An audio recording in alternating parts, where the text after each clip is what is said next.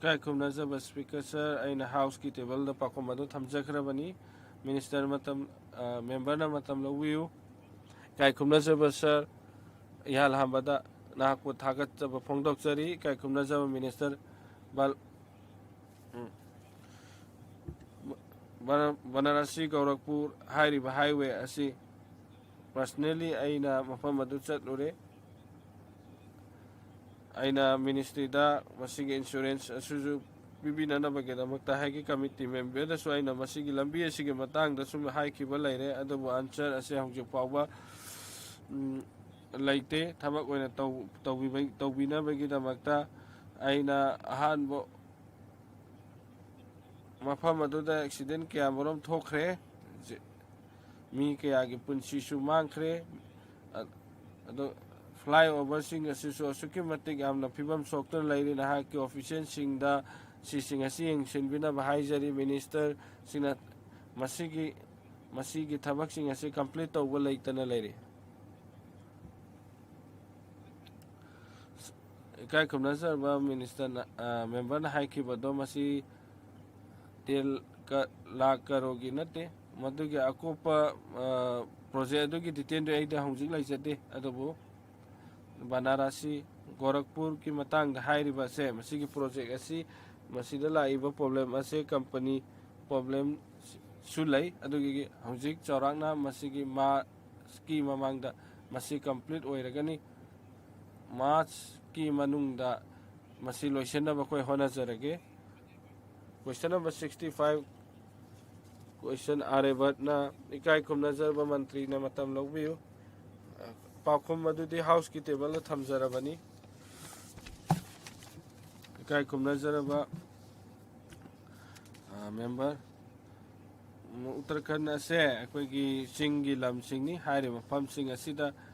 Mafam Aduda Thamari Tabak Suna Nabai Matam Kaktani Akwai Pangzari Basi Aina Mantri Jibu Thagat Pongdok Jari Sige Matang da JJM ki Khudang Dagi Masida Micham Praja Singsu Mafam thakba phangnam pham phawba chatpa ngamamdabdo sigi khudongcha phangle hongji ki problem amadi karino hairakanda akhoi pam laun thamna baisu ising laijate overhead tank hamna baisu adusu paisa laijate maram aduna paisa di nabit 9:10 gi khuthang da hariba paisa je pikhre ne di haire ado hariba 9:10 की पैसा से ना की पाखों के मतुंगिना 2024-25 ता पैसा अमा फावगा प्रजा सिंह दा फंगबा लेते इकाई खुमना जरबा मिनिस्टर स्पीकर सर हारिबा वाफम सिंह असिगे मतंग दा मफम अदुदा पीखरबा पैसा सिंह अदुगे मतंग दा हाइपेट यंगसिन बियु अदुगे पीरिबा पैसा दो फजना यंगसिन हनिंगी पैसा रिलीज ता हौजिक अवाट पर लेरिबसु पैसा हन्ना पिबिरगा लोइसिनबिना बगिदमक आइन हाइजरी 2022-23 असिगी चखिबा पैसा असिगी कयानो पीखरबसिंग असिगे मतंगदा सिजनखरिबसिंग असे कया ओइखरबनो हाइबदो आइना मंत्री दगे आइना खंगजब पामजै इकाई खुमनाजरब स्पीकर सर जनजीवल मिशन असे अखोइगे भारत की ख्वाइदगी चावबा इकाई खुमनाजरब प्राइम मिनिस्टर न तौबा माइ पाकबा अमनि मसिदा सरांगना मी लाख करोड़ 15 इसिंग फंगनखरे उत्तर प्रदेश तना 50 मसिदा मफमदा 90:10 पीरे अतोप स्टेट सिंगदि 50-50 पीबनी अदुगा 90 ना सेंट्रल गवर्नमेंट पीबनी 10 ना स्टेट गवर्नमेंट पुथोकपनी मसि फावबदा Ministry of Finance na 67,000 crore masi gidama kaithokhrabani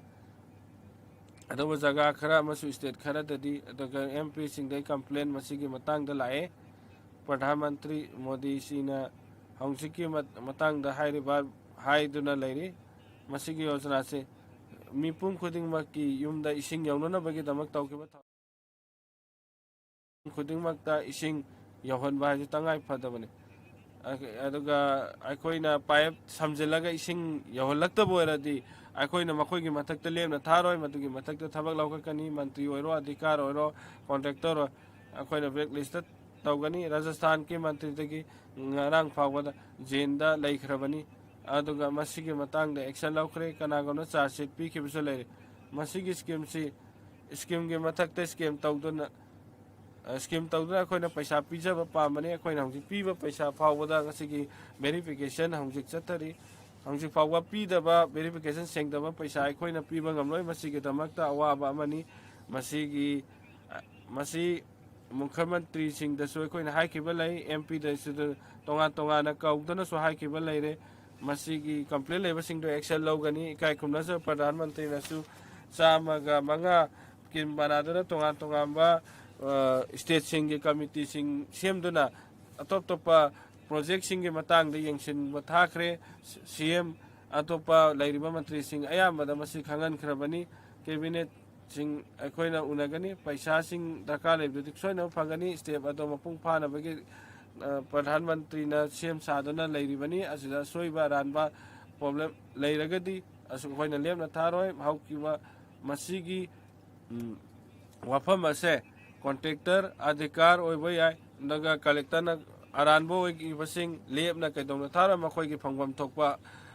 punishment to akhoi na pigani masi प्रधानमंत्री na masi yamna lumna lawi masi mathak ta koina thabak tawgani IS ki matung ina information integrated ki institution ki matung ina mafam aduda karor manga akhoi si ki khutang de ki pigba laikhre hau ki ba Bharat Sarkar ki matung ina crore मंगा मसीगी मखादा पीधा लेखरे अने हाइजनिंग वफमदे मसीगी पीडीब पैसा सिंग असे करी मरमदगी मपुंग फाना माइ पाकप ngamdrino मसीगी Matang असे हाइफम यु मसीगी team सिंग चलगे यंगसिन बसु लेखरे हरे अदु तादे सीगी problem लेरिबा सिंग असे लौथोक्तुना अफबा कॉन्ट्रैक्टर अफब तौबसिंगदुना फजना तौहलो सोइना तौबसिंगदुना बैकलिस्ट तौरो अदुगा अधिकारीसिंग अदुना सस्पेंड तौबिखरो हाइबसे आइन हाइजनिंग सिगे मतंगदा मंत्री जिना वफम अदु हाइबिनब खांगसरी मफम अदुदा चखिबा अधिकारी चखिबसिंग अदु एक्शन तौननबगे दमकता हाइन खिबा लेरे हंगजि हंगजि की ओइनादी मंत्री सिंह ना कौखतुना हाइक्रे मखोगी मै लेना मंत्री सिंह दो वफम सिंह असि खंगन बलेखरे पैसा पीखिबा सिंह सैंक्शन तौखिबा सिंह अदो डीपीआर की खुतांग दिगी तौगनी डीपीआर की मतुंगिना पैसा सिंह अदो पीगनी अदुगा थबक सिंह अदो पुंग फाना तौगम थोई तौदबा सिंह अदो कोइना थबक लखम तरे कुमारी सेंजियाना मतम लौबियो थागतचरी सिगुम्बा मतम असे पीबैदमक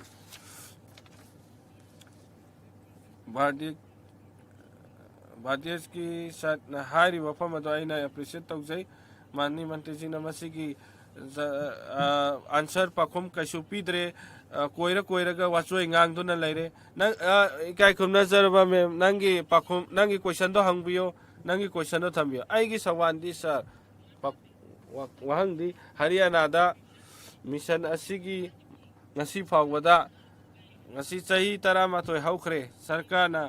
केंद्र दसु बीजेपी नि मफम दसु बीजेपी की सरकार नि हंगजु फावदा आइगी कॉन्स्टिट्यूंसी सरसादा हारिबा ngasi फावदा इसिंग फंगबा लेते इसिंग लेते राज्य सरकार ना कई दौरिबनो केंद्र सरकार ना हंगजि सिगे मतांग ना करी सुरिमनो हंगजि फावदा हरियाणा दा इसिंग फंगदे ना की क्वेश्चन केनो आइगी क्वेश्चन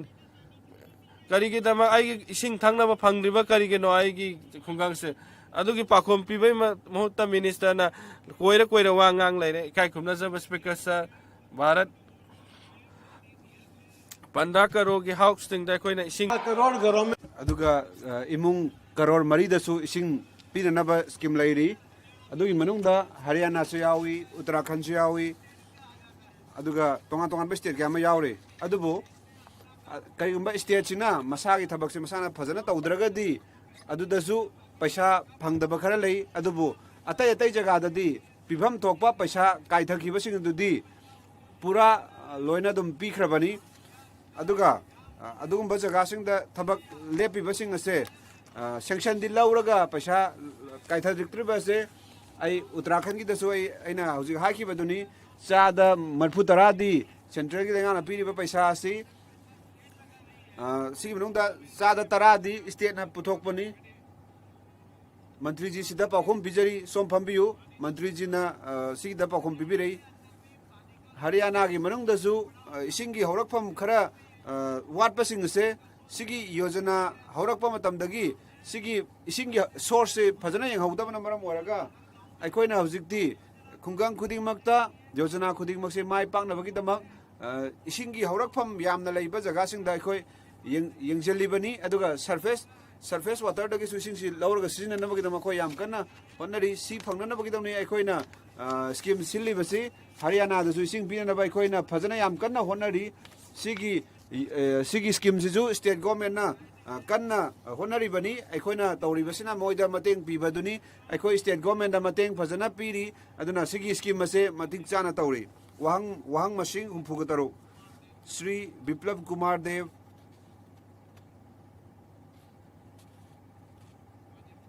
इकाई खुमनजरिबा मंत्री इकाई खुमनजरिबा मेंबर इकाई खुमनजरिबा स्पीकर सर आईगी अहानबा सप्लीमेंटरी क्वेश्चन दी करीगुंबा मैट्रिक की ममांग अदगी मैट्रिक की मतुंग स्कॉलरशिप पीबसे नॉर्थ ईस्ट की स्टेट सिंगदा चादा मरफुदरादी सेंटर की लेंगा नपी चादा तरा मना स्टेट की लेंगा नपी अवांग नोपो की लमसिंग सिदा मागी रेवेन्यू इनकम यामना लैतबा स्टेट सिंग ओइबना मरम ओरगा मरम मदुना आइना मंत्री जीदा आइना हाइजनिंग मदुदी सरकार दा सिगुमा प्रपोजल अमा लैब्रा मदुदी अवांग नोपोक लमदम सिंगिदमक चादा चाममक मैट्रिक की ममांग अमदी मैट्रिक की मतुंग स्कॉलरशिप सेंटर ना बीबी याबा लैब्रा हौजिक की स्कॉलरशिप की स्कीम से मंगा लई क्लास 9 10 की अमा अदगी मैट्रिक की मतुंगी क्लास 11 की मतुंग दा फंगबा सिगी से मौद्रा तरागी मतंग दनीसी अदुगा अतई सिदी सिगी हायर एजुकेशन की national scholarship fellowship scholarship national overseas scholarship for ST students सिगी सेक्टर स्कीम सिंग से चादा चामा लैबा स्कीम सिंग नि हौजिक फावबदा भारत सरकार ना 75-25 थम्मीबा से अदुगा नॉर्थ ईस्ट की दना 90-10 ओरिबनी हौजिक फावबगी दी सिगी फिबम सिदा लैरी अदुगा हौजिक फावबगी ओइना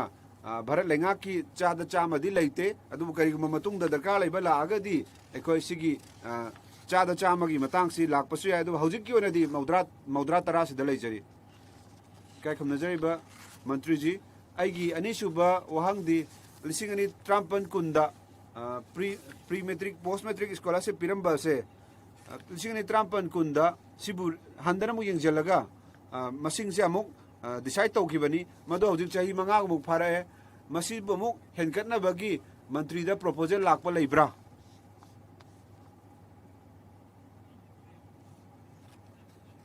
मसिगी ज्ञान लैरंबगीदमक आयाम थागतचै सिगी मतंगदा पेंडिंग लैबा स्कॉलरशिप अमता लैते लिसिंग अनि कुनमरी कुनमंगा की पोस्ट मैट्रिक स्कॉलरशिप की ना लिसिंग अनि दगी हेनबा करोड़ की कायथबा लैख्रबनी अनिसुबदना पोस्ट मैट्रिक की सिदना लिसिंग अनि कुनमरी कुनमंगा की लिसिंग अनि दगी हेनबा करोड़ की लैरबनी करिगुंबा पेंडिंग लैबगी केनो पामगदी अखोय मंगोंद रिकॉर्ड से पिजगे हौजी फाबगी ओना पेंडिंग केसु लैते सर इकाई खुमनजरिबा श्री सलंग संगमा इकाई खुमनजरिबा स्पीकर सर आई बुखुदोंग साबसे पिबिगिदोंग थागतचरी करिगुंबा मतमदा सेंडरना स्टेट पैसा थाबा मतमदा मसी स्टेट दम पंदुना लै मखोइना nganba matamda paisa se thadokte handak tasu state ta khiba paisa mase kona thadokibani satra singda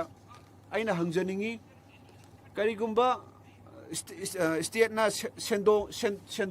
sendoi lokhatpa leirabra paisa se haktheng na satra singda paisa thada bida state ta thangdhar state na muthali base haktheng na chada chama center na thadoiba paisa sing se state यहोंदबीदा सात्र थाजनब कदोबगे state ना फाजलगा कुइना थमदबगी महुत्ता अखोय एना खंगजै मदुदी federal structure ले अखोय लेंगा सिदा अदुबो state लेंगा सिना डायरेक्शन पीबा लेब्रा सात्रसिंगदा हकथेंगना पैसा से पीनबगीदमक स्टेट लेंगाकना मखोइना पैसा से फाजलगा मखोइगी सेंदोंग ताननब होनबगी महोता इकाई खुमनजरिब सर फेडरल स्ट्रक्चर की मतुंगना अखोइना स्टेट ता पैसा पीबसे मथौ ताई अदुबु लाकपगी मतमगी मतुंगना अखोइ सिगी मरमदा हकथेंगना पीनबगीदमक खनब याय अखोइना स्टेट पीर मतुंगना स्टेट ना सही अमा था तरुक कुम थमगा मुपी हौजिक की ओइना करिगबा स्कूल लमा सेम मतमदा अदु तौबा मतमदा अदुगी पैसा से थादबा मतमदा अखोइना पीरबा मतुंगदा मखोइना पीगदोरिबनी मरम अदुना यूटिलाइजेशन सर्टिफिकेट से सिदा स्टेट की मतुंगिना मसी थेंगदबा लै अखोइना स्टेट सिंग सिदा चिठी रगा थुजन्नबा यांजन्नबा हाइबदी लै अदुबु मखोइना तपथै अदु भारत सरकारना मसिगिदमक्ता उपाय थीरी अथुबा मतमदा अखोइ सोल्यूशन पुथोरागनी अदुगा इकाई खुमनजरिबा मेंबर की प्रॉब्लम से सॉल्व तौनबगीदमक राजे निम्बालकर जी इकाई खुमनजरिबा मंत्री जी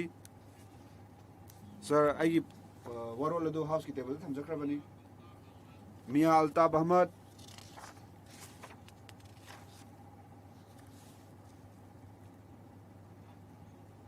सर अइना सोंगी मतेंगदगी इकाई खुमनजरिबा मिनिस्टर सिदा फंबीरिबसिदा तोंगान बा प्रजा मयाम लैब जगादा ट्राइबल एरिया मयाम अमा लै मसिदा हौजिक फावबदा इलेक्ट्रिसिटी फंगद्री मोबाइल की टावर सिंग अदुदसु सोलर लाइट फंगदबा लैरी मोबाइल की नेटवर्क फंगदबा लैरी अखन्नना आई जम्मू कश्मीर की मतंगदा पंजनिंगी अदुगा मिनिस्टर इबुगोना सिगी मिनिस्टर की ममांगदा मसी खंगहनजनिंगी मदुदी सिगी मतंग सिदा मा पुनिंग चिंगसनबियु मफम मदुदा मोबाइल की टावर थंबियु अखन्नना मखोइगी पुंसिरोल की दमक अवांग जगह चटपा अदगी मफम अरुबा जगह चटपा मखोइसिंगसिदा मोबाइल टावर फंगदबना मोबाइल की नेटवर्क सिनबा याद्रे सोलर की नेटवर्क सोलर की कानबा फंगद्रे लोइना मखोइगी इलेक्ट्रिसिटी फंगबगी चांग असे हौजिक फाव फंगद्रिबासी मई थानबा फंगद्रिबासी मखोइगी दमक्ता अखन्नबा प्रोग्राम लैब्रा मखोइगी मनाक्ता मई से फंगनबगी दमा अथुबदा करी प्रोग्राम लैरबगे इकाई खुमनजरिबा स्पीकर सर इकाई खुमनजरिबा मेंबर्स ना हंगबिरिबो हंग असे पीएम जनमन की स्कीम मखादनी 75 पीबीटीजी पर्टिकुलरली वेनरेबल ट्राइब सिंग मनुंगदा मंत्रालय मिनिस्ट्री मपन थबक तौरिबनी women and child education power new and renewable energy communication tribal affairs rural development health and family welfare हाइबा मिनिस्ट्री मैम से थबक तौरिबनी हौजिक अखोइना मई पीगिबसे लिसिंग लाख अमा लिसिंग निफु मंगानी अदुई मनुंगदा खुंगंग लिसिंग मपन मुक्की चांग यौरबनी इकाई खुमनजरिबा मेंबरदा अइना हाइजनिंगी मदुदी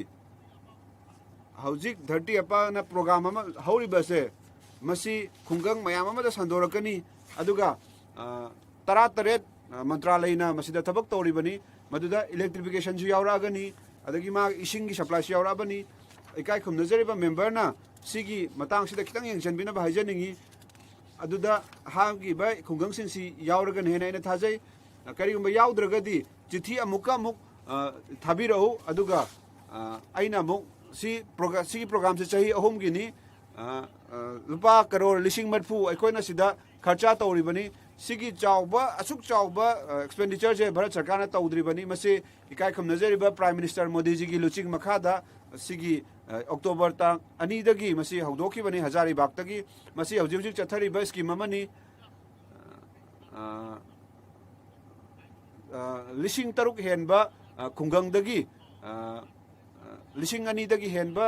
ब्लॉक सिंग अदगी लिसिंगदगी हेनबा खुंगंग सिंग मयाम यावरिबनी सिदा जम्मू कश्मीर की डिस्ट्रिक्ट से यावरमगनी आई इनाक्ता आई बदुदि लैत्रे आई बमु पिजरके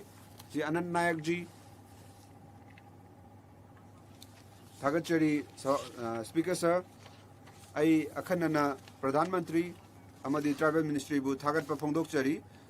मदुदी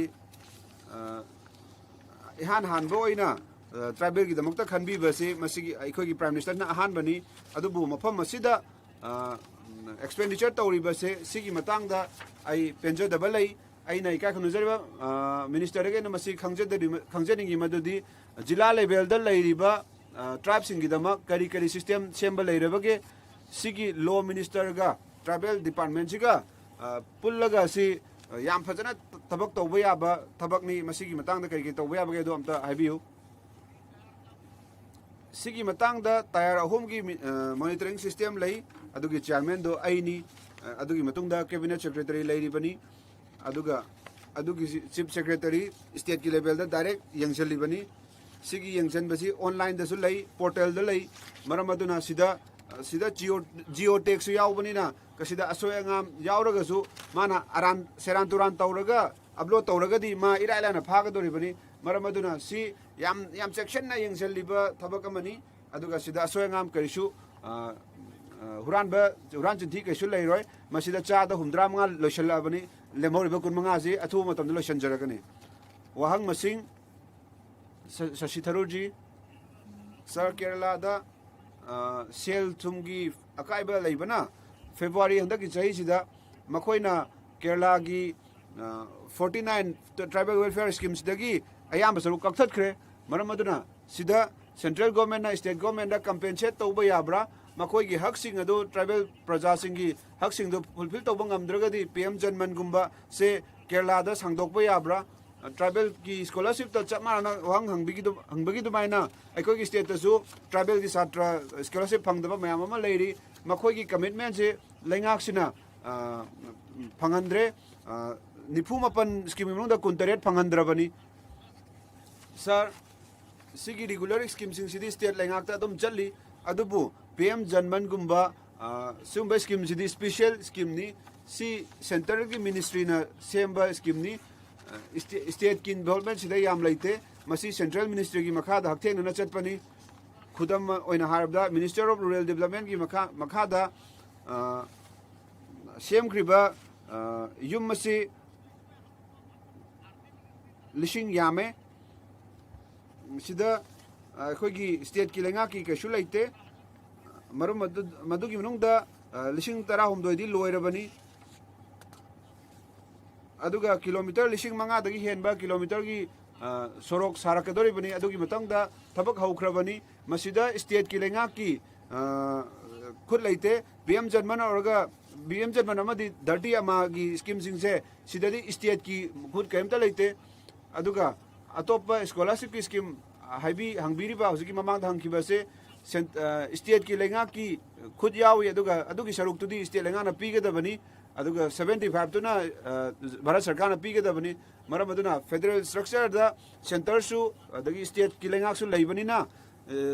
अखोगी केनोसिदा स्कॉलरशिप दा स्टेट ना सु पुथोक मथोक ताबनी श्री पीसी मोहन वाहंग मसिंग हुफुगनिपान इकाय खमनजर स्पीकर सर वाहंग पाखुम अदो आइना हाउस की टेबल थमजरबनी सर मिनिस्ट्री ने पीबीरकपा पाखुम की मतुंग इना ईबी की इलेक्ट्रॉनिक व्हीकल मसिंग हेंगलकपसे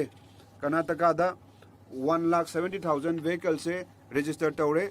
आई वहंग दुदी सर कर्नाटका दा सेंट्रल स्कीम की मखादा PM2 अमदी PM इद्रा की मखादा सिगी मरी लेनबा ईबी का मरी लेनबा प्रोग्राम सिंगसिदा मसी सिजिनबगी मतंगदा फंड सिंगसि कमदौना सिजिनरबगे अदुगा आइगी अनिसुबा सप्लीमेंटरी वहंगदा चार्जिंग लोकेशन जी मतिक चाना मपुंग फाना फंगनबा अदगी ईबी चार्जिंग की प्रोजेक्ट सिंगसिदा मतिक चाना लेहनबगीदमक सेंट्रल एजेंसी ने मॉड्यूलेशन फजना तौनबगीदमक लोइना स्टेट की अथॉरिटी सिंग अमदी लनाई की चार्जिंग ऑपरेटिंग नेटवर्क सिंग कमदौना लेबगे हाबदु खंगजनिगी इकाय खमनजरिबा स्पीकर सर हौजी फावबदा 57 लाख से ईवीजे इंडिया दा रजिस्टर तौरे मसी आईसी इंजिन 2024 दगी 25 ता लेबसी ईबी कार जे 20.8% हेंकले अदुगा पेट्रोल एंड डीजल सिना 4.2% हेंकले टू व्हीलर की ईबी सिना 33% हेंकले अदुगा पेट्रोल का डीजल सिना 40% हेंकले 3 wheeler gi EV je 18% henkale aduga petrol ga diesel sina 6% henkale sir Karnataka da EV je 16.6% henkale aduga Bengaluru da 9.9% henkale Indian EV market potential se masi 20 lakh crore ogidabani 2030 bawu manungda 1 crore annual sale oiraga 85 crore anova thabak puthokpa ngamgani masina chamri dagi henba startup hengalakadoribani sale je 21% hengalakani thajari lithium se yamaru oi aina thajai madudi aikoina electric vehicle gi wakhalon asi warep lawba matamda lithium ion battery se haujikti $55 per kilowatt hour da oire masi yamna phagale haibagi khudam amani aikogi lebak ki matang da yengba matamda Jammu Kashmir da 6 billion ton gi lithium gi kenose lei madu malem gi cha da taruk ki jang oigdori bani mining ki ministry se sigi jaga sida yengsalli aduga chamana matam sida aikoina tongan ba battery ki chemistry lithium ion zinc ion sigi matang sida tijan ba leiri aina thajai madudi masi aikogi tungi damak yamna yam phagadori haina hydrogen gi fuel na sina rakpa matamda hydrogen na chenba gardani aina thauri basi Toyota dagi ni Mercedes ka chamana dori bani sigi gari se Mirai gi car ni aduga Japan gi feature ni masi hydrogen mission green hydrogen mission da prime minister bana thagat ba phongdok chali aikoi se hoji ki oina energy gi dama khoji importer ori adubo aina thajai madudi atmanirbhar bharat aikoi gi prime minister gi luching makhada matung tarakpada aikoi na export to bangam gani aikoi energy se aina thajai energy se aikoi na khwaidagi chauna miyek thamliba saruk amani sir battery charge amadi electric charging system gi matang da masi yamna challenging oiba saruk amani karigino haibada technology se matam chupada dum hongduna leiba pot amani aina ningjang jai sar madudi mobile charge thoglakpa matamda mogi charging tawrakpa matamda mobile khuding gi charger se dum khenare kai hojik ti amuk mobile se yam thuna charge tawba muk darkar lere maramaduna aina khanjai madudi charging system se truck ki bus ki scooter ki two wheeler ki tonga khenara kani haina khanjai aduga sigi matang sida thijen umjin ma yam kanna honari aduga chaka ni panba electric vehicle ki dama startup chamri dagi hena lairi bani maramaduna praja akhoi ki thijil umjili ba researchers sing yam kanna thijili power ministry je akhana na pham sida laibiri lenga asina tongan ba incentive mayam amadi subsidy pi khiba lairabani aduga heavy industry ka su pullaga masi punna stakeholder khudimak yauminaraga Hojik Karnataka dasu masi yam kanaba phangli aikogi pandam si aikogi lengak sigi pandam si alternate biofuel gi alternative puthokpa aduni aikoi se fossil fuel se import oibagi 22 lakh crore aikoi tingi bani china pollution ju henkalali bani pollution na maram oraga aikoi tongan ba problem mayam ama thengnari maram aduna sigi problem se leba pumbagi ni maram aduna fossil fuel gi mahutta pollution thol loidaba fuel purakna ba aikoi honagadabagi honana kanna masi lenga asina yam kanna honari adugumba policy sing aikoina putorak kadori basi aikogi tungi damaktani aina thajai madudi aikoina tawrakadori bathabak asi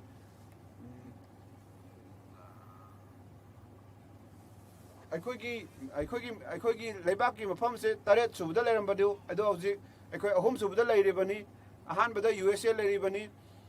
aikogi 79 lakh crore gi industry leiba anida 49 lakh crore leiba China ni aduga ahum subada India na 22 lakh crore leiribani maramaduna electric vehicle se putorakpadagi aikoina ikai khumnajariba minister aikogi power minister sida leibiri Prahlad Joshi su sida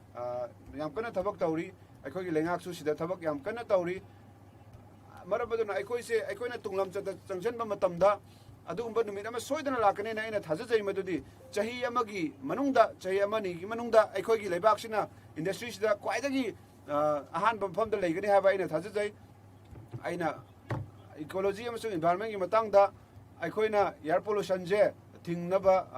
ꯃꯊꯧ ꯇꯥꯏ ꯃꯁꯤ ꯌꯥꯝ ꯃꯔꯨ ꯑꯣꯏ ꯊꯥꯒꯠꯆꯔꯤ काल समाप्त वांग हंगबगी मतम लोइख्रे अदोमना हंगनिबो हंगदुगी पाखुम समलकना मिनिस्टर न पीख्रे संतोकना इकाई खुमनरीबो members Singh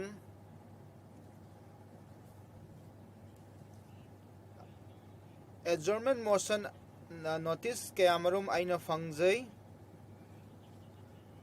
professor Saugata Roy miss Iqra Chaudhary Shri Birendra Singh Shri Lalji Brahma Amra Ram DM कथरानेल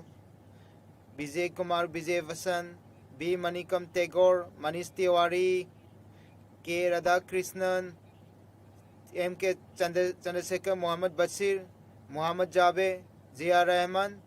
Ramendra Yadav Anand Bhadauria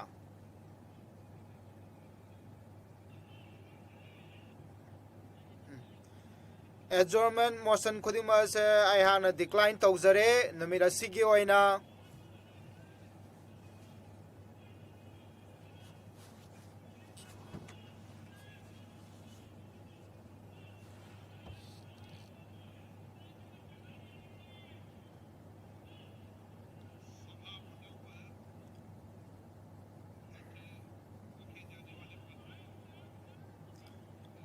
paper अखोगी हाउस असिगी टेबल थमगदब आइटम नंबर अन्नी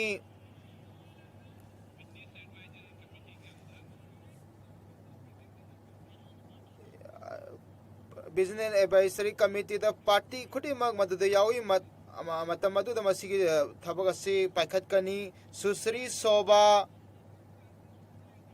इकाई खुमनरी बे स्पीकर सा अदोमना याबीबगी मतुंगिना आइना आइगे मिंग थोपा चे हाउस असिगी टेबल थमजखरे आइटम नेबा अहुम तोखान साहू इकाई खुमनरी सर अदोमना याबीबगी मतुन आइगे मिंग थोपा पेपर से सेरे नंबर अहुम थोपा से रिवाइज ऑफ बिजनेस त यावब से आइगे हाउस असिगी टेबल थमजगे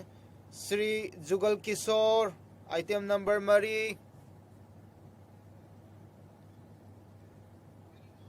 इकाई खुमनरी स्पीकर सर अदोमना याबीबगी मतुंगिना आइना हाउस असिगी टेबल दा आइगे मिंग थोपा नंबर मरी द थोपा से हाउस टेबल थमजखरे आइटम नंबर मंगा श्री अशोक कुमार रावत सर अदोमना याबीबगी मतुंगिना आइगे मिंग थोपा अदुगुम्बा पेपर सेरे नंबर मंगा मसी तरम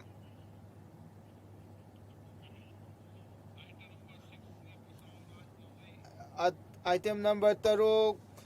बसावराव बोमई श्री इकाई खुमनरी बा स्पीकर सा तरामाथोय तराहुमदय तरामरी असे हिंदी अमसुंग English the standing committee labour textile steel development ना पीबा आइगे मिंग थोपा ngasi list of business the house असिगी टेबल थमजरी item number 3 Shri Varun Chaudhary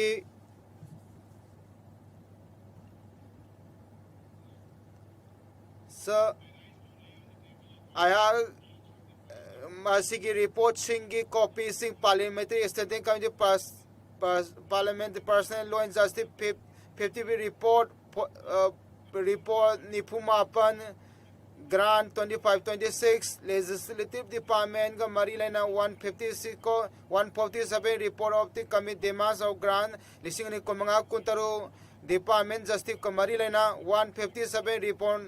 146 report committee demand for grant pertaining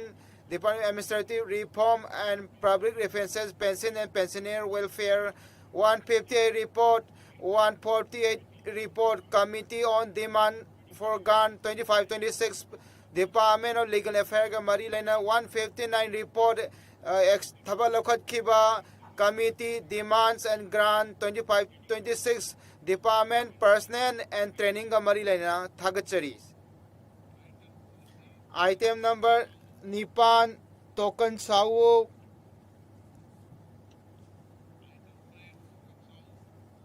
item number निपान श्री टोकन सावो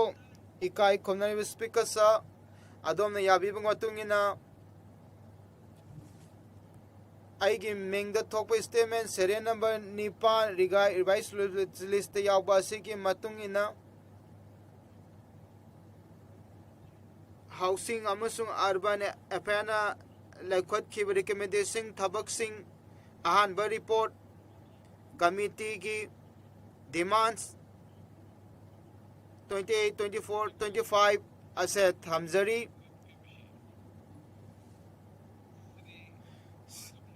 श्री राजकुमार रोड थागचरी इकाई खुमनरी स्पीकर सा अहांगना हाउस असिगी पुंगनिंग अदोंगे पान चिंगनजगे यामना मरु ओइरबा ट्राइबल अफेयर की मतंगदा अदुना इसपे यामना सिंथानिंगारबा हक मरुंग ओइना ट्राइबल अफेयर की ट्राइबल सिंगी मखोई की पुंसी ब्रिटिश का थेंगनाबदा थवाई थाकी अदुगुंबा मफम सिंग असे शेड्यूल मंगा की मनुंगदा लई म्युनिसिपल कॉर्पोरेशन म्युनिसिपल बॉडी सिंग लई मसीदा सेमलिबा से कॉन्स्टिट्यूशन की वांगमदनी मसी आर्टिकल 243 की मतुंगदा तौबम थोई कॉन्स्टिट्यूशन की मियंग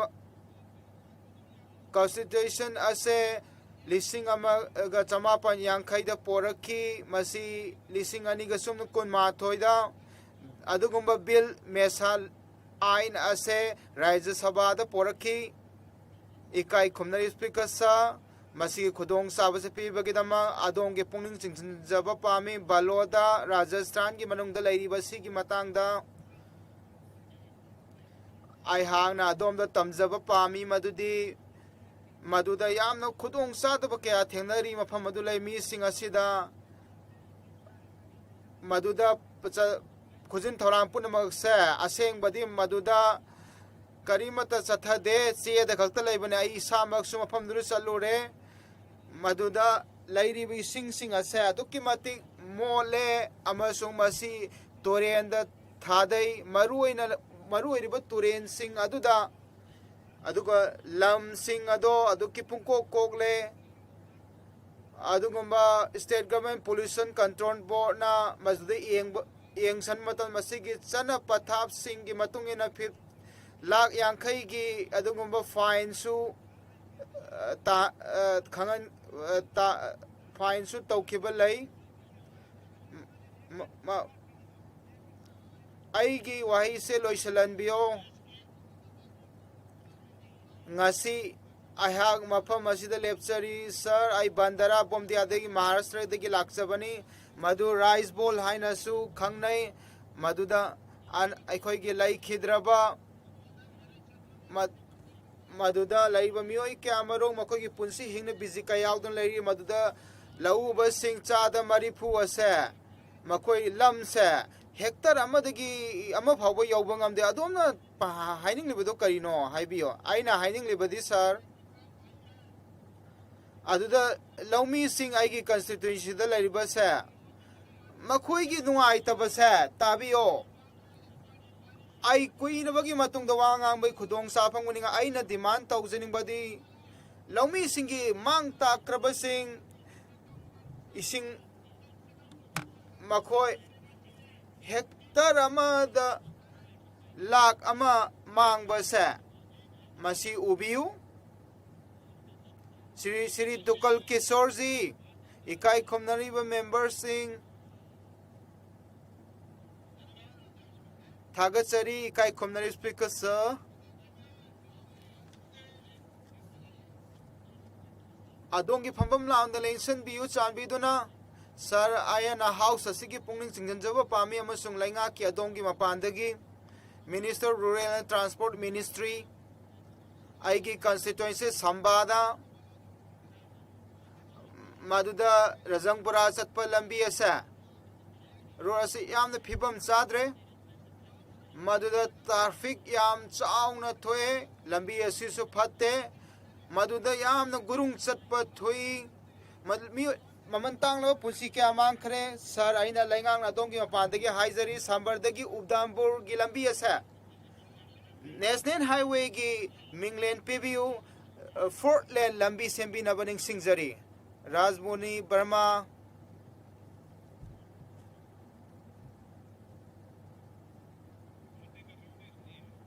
वरी साधना लैरंगनी अदुना थागचरी काई खुमनरी बे स्पीकर सर अदोंगी मपानदगे अयाना हाउस असिगी पुंगनिंग चिंगजनजगे आइगी कंस्टिट्यूशन साबितरी बंडलपुर द लैबा अयाना नागरिक सिंह की याइफनबगिदं पुंगनिंग चिंगजनजरी अदोगु मफम असे नेपाल की सिमनागा नंगनब मरमना घासकन केजरी तुलसिलपुर सिलसिया जमुनिया हरियापानी मसीगी ब्लॉक सिंह असे मधु अदुगुम्बा खुंगंग से असिगुम्बा खुंगंग सिंह नंगनब सिंह असिदा याम अंगकप थवम थोके चाही अमा मखाई सुरबांगा अमा लियो अदुगुम्बा कबु कैना लाकपगी थवंग थोकी मसी याम नुंगाइते असिगुम्बा खुंगंगदा लैरिबा सिंह असिदा कबो कई सिंह मसी मी ओई बाबू चाबा सदोंग चाबा जीव सिंहनी आंगांग सिंह बो मदुदा मखोइन सराक तंबा याव मचा सिंह हमिंग मचंग सराक तंबा सिंह क्या थोई अदों की डिमांड खक्तो हाउस द पोबिरो थागचरी स्पीकर इसी यामना मरु ओइबा यामना खुदोंग थिनिंगाई ओइबा सथबियो सर अदों की पांदगी आइना मयो लेंगाक अमसु मयै लेंगाक तैना हाइजरी मियोय लाख कुन मंगा खेती पोरो न से मसिगी अवाबा तारबसे पिबिना बाहाइसरे हाउस असिगी यामना मरु ओइबा पुंगनिंग चिंगछनजरी लौमी सिंह मखोई की मही मरो मांगख्रबा सिंह मसे अखोई जाति पुनबगी नुआइतबा समस्या ओरे अखोई की डिस्ट्रिक्ट सिंह द लैबा लौमी सिंह द दुक्की मतिक सोली मरु ओइना सर आयाना हाइनिंगली बदुदी आइगी डिमांड असिनी सर बिकावत चेरला बिकावत डिस्ट्रिक्ट अदुदा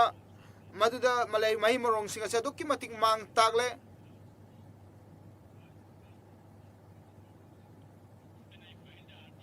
आइना आरटीआई द डीएफओ सिंह द 5000 फॉरेस्ट डिपार्टमेंट से इंचार्ज ओइदे मी लैबम सिंह अमसुंग पोत थाबम सिंह असिगी मतंग द मखोय मेंग चली एग्रीकल्चर डिपार्टमेंट नोडल एजेंसी नते एनिमल हस्बेंडरी डिपार्टमेंट सु नते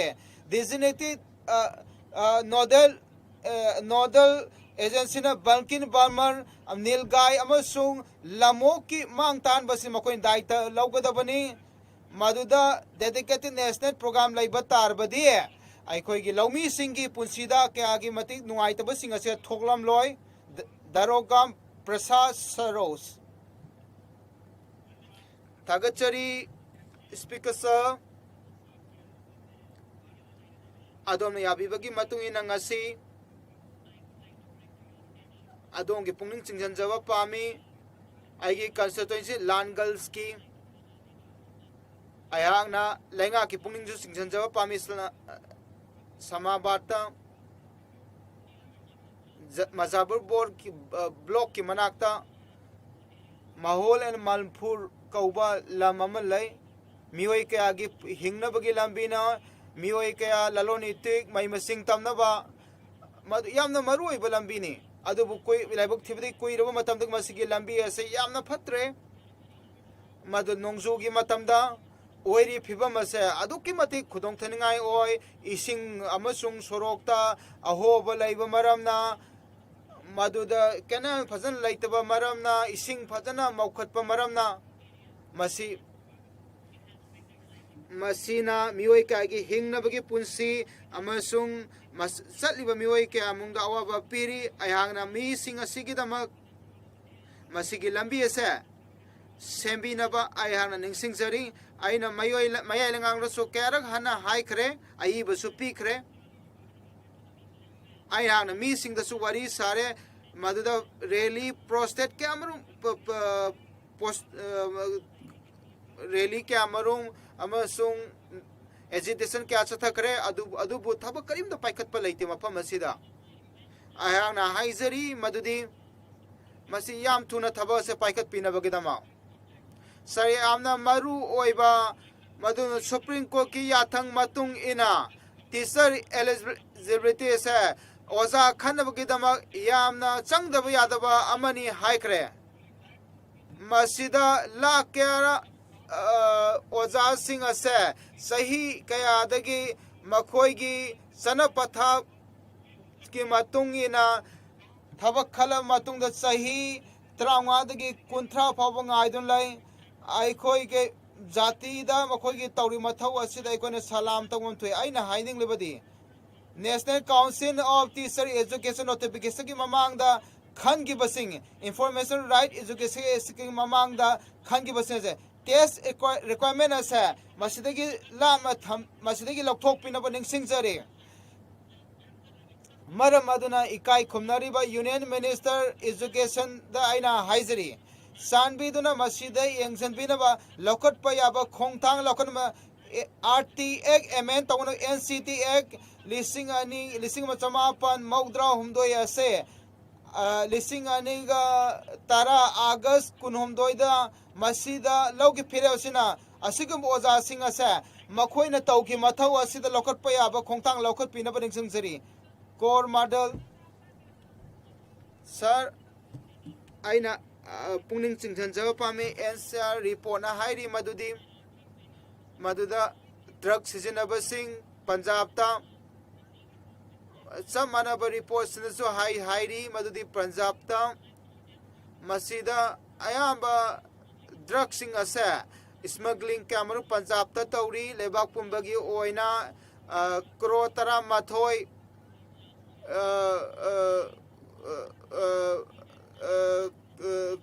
henba yamla ba drug kamarum phaki madubu Punjab ki oina mioi kamarum masina awaba piri ayangna world phalang da I phong na ire kadai da drug phangada ge ka haina sumna asigumba asing badi matoi da angang sing da su yolale maya constituency amasong atopa district sing da zo viral chatki basu laire drug yonbagi matang da masi ayangna domda haizari madudi Punjab ki saruk tangkhai madi BSF ki manung da laibani makoi tak putuk pusin tau missing ase phaba matab insurgency matam da enga ase masibu yengsan bagidama karim mathau tawdre masigi nungai taba samaisa se kon batar badi aikoi gi angang singi punsida achogu mateng gani maina haizari mama kyamrong awaba nangli sa thagachari aikoi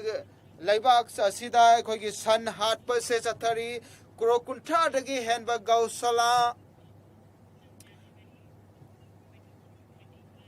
si kunmanga lising aikoina satret tagi henba san siba case kya marum aikoina thengnare masi chathaduna leiri masina asengbadi ulli asigomba masina yamna khudong sadaba aikhongonda thengnali Department of Animal Husbandry gi matung ina siriba makai asa ayamana Maitra Pradesh tagine san lising sani phawa sigiba leiri sar aina haizening badi asigumba crime sing ase lephan biu masibu thengna bagi damang lokot pe aba khongtang lokot piu san ase kanba tangai phadolai microchipping digital trapping asigumba sa thabiu aina haizari ngasi adongi mapandagi aihangna lainga ki pungning chingsan jaba pami yamna maru oiba issue amagi ultra processing akoi noodles akoi gi junk food masi yamna chabagi adugumba hainabi malae masi nangang singda yam sohole masina masina obesity ohenba type 2 diabetes ohenba aduga cardiovascular lagi laina mayam masi lae national health survey gi matung ina national economic survey gi matung ina masi report tawe sugumba sinjak chi chabasina kan koi gi leibak sida obesity matang masing henkal hale aduna masi rakanda akoina masi akoi hariba package tawriba level sing asi yamuna yingsinba aduga masida afapata yamna section na yingsinba mathau tai aduna asugumba sida makalase masi angang sing adang ben tawgadabani Srimati Jaiswal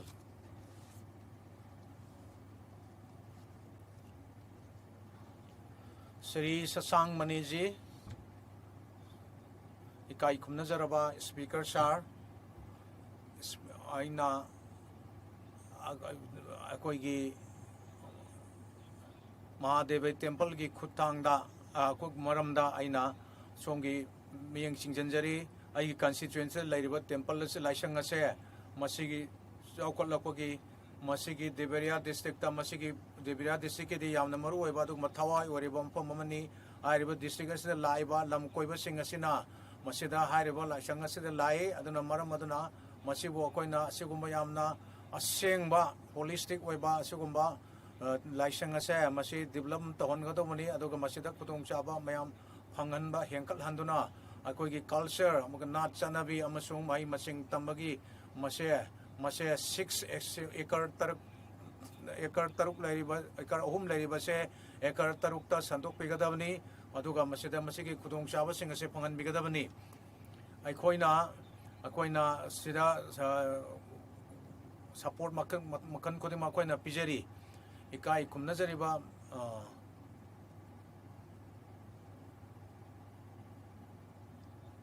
ikai kumnajariba chairperson gi mafamda aigi yamna maru oiba issue amada aina pungning jingchinjari leibak sida leiriba oja punamakse masi makoi 25 lakh lakh kunmanga oja se makoi gi tungi punsida ima koina TET eligibility test si semak pasina masi compulsory choi tawdaba yadaba orakpana oja singna hana 53 year sahi yankai humdogi makhada lairiba sing asina makoi test se thare aduga 25 lakh kunmanga mukse makoi gi tungi punsi sida masida hairiba oja sing se ayamana makoigi tesida fail oiba taragadi makoigi suspend tawgadani thabakta tokadani maram maduna masigumba backlog se leiba sina maram warkanda aina government aina demand tawjari madudi hana mafam maduda qualified tawduna leiraba oja sing appoint tawgraba thabak khangraba oja sing asidadi makoidadi atopa tsama muanna tawbagi mathau tade aduna ikai khumnajariba honor pina mase hana aikoi masi hana masi issue tawkare aduna masigi mase mayol leiba ki aduga lenga ki daitani aduna masi tawgadamne aduna madam bo aina thagatsari aina hairiba point se mukkanna haiba pami madudi aigi party leader Akhilesh Yadav ki kuthangda asigumba mawong se TET gi mawong se mase henba Uttar Pradesh ta lakh ani henba oja sing ase makoigi punsi life se insecurity oidaba asigumba national education policy da mase mandatory urapana maduna maram morka da mase lepe madudi TET pass tawrba oja singduna makoi teaching gi tambibagi lambida practice tawba yagani teaching bu tambiba yagani aduna hana point thabak phangraba makoi sing ado makoi gi service to adum sathaba yagani aduna ikai kumna jerba subung krona masigi matangda masigi ware ba mapta karabani mase Supreme Court ki wang kaktan natte mase akoi gi central ki lengon leba mayon lenga amasung state lenga ki ason mani aduna sigumba lakh kumanga de gi henba oja sing sena makoi gi punchi se secure oidaba se asigumba aigi mase masi aigi constituenta oja la ani mukse masi naning ba kahelle maram maduna lengak na mase lengak na masi tuna atuba matamda masi bu puraktuna asigumba role se masi tawdaba taragadi oja singa se mase wargani makoi se wargani maram maduna masi tawi Karakpur district Salanli constituency mas suicide tawgre masigi hariba masina maram murakanda masigi matangda FIR ma receive tawgre suicide tawriba singche 8,000 dagina how ki basai tara asada 14,000 yogre aduna RTI na masi hariba sige 25 students at community atop singdagi mase makoina hariba Sarta sing asina mukoi ke skon sing tanggo tang mune adu satra sing da mukoi na kodong tiba awa ba piba aduna anira amuka na sanbiyo ai koi ke private school sing ase aina private school sing asine 25% student masi makoina high school sing asida ahongba laigadabni aduga sigumba policy se masi hongdokadabani aduna masi torkanda achumba fangani kai kumnazari base bimitu government ki notice ki matungena lafoi ki farm se mase Maharashtra da masi di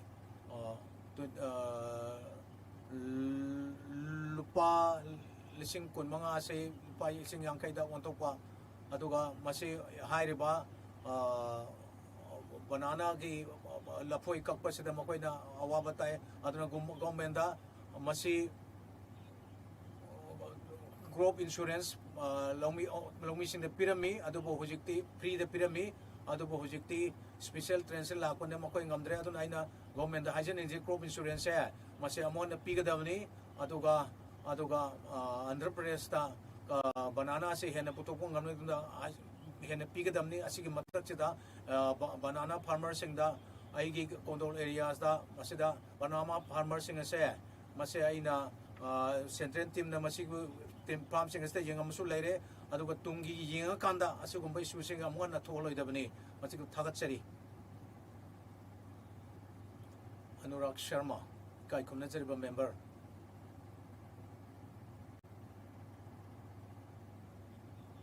Sahi yang kay matung da Uttar Pradesh ta ikai kun nazareba Prime Minister ki lising makada aigi area widada anauba se yamna lae government da demand taujariba aigi area ki lamdam sigi oina kungang mayam amase masi makigi lam mayam ama makoi gi government na badora raksha amasung angak pajaga mafam singdagi lam haukiba mamagi sahi trangwa dagi na kunbawgi manung sida makoi gi farmer sing sina makoi da kudung thiba si mayong na ba henkale second government na PB bang relief khara PB bang amagadi circle race se henkat piraga PB ragadi masi yamna afaba ma oigani maduna masida army singna lam mayam ama masen loksanduna leire aduga masiga anakpa jaga singda hairiba lam sing si longmi singda sinaba adune central government na masida makoida sen tungi mating khara pungbiba ngamagadi longmi singa sida makoi se makoi gi sanaba compensation atu phangani Malarway honorable ikai kumna chiriba member Malarway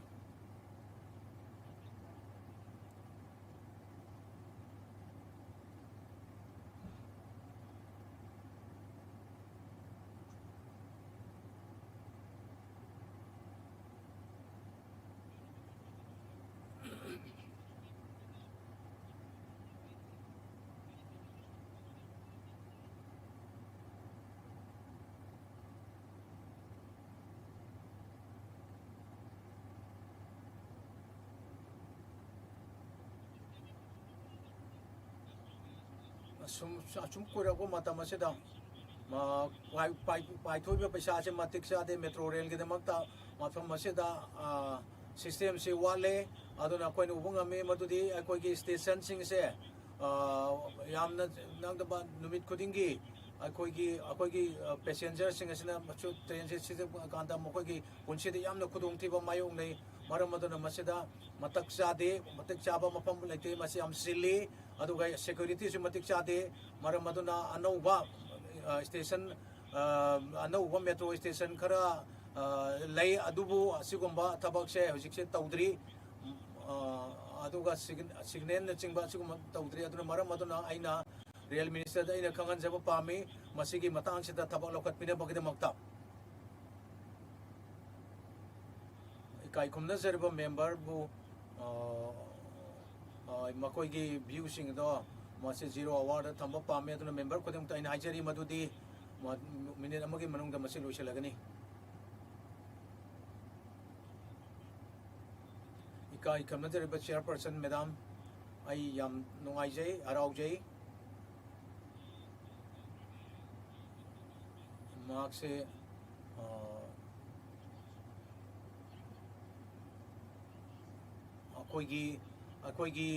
अखोगी लौमी Singh से कर्नाटका की वामर सिंह से madam अखोगी lime लौमी Singh मायोंगनरिबा खुदोंतिबा मयाम से अखोइना अखोगी खन्ना करे मपुंग ओइना coconut Grover आगे जुबी थाबा कांगबु सिंह असिदा मकोइदा अखोइदा खुदोंतिबा मयाम थेंगना सिंह से मसिदि कइनो मफम सेदा नोंग लेप्तना चुरक्पा सिना मरम मोरकांदा आगे कॉन्स्टिट्यूशन दा सिगा मरी लेना आइना असुक लुबा इशू सिगदमक्ता इना गवर्नमेंट के पुक्चिंग चिंजरी मकोइदा क्रॉप स्कीम से अमो हना खंगनबिउ अदुगा असिगुम्बा हाइरिबा तालुक लेवल दा मसे अहुम खक्तंग ख्वाइगी मरु ओइबा बोर्ड्सदी मसे मकोइ सिगिसे मथौ तौद्रे मरम मदुना आइकोना एग्रीकल्चर मिनिस्टर्स दा मसिबु कुथिंग जनबिनाबा अदुगा अकोइगी मकोइबो मु कंपनसेशन केति पुरम पिबिना बगिदा मुक्ता इन निंगसिंग जरी आइना असिनु नोंग सुरको मतमदा आइना गवर्नमेंट दा आइना हाइजली मसिगिदा मुक्ता खुदकी ओइबा मसिबो लाक्सन ना बगिदा मुक्ता मांग तालिबा मायम सिंग सिग फंगना बगिदा मुक्ता अथुबा एक्शन लखत पिदुना अकोइगी अखन्नबा स्पेशल इमिजिएट स्पेशल स्कीम पिबीदुना अखोगी लौमीसिंग असिबु आइकोइना अवाबा तारिबसिंग असिदि खरतंग वसु फनबा मसिगे मतंग पांगबि हाइना आइकोगी हाइबिरि अदुना मरम मदुना थागतसरी kai kumna jeriba member manik tolse koi report am khalai madudi koi ne report kam pame central committee na sem ga sem central committee se na koi ne report am submit taw kare madudi report na hai si koi na JEE amasung level limit coaching sahi amda exam ani oiba aduga board exam sing asida koina masi any policy ma koina adaptation tropo matamda masi koi exam da ekta tainarapa aduna government school gi chhatra singina masi gi 4 generation lana bogidam ta ST OBC community sing aside mokoi gi khudong chaban se mokoi se fangadam ne aduna mokoi na mokoi gi talent se wale aduna coaching na chingba aduna aina structure se fail ore aduga syllabus asisu yam chaure aduga oja sing asina su makoina sida su natana akoi gi ikai kuna serba education minister na masi junction bigadamani aduna higher by education bu commercialize toropa aduga private ki school sing da hena keno interest pip tawba aduna sigma sina sigi matang da aina akoi gi ikai kuna seriba honor ikai kuna seriba honorable ikai college minister ki poyang chingchen jaraga school education sibo yam nang jalaga aduga coaching na chingba tawriba sigi matang ne ingchen bena bhaijari kai kuna jeneba minister Jagadish Basu niaje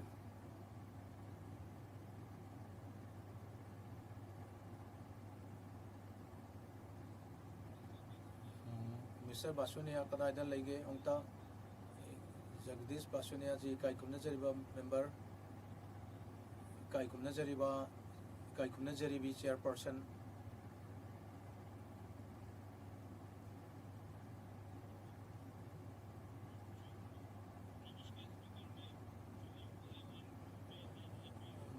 Madam ki through da aina appeal lang utang taujay ai Cooch Behar dai laksabani Cooch Behar district dai lakpani ai gi mapam jida ai gi area sida ai gi constituency sida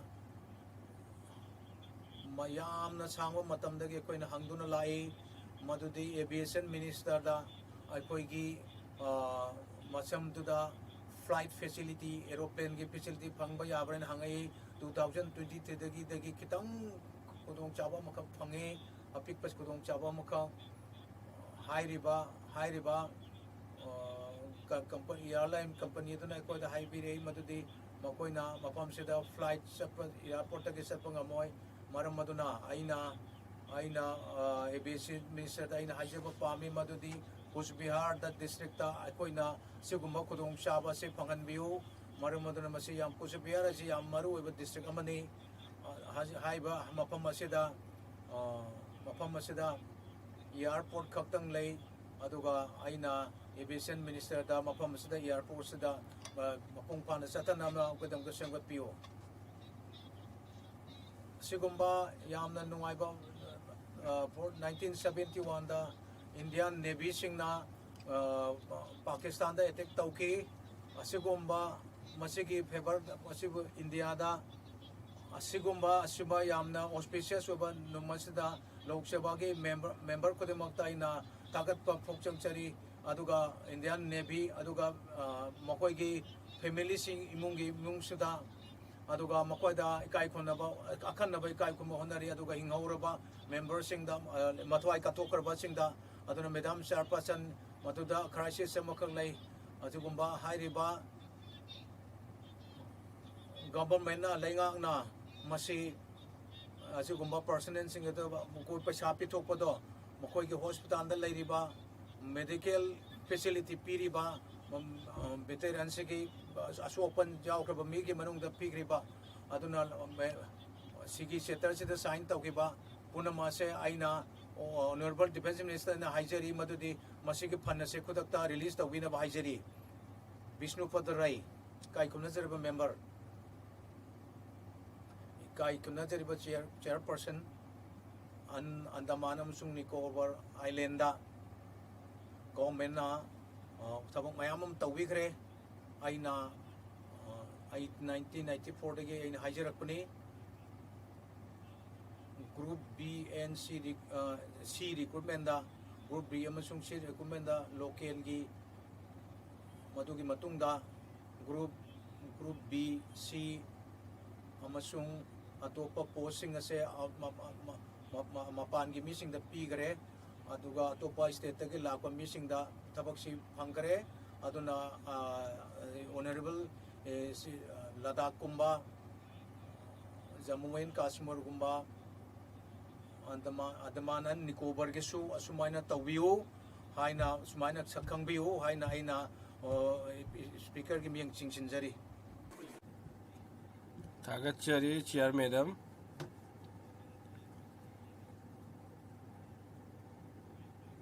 aina haijaba pami Hatuyaba new railway line asigi matangda hairiba mafam ase yamna sangba amasung maru oiba mafam amani 2029 dagi 27 crore hairiba mafam asida 31 kilometer December loikre kaithokre paisa 48.6 kilometer hongji panduna leire semdabagi maru oina len loksin bangam dabadagi nahaki kutangdagi aina ikai kumnajaba railway minister da haijaba pami madudi 48.6 kilometer ase panduna leiriba mafam asisu yamna thuna approve tawbiu aduga darka leiba fan adusu allocate tawbina nabagi damakta haijari adu ebtaradi mafam aduda railway gi revenue hengakani 32 lakh Miyam Singh ai constituency da leba sing masi khudong chab phangan mangam lagani Thagachari madam chairperson kai khumna sa mem Dharmendra Ranjit na hai ki basu laikre masigi issue asida Uttar Pradesh asi amasung atopa leba asigi tongan ba sahasing da masigi ozagi phibam asi aikoina yengbibi ai insok lising ani ga tara manga daina notification thokibadina 20 phawada class 1 to 8 tagina masigi minimum eligibility ase government na decide to bani masigi 2010 dagina masigi recruitment ase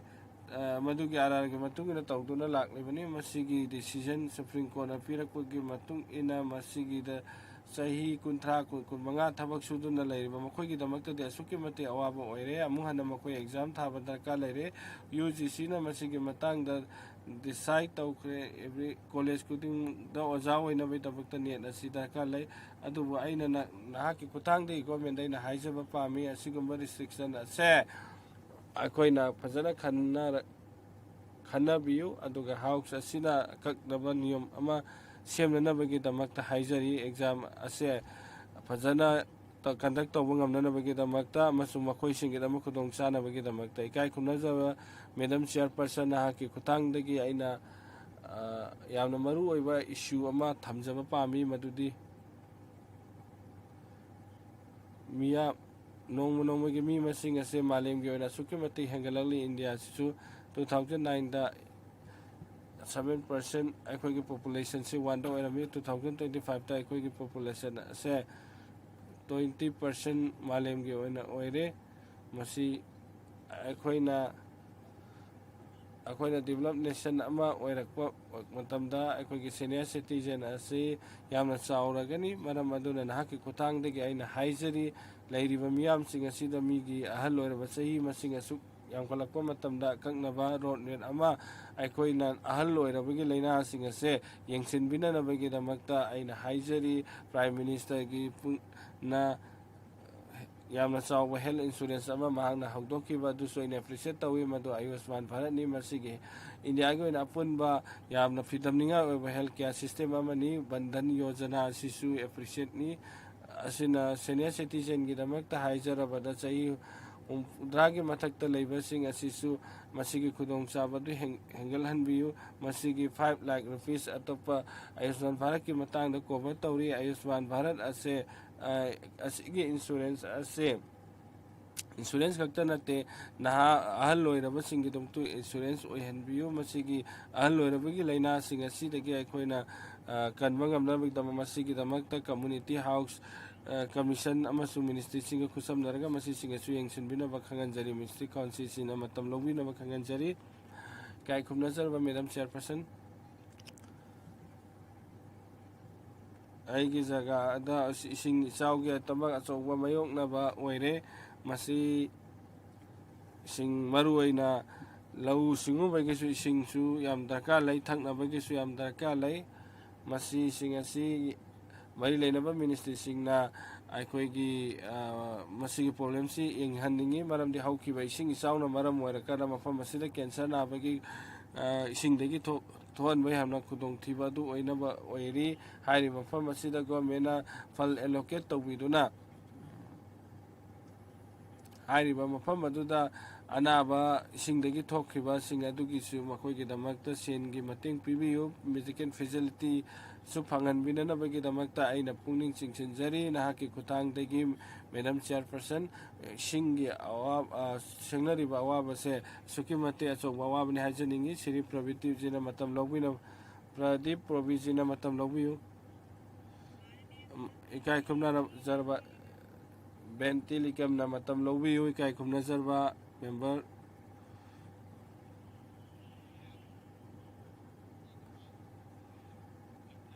aina thagachari asigumba khudong chaba sipi bagi damak thagachari madam chairperson how kiba thada chogba Pondocuri amasung southern cyclone da chogba ising isau thoki hariba matam aduda samudragi asuki matik effect tawki Solamnagar east west in Kalapet Pilakalapat Rajachati Kulam Belachari Hairiba Jagasing as Am Saunamang Takwatonki Ishing Samutradegi Achoba Itak Ama Hengalakpatiki Hairi Mamsing Asiki Missing Safeguard Sing Ado Sembi Naba Haijari si Samutradegi Lakpa Itakna Choba Mafamadu Sogli Akamuta Monetary Government Sing Nasi Tabo and Tawangam de Maramaduna Central Government Namasiki Ramating Pangvinaba in a Punixing Jari Siri Ulapatin China Matam Lobio Siri Birendra Gina Matam Lobio Tagachari Madam Chairperson Nahaki Kutang de Aina Puning Chingchen Pami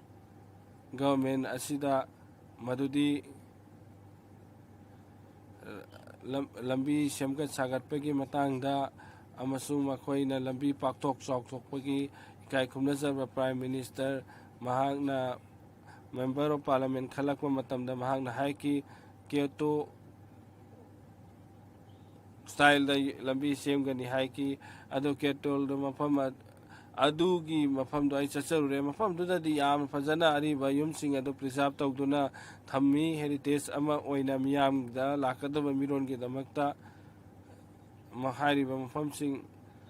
Ariba House Yum Sing Ado Fazana Matam Karimata Semlin Sajin Davida Fazana Sem Sari Ado Ariba Zaga Semga Doriba Mafam Adu Sing Adu Fazana Akoigi Leba Sidana Lambi Lam Lokshim by compensation people like they land acquisition Fazana Tower like they Masi Tasing Namak Mafam Adu the lady missing Adusu Mafam Adu Tadok to the Satpatai Makoi compensation Pibina Bahajari Tagachari Honorable Chairperson Madam Airport Ase inaugurate Tauki Prime Minister Modina video conference ki Kuthangda Hairiba non-scheduled flight, medical flight, Hairiba Mafam Sing Asida operate Tokre Sankma Airport, Hairiba Mafam Asida, Hairiba Mafam Asigi facility sing Ase Maruina immunity sing Asi Panganbire Aduga Hairiba Satnagi Miamna request Ogjaba Adudi flight masing Hangal Hanbiu connection masing Hangal Pio Hibasini Adubo Fangi Award Palay Badagi MOU Taukiba Singi Tabak Oina Pangtok Ngamdri, Maru Oina Operator Wangamdri, Hari Bamfam Asigda RCS Road Agreement Adugi Matugin opinion. Hariba Mafam Adudagi CSA Airport Tagi Tabak Oina CS Route Asirasat and Nabagi Damakta Mafung Pana Tawangamdri, Masiga Loina Sata Airport Asigi Asang Basi. Yet Oigi Ladiba Sisu Paktok Choktok Nanabahari, Honorable Minister Nadi Matugi Matang the present of Korea in a Puning Chinchari Masigi respond to Tambina Nabagi Airport Asigi particularly. Tagachari Madam Chairperson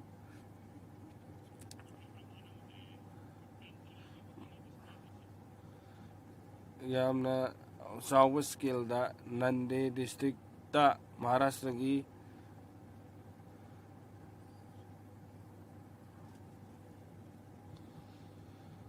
Missing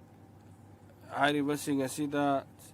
Harauba Kashu Lake Miam Sing Asida Nahaki Kutang de Gain Haijaba Pami Madudi Mafam Asida Sim Liba Lambi Tong Asigi Piva Mase Yangsin Bina Nabagitama Haijari Matamchana Nabagitam Tamaru and Lambi Sim and Maram Waraga Forest and Koktok Pivagetama Ikai Kumnazaba Madam Chairperson Nahaki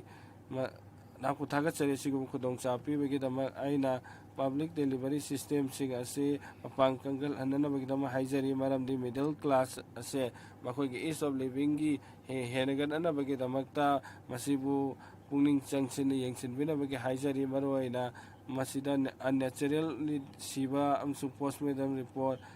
Say Matam Chana Pazane shoot a winner Bagitamakta Hanganjari Aduga Kogi transparency se mafam asigi service aside increase tawna bagi aduga loina loina miyam da yam line access tawba ngamna bagi damakta thorang tawbina bagi damakta in khanganjari masina mi aya bagi imung da benefit oigani Bangalore da koi daba incidents ama da koina hairabada human right commission na ꯃꯈꯣꯏꯒꯤ DCPꯗ Karnataka ꯄꯨꯂꯤꯁꯇ notice ꯏꯁꯨ ꯇꯧꯈꯤ CCTIN portal ꯁꯤꯁꯇꯦꯝꯒꯤ ꯃꯐꯝ ꯑꯁꯤꯗ link ꯇꯧꯍꯟꯅꯤꯡꯉꯤ ꯃꯁꯤꯒꯤ ꯊꯧꯔꯥꯡꯁꯤꯡ ꯑꯁꯤ ꯌꯦꯡꯁꯤꯟ ꯈꯣꯠꯆꯤꯟꯅꯕꯒꯤꯗꯃꯛꯇ ꯑꯣꯟꯂꯥꯏꯟ ꯑꯦꯄ꯭ꯂꯤꯀꯦꯁꯟ ꯑꯃ ꯁꯕꯃꯤꯠ ꯇꯧꯅꯕꯒꯤꯗꯃꯛꯇ ꯂꯤꯒꯦꯜꯂꯤ ꯚꯦꯂꯤꯠ ꯑꯣꯏꯕ ꯔꯤꯄꯣꯔꯠꯁꯤꯡ ꯑꯦꯕꯥꯏꯂꯦꯕꯜ ꯑꯗꯣ ꯄꯣꯔꯇꯦꯜ ꯑꯁꯤ ꯈꯨꯠꯊꯥꯡꯗꯒꯤ ꯌꯦꯡꯕ ꯌꯥꯅꯕꯒꯤꯗꯃꯛꯇ ꯃꯤꯅꯤꯃꯝ ꯒꯣꯔꯃꯦꯟ ꯃꯦꯛꯁꯤꯃꯝ ꯒꯣꯔꯃꯦꯟꯒꯤ ꯃꯦꯟꯇꯔ ꯑꯣꯅꯔꯦꯕꯜ ꯄ꯭ꯔꯥꯏꯝ ꯃꯤꯅꯤꯁꯇꯔꯒꯤ ꯃꯪꯂꯥꯟ ꯑꯁꯦ ꯄꯥꯕ꯭ꯂꯤꯛ ꯗꯦꯂꯤꯚꯔꯤ ꯁꯤꯁꯇꯦꯝꯗ ꯃꯥꯏ ꯄꯥꯛꯍꯟꯖꯍꯟꯅꯤꯡꯉꯤ ꯃꯁꯤꯅ ꯑꯆꯧꯕ ꯃꯇꯦꯡ ꯑꯃ ꯏꯁ ꯑꯣꯐ ꯂꯤꯚꯤꯡꯗ ꯃꯤꯌꯥꯝꯗ ꯐꯪꯍꯟꯕꯗ ꯇꯧꯕ ꯑꯣꯏꯍꯟꯕꯤꯌꯨ ꯅꯦꯆꯔꯦꯜ ꯗꯦꯠꯀꯤ ꯏꯟꯁꯨꯔꯦꯟꯁ ꯀ꯭ꯂꯦꯝ ꯇꯧꯕ ꯑꯁꯤꯅꯆꯤꯡꯕꯁꯨ ꯐꯖꯅ ꯌꯥꯕ ꯉꯝꯅꯅꯕꯒꯤꯗꯃꯛꯇ ꯄꯣꯁꯃꯦꯇꯦꯝꯒꯤ ꯊꯕꯛꯁꯤꯡ ꯑꯁꯦ ꯐꯖꯅ ꯑꯦꯕꯥꯏꯂꯦꯕꯜ ꯑꯣꯏꯍꯟꯕꯤꯅꯕꯒꯤꯗꯃꯛꯇ ꯍꯥꯏꯖꯔꯤ ꯃꯁꯤꯒꯤ ꯊꯕꯛ ꯑꯁꯤ ꯄꯥꯡꯊꯣꯛꯂꯕꯗꯤ ꯃꯤ ꯑꯌꯥꯝꯕ ꯃꯇꯦꯡ ꯀꯥꯟꯅꯕ ꯐꯪꯒꯅꯤ ꯍꯥꯏꯅ ꯈꯟꯖꯩ ꯃꯦꯗꯥꯝ ꯆꯤꯌꯔꯄꯔꯁꯟ ꯑꯩꯅ ꯌꯥꯝ ꯊꯥꯒꯠꯆꯩ ꯅꯍꯥꯛꯀꯤ ꯈꯨꯠꯊꯥꯡꯗ ꯒꯣꯔꯃꯦꯟ ꯑꯁꯤꯒꯤ ꯄꯨꯛꯅꯤꯡ ꯆꯤꯡꯁꯤꯟꯕ ꯄꯥꯡꯉꯦ ꯃꯗꯨꯗꯤ ꯑꯩꯒꯤ ꯀꯣꯟꯁꯇꯤꯇꯨꯌꯦꯟꯁꯤ ꯀꯇꯤꯍꯥꯔꯗ ꯍꯤꯃꯥꯆꯜ ꯑꯦꯔꯤꯌꯥ ꯑꯁꯤ ꯑꯌꯥꯝꯕ ꯇꯨꯔꯦꯟ ꯂꯩ ꯍꯥꯏꯔꯤꯕ ꯇꯨꯔꯦꯟꯁꯤꯡ ꯑꯁꯤꯅ ꯃꯔꯝ ꯑꯣꯏꯔꯒ ꯏꯆꯥꯎ ꯑꯩꯈꯣꯏꯅ ꯌꯥꯝꯅ ꯃꯥꯌꯣꯛꯅꯕ ꯑꯗꯨ ꯑꯣꯏ ꯑꯌꯥꯝꯕ ꯃꯇꯝꯗ ꯑꯩꯒꯤ ꯀꯣꯟꯁꯇꯤꯇꯨꯌꯦꯟꯁꯤ ꯀꯇꯤꯂꯥ ꯕꯂꯥꯔꯤ ꯑꯍꯃꯦꯗꯕꯥꯗ ꯍꯥꯏꯔꯤꯕ ꯑꯦꯔꯤꯌꯥꯁꯤꯡ ꯑꯁꯤ ꯃꯈꯣꯏ ꯑꯌꯥꯝꯕ ꯈꯨꯡꯒꯪꯁꯤꯡ ꯑꯁꯦ ꯑꯆꯧꯕ ꯏꯆꯥꯎꯒꯤ ꯃꯥꯌꯣꯛꯅꯩ ꯃꯔꯝ ꯑꯗꯨꯅ ꯃꯐꯝ ꯑꯁꯤꯗ ꯏꯟꯗꯁꯇ꯭ꯔꯤꯁꯨ ꯂꯩꯇꯦ ꯑꯗꯨꯅ ꯑꯩꯒꯤ ꯀꯣꯟꯁꯇꯤꯇꯨꯌꯦꯟꯁꯤꯗ ꯂꯩꯕ ꯃꯤꯌꯥꯝ ꯄꯨꯝꯅꯃꯛ ꯑꯁꯦ ꯂꯧ ꯎꯕꯗ ꯃꯈꯣꯏꯒꯤ ꯍꯤꯡꯅꯅꯕꯒꯤ ꯑꯣꯏ ꯑꯗꯨꯅ ꯏꯆꯥꯎꯅ ꯃꯔꯝ ꯑꯣꯏꯔꯒ ꯂꯝꯁꯤꯡ ꯑꯁꯦ ꯏꯆꯥꯎꯒꯤꯅ ꯑꯦꯔꯣꯠ ꯇꯧꯍꯟꯈ꯭ꯔꯦ ꯃꯔꯝ ꯑꯗꯨꯅ ꯍꯧꯖꯤꯛꯇꯤ ꯂꯧꯎ ꯁꯤꯡꯎꯕꯗ ꯑꯆꯧꯕ ꯑꯁꯤꯅ ꯃꯔꯝ ꯑꯣꯏꯗꯨꯅ ꯑꯋꯥꯕ ꯑꯣꯏꯔꯦ ꯑꯩꯅ ꯒꯣꯔꯃꯦꯟꯗ ꯑꯩꯅ ꯄꯨꯛꯅꯤꯡ ꯆꯤꯡꯁꯤꯟꯕ ꯄꯥꯝꯖꯩ ꯃꯐꯝ ꯑꯁꯤꯒꯤꯗꯃꯛꯇ ꯔꯤꯁꯦꯇꯜꯃꯦꯟ ꯊꯕꯛꯁꯤꯡ ꯃꯐꯝ ꯑꯁꯤꯗ ꯌꯥꯝ ꯊꯨꯅ ꯇꯧꯍꯟꯖꯅꯤꯡꯉꯤ ꯊꯥꯒꯠꯆꯔꯤ ꯃꯦꯗꯥꯝ ꯆꯤꯌꯔꯄꯔꯁꯟ ꯑꯩꯕꯨ ꯋꯥ ꯉꯥꯡꯅꯅꯕꯒꯤ ꯈꯨꯗꯣꯡꯆꯥꯕ ꯄꯤꯅꯕꯒꯤꯗꯃꯛ ꯅꯍꯥꯛꯀꯤ ꯈꯨꯠꯊꯥꯡꯗꯒꯤ ꯍꯥꯏꯖꯕ ꯄꯥꯝꯕ ꯑꯗꯨꯗꯤ ꯌꯥꯝꯅ ꯃꯔꯨ ꯑꯣꯏꯕ ꯃꯤꯌꯥꯝꯒꯤ ꯑꯣꯏꯕ ꯂꯧꯃꯤꯒꯤ ꯋꯥꯐꯝ ꯈꯔ ꯊꯝꯖꯕ ꯄꯥꯝꯃꯤ ꯃꯁꯤ ꯒꯣꯔꯃꯦꯟꯅ ꯐꯥꯔꯃꯔꯒꯤ ꯏꯟꯀꯝ ꯑꯁꯦ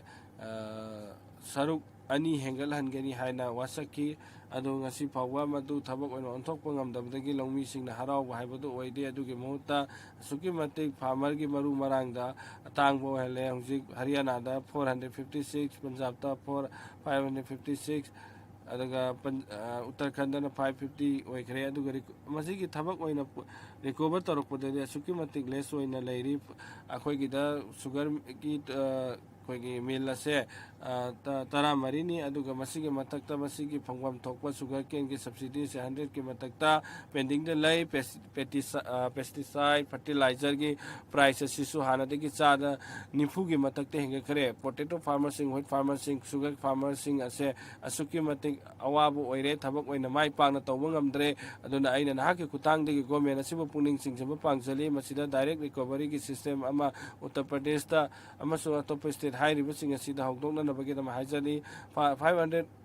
rupees per quintalꯗ ꯑꯣꯏꯔꯤ ꯍꯧꯖꯤꯛꯁꯦ ꯃꯁꯤ 100 crore rupees ꯍꯧꯖꯤꯛ ꯄꯦꯟꯗꯤꯡꯗ ꯂꯩꯔꯤ ꯁꯨꯒꯔꯒꯤ ꯃꯤꯜꯁꯤꯡꯒꯤꯗꯃꯛ ꯃꯁꯤ ꯊꯨꯅꯃꯛ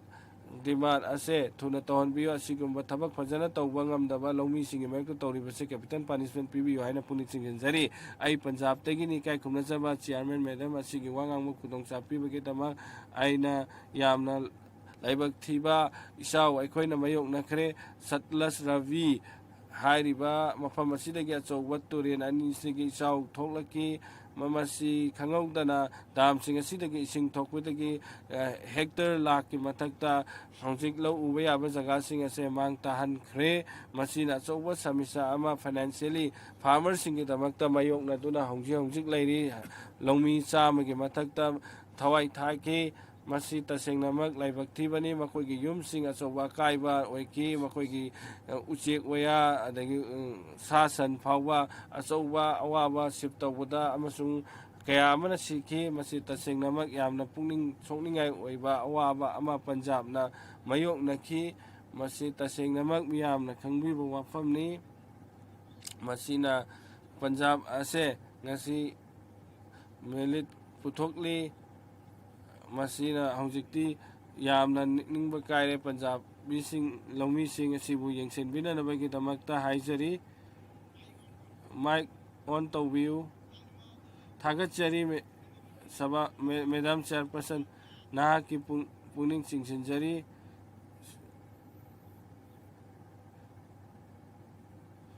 aina na ki puning chingsinjaba pamjai madudi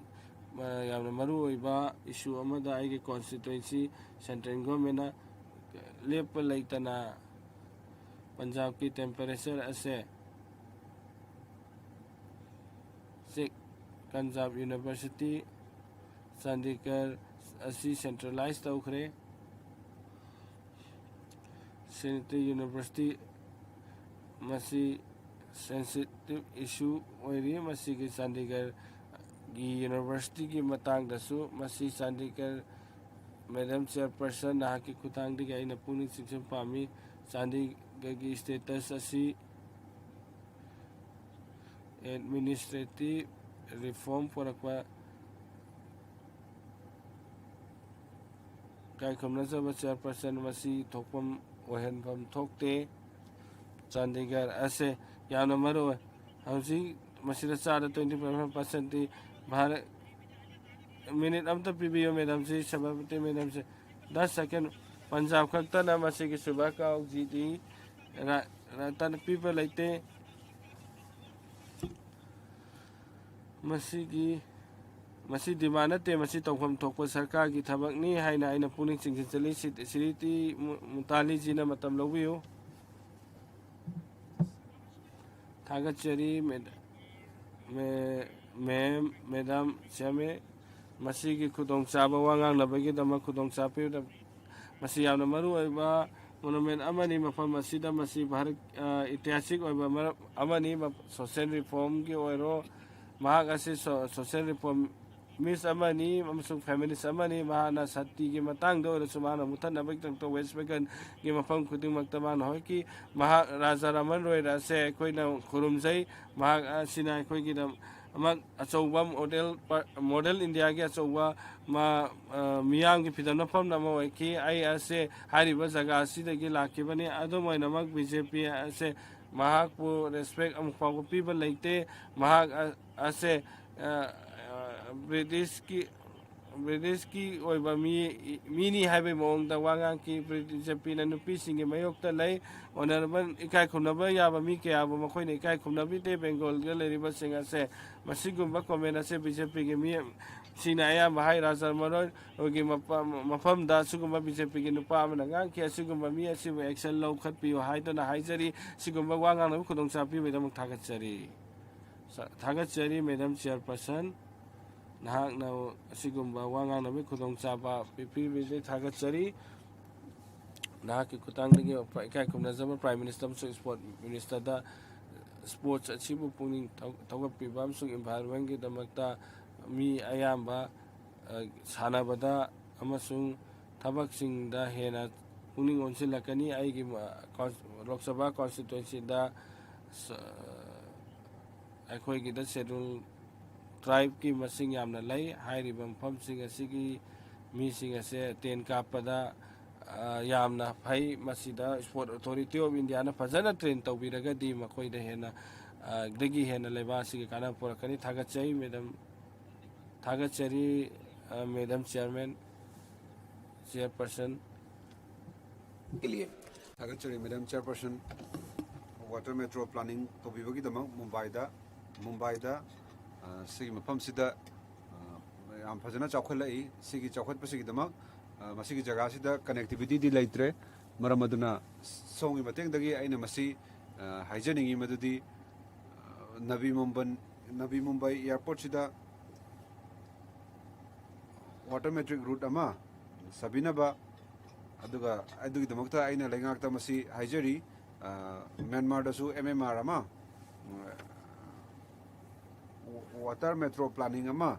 sembi nambagi damak athuba matamda pakhatuna masibu transport ka mari laina handuna aikoina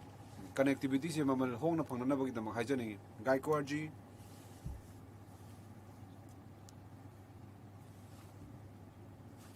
thagat chari madam chairperson madam handakta praja sing sina Mumbai da thokpa issue amagi matangda yam kanna hainari Sidi Vinayak oibai Chhatrapati Shivaji terminal gi matang sida hai ba jaga sing si amna maming chatpam phom sing ni aduga corporate branching sigi jaga sing sida yam henjale maramatuna meram science center ama masi hongdokna ba honari masi science center ni chamchamba mark se lebak si yan hanba prime minister ni aduga aikoina maming sing se sumaina irala hongdok pa se nuaite adugumba ministry duna sigi hiram se sigumba mafam sing gi maming hongdok pa se irala na sumaina hongdok pa se ya sigumba tabak se ꯑꯩꯈꯣꯏꯒꯤ ꯆꯠꯅꯕꯤꯒꯤ ꯋꯥꯡꯃꯗꯅꯤ ꯑꯩꯈꯣꯏꯒꯤ ꯆꯠꯅꯕꯤꯒꯤ ꯑꯩꯈꯣꯏꯒꯤ ꯄꯨꯋꯥꯔꯤꯒꯤ ꯋꯥꯡꯃꯗꯅꯤ ꯑꯗꯨꯒ Nehru science centre ꯍꯥꯏꯔꯤꯕ ꯃꯃꯤꯡ ꯑꯁꯤ ꯃꯤꯡꯊꯣꯜ ꯑꯁꯤ ꯍꯥꯟꯅꯒꯨꯝꯅ ꯑꯗꯨꯝ ꯂꯩꯍꯟꯕꯤꯌꯨ ꯑꯗꯨꯒ ꯑꯦꯀ꯭ꯋꯥ ꯂꯥꯏꯟ 3 ꯃꯁꯤ ꯂꯩꯅꯨꯡꯗ ꯂꯩꯕ ꯁ꯭ꯇꯦꯁꯟꯅꯤ ꯑꯗꯨꯒ ꯃꯣꯕꯥꯏꯜ ꯅꯦꯠꯋꯥꯔꯛꯁꯦ ꯃꯐꯝ ꯑꯗꯨꯗ ꯂꯩꯇꯦ ꯃꯦꯇ꯭ꯔꯣꯁꯤ ꯂꯩꯅꯨꯡꯗ ꯆꯪꯕ ꯃꯇꯝꯗ ꯃꯣꯕꯥꯏꯜ ꯅꯦꯠꯋꯥꯔꯛ ꯐꯪꯗꯕꯅ ꯃꯔꯝ ꯑꯣꯏꯔꯒ ꯃꯤꯅꯤꯠ ꯑꯃꯇꯪ ꯄꯤꯕꯤꯌꯨ ꯁꯦꯜ ꯊꯨꯝꯒꯤ ꯁꯤꯒꯤ ꯀꯝꯄꯅꯤ ꯑꯅꯤꯁꯤꯒꯤ ꯃꯔꯛꯇ ꯐꯥꯏꯅꯥꯟꯁꯤꯌꯦꯜ ꯏꯁꯨ ꯂꯩ ꯑꯗꯨꯒ ꯄ꯭ꯔꯖꯥꯁꯤꯡ ꯑꯁꯤ UPI ꯇꯤꯀꯦꯠꯁꯤꯡꯁꯤꯗ ꯐꯪꯗꯗꯨꯅ ꯂꯩꯔꯦ ꯃꯔꯝ ꯑꯗꯨꯅ ꯁꯤꯒꯤ ꯍꯤꯔꯝꯁꯤꯡꯁꯤꯗ ꯃꯤꯠꯌꯦꯡ ꯆꯪꯍꯟꯖꯅꯤꯡꯉꯤ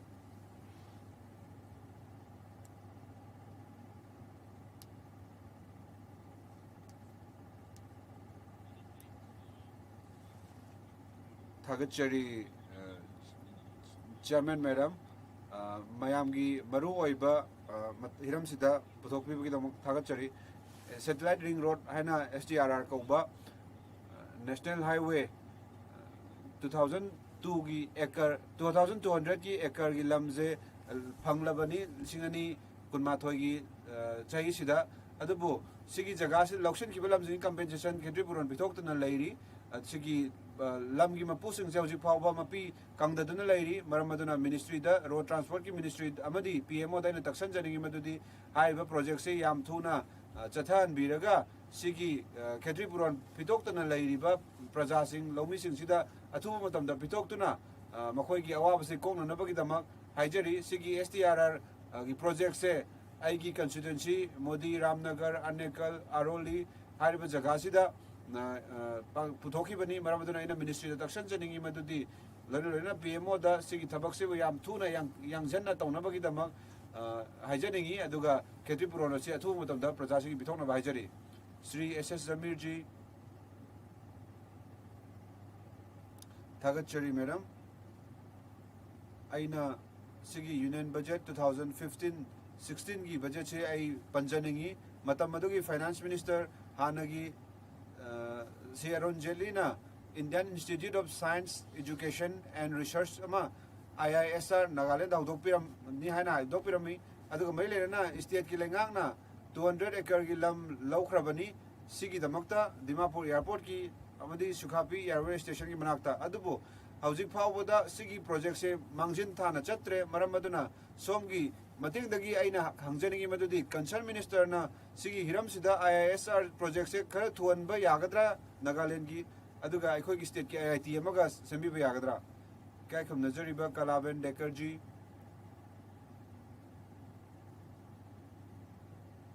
ꯏꯀꯥꯏ ꯈꯨꯝꯅꯖꯔꯤꯕ ꯆꯤꯌꯔꯄꯔꯁꯟ ꯃꯦꯗꯝ ꯁꯣꯝꯒꯤ ꯃꯇꯦꯡ ꯂꯧꯖꯔꯒ ꯑꯩꯅ ꯄꯨꯛꯅꯤꯡ ꯑꯗꯨ ꯆꯤꯡꯁꯤꯟꯖꯅꯤꯡꯉꯤ ꯏꯗꯨꯀꯦꯁꯟ ꯃꯤꯅꯤꯁꯇꯔꯒꯤ ꯑꯩꯒꯤ ꯀꯟꯁꯇꯤꯇ꯭ꯋꯦꯟꯁꯤꯗ ꯑꯩꯒꯤ ꯀꯟꯁꯇꯤꯇ꯭ꯋꯦꯟꯁꯤꯁꯤ ꯇ꯭ꯔꯥꯏꯕꯦꯜꯅ ꯇꯥꯕ ꯂꯝꯅꯤ ꯃꯦꯗꯝ ꯃꯁꯤ ꯌꯥꯝ ꯁꯦꯟꯁꯤꯇꯤꯚ ꯑꯣꯏꯕ ꯌꯥꯝ ꯑꯔꯨꯕ ꯍꯤꯔꯝ ꯑꯃꯅꯤ 22 ꯅꯕꯦꯝꯕꯔ 2025ꯇ 234 ꯁꯤꯠ ꯑꯍꯥꯡꯕ ꯂꯩꯕꯒꯤ ꯊꯕꯛ ꯈꯟꯕꯒꯤ ꯄꯥꯡꯊꯣꯛꯈꯤ ꯑꯗꯨꯒꯤꯗꯃꯛꯇ ꯑꯦꯗꯚꯔꯇꯥꯏꯖꯃꯦꯟ ꯑꯃ ꯊꯣꯛꯈꯤ ꯑꯗꯨꯗ ꯄꯟꯈꯤ ꯃꯗꯨꯗꯤ ꯑꯦꯛꯖꯥꯃꯤꯅꯦꯁꯟꯗꯣ ꯏꯪꯂꯤꯁ ꯃꯤꯗꯤꯌꯝꯗ ꯄꯥꯡꯊꯣꯛꯀꯅꯤ ꯍꯥꯏꯅ ꯃꯦꯗꯥꯝ ꯁꯤꯒꯤ ꯖꯒꯥꯁꯤꯗ ꯂꯩꯔꯤꯕ ꯁꯥꯇ꯭ꯔꯁꯤꯡ ꯑꯁꯤ ꯃꯈꯣꯏꯁꯤ ꯍꯤꯟꯗꯤꯒꯤ ꯃꯤꯗꯤꯌꯝ ꯒꯨꯖꯔꯥꯇꯤ ꯃꯔꯥꯊꯤ ꯃꯤꯗꯤꯌꯝꯗꯒꯤ ꯇꯝꯃꯛꯄ ꯁꯥꯇ꯭ꯔꯁꯤꯡꯅꯤ ꯃꯁꯤ ꯈꯛꯇ ꯅꯠꯇꯦ ꯁꯤꯒꯤ ꯃꯤꯑꯣꯏꯕꯒꯤ ꯍꯛ ꯁꯤꯒꯤ ꯇ꯭ꯔꯥꯏꯕꯦꯜ ꯄ꯭ꯔꯖꯥꯁꯤꯡꯁꯤꯒꯤ ꯍꯛꯀꯤ ꯃꯇꯥꯡꯗ ꯅꯤ ꯃꯁꯤ ꯃꯈꯣꯏꯒꯤ ꯑꯄꯥꯝꯕ ꯃꯈꯣꯏꯒꯤ ꯍꯛꯁꯤꯡ ꯑꯗꯨ ꯍꯥꯟꯅ ꯃꯤꯠꯌꯦꯡ ꯊꯝꯕꯤꯒꯗꯕꯅꯤ ꯖꯝꯃꯨ ꯀꯥꯁꯃꯤꯔꯒꯤ ꯃꯇꯥꯡ ꯑꯃꯗꯤ ꯑꯇꯣꯞꯄ ꯖꯒꯥꯁꯤꯡꯒꯤ ꯃꯇꯥꯡꯗ ꯑꯩꯈꯣꯏ ꯈꯟꯅꯁꯤ ꯃꯐꯝ ꯑꯗꯨꯗ ꯁꯤꯒꯨꯝꯕ ꯈꯟꯅꯕ ꯑꯁꯤ ꯄꯤꯕꯤꯔꯤ ꯑꯗꯨꯒ ꯁꯥꯇ꯭ꯔꯁꯤꯡꯁꯤꯗ मखोगी अपाम्बा मखोगी दरकार लेबदो फंगननबगीदमक अमदि मेदामगी मतेंगदगी अमदि कंसर्न मिनिस्टरदगी अइना दक्षिण जनिंगी मदुदि सिगी थबक सिखनबसिदा डोमिसाइल पॉलिसी अमा दरकार लेहनबियु अदुगा चादा हुमद्रागी मथक्सिना मफम अदुगी प्रजासिंगी रिजर्व लेहनबियु अदुगा एग्जामिनेशन असि अतोप लोन हिंदी गुजराती मराठी गुमबसिंगदसु थाबा याहनबियु लोना मफम अदुगी ओजासिंग कॉन्ट्रैक्ट बेसिस थबक तौरीबा प्रजा ओजासिंग सिजु मखोगी थबक सिंगसिजु खनबिबा मथौ ताई मगमसी मखोगी हकनी अदुगा अदुबो ओजासिंग मखोइना कॉन्ट्रैक्ट की बेसिस थबक तौरीबा सिंगसि मखोगी एक्सपीरियंस खनरगा मखोइसु रेगुलर ताहनबियु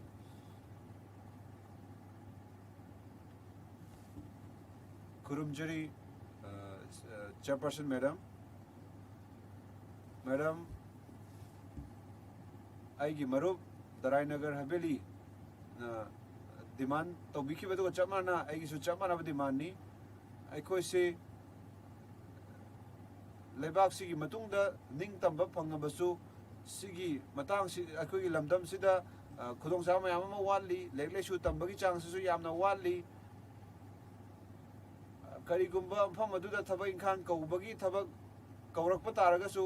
डोमिसाइल गी रिजर्वेशन दु लेतबना मरम ओरगा अखोइगी लमदुगी छात्रसिंगना थबक फंगना फोनबदा याम अवाबा ओइरी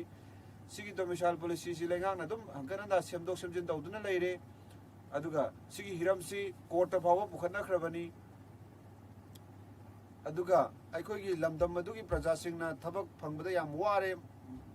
फिबम असिदा मरम अदुना अइना सेंट्रल लेंगाक्ता मसि तक्सनजनिंगी मदुदि अखोइगी लेबाकसिदा अखोइगी स्टेटता थबक इंखांग करोपा मतमदा डोमिसाइल पॉलिसी में चनहनबियु अदुगा चमनाबे सुअमामु इंग्लिश की मीडियम दा हारिबे इंग्लिश मीडियम से सिबु हेना मरुओइबा पीबा से लेबना मरम ओरगा थबक खनबगी प्रखासिंग दा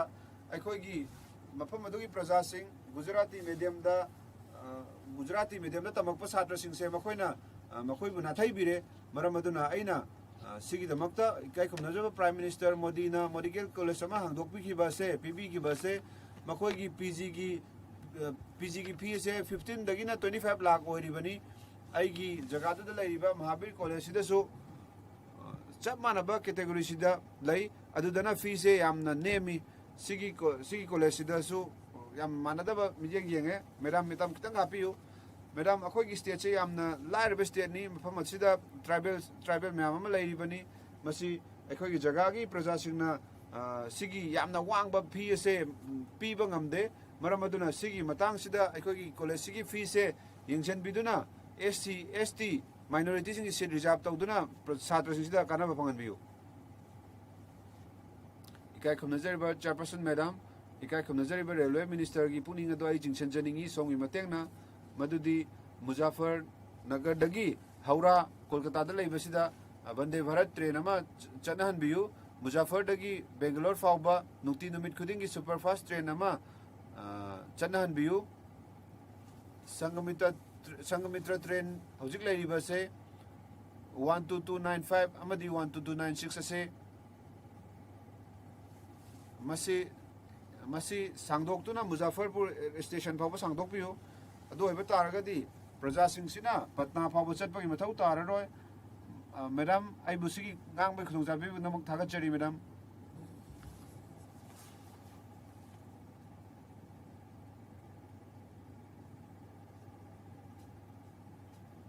कैकम नजरबा चेयरपर्सन मैडम सोमबु थागतचरी आइबु खुदोंजाबा से पीबीबगीदमक वांगाननबगी मैडम आइना हाइजरीबसी लौमीगी हिरमगी बतांगदा हाइजगे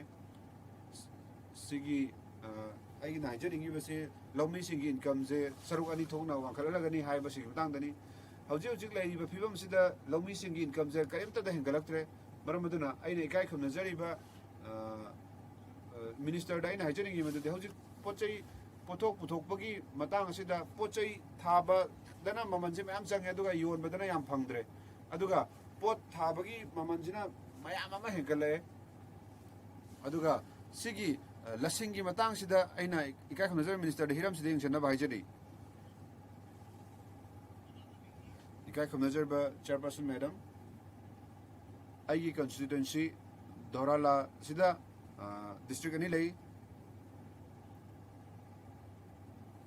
state assembly tara tret lei aduga population jina 1 crore dagi heli bani adu bai khoina mafam dagi train da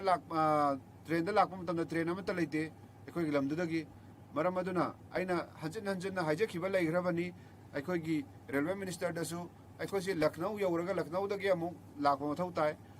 maram aduna SC special Lucknow duplicate rail ama madam gi matengna aina ka khamnajariba minister sida duplicate ki Lucknow mail special train ase masi Sitapur phauga Delhi phau yahanbiu aduga masi aina yamna haijaningai madudi Bairala area sisu sigi railway line na phanganbiu Dorara phauga railway samnaba masu pibiu masigi rail se hawdokhan biro Mohammadi se Lord Shibagi lamni masi Gola Coconut Shahjahanpur sigi jaga sing se rail na samnan biu thagachari madam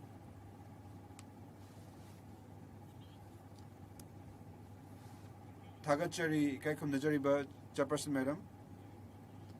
aina hajagadori ba hiramasi yamna mari leina gadori bani lagleshu hairaba naha oriba generation asida mafam khudingmakta India gi thabak watpagi hiram ama thengnare aina hajaning badi lising ani taram thogi mamangda join tawrakhiba sing ase Supreme Court ki judge ki ruling gi matungina adugi mamangda makhoi si longthokpa taragadi kari adugumba thabak thirakpa mising du kari aranba lekhibage makhoi si mu thabak te longthokibagi Supreme Court na verdict ama puthoki madudi TET exam ama clear tawgadabne hena oza phangnabagi dama adubu adugi matamdui mamangdadi TET exam pangthokiba leikhide mi oza la candidate la kundagi henba awaba phibam da taduna leirabani aigi jaga du dasu lising kun manga oza lei makhoi se karigumba sigi thabak sidagi lawthok bi bataragadi makhoi maranchi karino karigumba makhoi gi thabak se karigumba lawthok bi raba doi di moi se yamna phibam songna awaba phibam da leirani maram aduna aina education minister da taksan jadingi madudi makhoi gi thabak se kanana bagi dam karigumba khar tawbi chairperson madam thagachari chairperson madam somna aibu wangang nabagi tanjapi bagi dam sugum laba ya maru oi bahira masida madam sigi agas house sigi mateng mafam da aina Delhi Dehradun highway sigi matang da masida trauma center ama lei sigi lambi asi trial run gi oina chatna libani hojik aduga sigi highway asi khungangi lamsing ga samnari bani aduga tongan ba masing mayam ama accident mayam ama thokle aduga sida trauma center wat pana maram oraga adugumba accident thokpudagi awaba nanglaba praja sing sina yamna awaba thengnare makhoi gi layeng ba matamda maram aduna amatta warasu modern trauma center ama khakhtang leibana maram oraga si praja sing je awaba nangbana aina Delhi Dehradun highway sida trauma center ama hangdokhan binaba athuba matamda hangdokpiduna sigi darka leba budget to puthokpina mang aina haijari aduga अखोगी प्रजासिंग से accident थोकपदा कननबगी दमक तवंजनिंगी अखोगी highway सिंग साबा मतमदा highway सिंग द trauma centre अमसु यहन बिनबा आइना हाइजनिंगी अदु करिगुंबा ट्रॉमा सेंटर से लैब तारगद एक्सीडेंट थोगसु पुंसी मांगबदगी कननबगी दमक मैडम चेयरपर्सन आइना हौगचरिबसी पब्लिक इंपोर्टेंस की हिरम intra-circle roaming ICR facilities semgananabagi damak mobile subscribers ingi orishada laiba si enganabani ICR se hojik phawbagi ona natural calamity thokpa matamda hawdoi masi yam toina thokte hojik phawbagi ona laiba phaduna masida tawigumsung sahi chuppada masi connectivity problem laitabase na problem laibase si technology hawga henkhalakpana maram oraga technology chawkhalakpana maram oraga Western Odisha ki akhanana Parangaban Sabangarpur se network yam phangdabana maram oraga मफम जे यम नेमबा मई यम लाक्तबा मनम मरम ओरगा connection यम तोयना फंगद्रे अदुगा तोंगा तोंगानबा प्रजासिंगसिना फिम SIM अमा फंगना फोनादो यम वारे मरम अदुना सिगी मतांग सिदा आइना लेंगाकता तक्सनजनिगी मदुदी सिगी मफम असिदा ICR अमा थंबियु mobile subscriber सिंगी Odisha की दमकता मसी मसिदा मखोइनासो हाइबिखिबनी मखोइदा private नेटवर्कता मयामना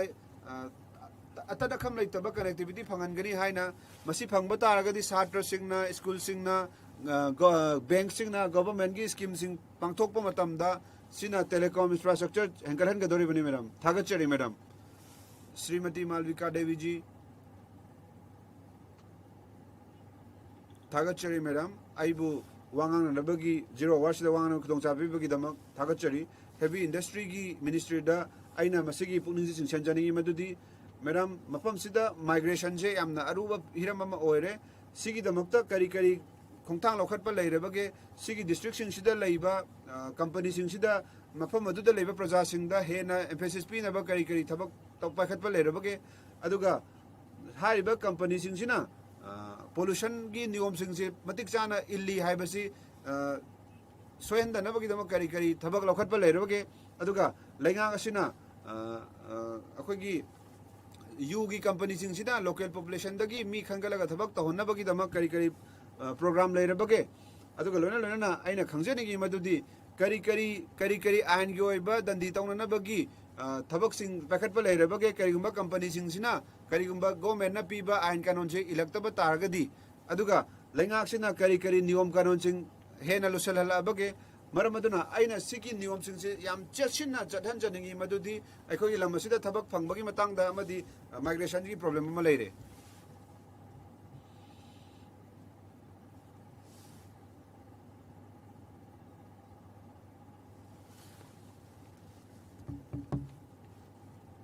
थाने दगी मुलुमदा सिगी station से सिदा सि मरक सिदा स्टेशन अमा सागदोरिबसे सिगी मतंगदा इन पुनिंग चिंगसनजनिगी इजो हिंगबगी लाइथोगनबा अमदी लम चटपगी लाइथोगनबा सिगी मतंग सिदनी सिगी थाने की स्टेशन सिदा मी लाख मयाम अमा लाइबनी मफम सिदा अदुगा मसी स्मार्ट सिटी की मखादा पुथोरकपनी अदुगा लेमौरिबा थबकसिंग असिना रेलवे मिनिस्टर ना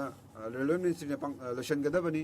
अदुगा करोड़ चाम कुनगी लुपा से मसिगी ममलनी अदुगा सिगी ममल से हजिक हेंगतुना चनी के निफुमंगा करोड़ ओइखरबनी अदुगा सिदा तौखिबा चादिंग से मिनिस्ट्री की माइकैदगी तौखिबा चादिंग सिंग से इकाय खुमनजरिबा मिनिस्टर ना मसी मसिगी चादिंग से पुथोकपीगदबनी अदुबु सिगी मतंगदा करिमता अपडेट लेत्रे मरम अदुना मैडम जुलाई 2015 दा सिगी कंपनी सिंगसी थिंजनखरबनी अदुगा फंजे हजिक फावबा थादोक्तदुना लेरे अदुगा हुजिक हुजिक ओइरिबा फिबम असे कोविड की मतुंगदा मसी फत्री मरम अदुना फंजे अथु मतमदा काइथोकपिदुना सिगी थबक सिगी लेमहौरिबा थबक सिलोशनबगीदमक फंजे थादोकपिगदबनी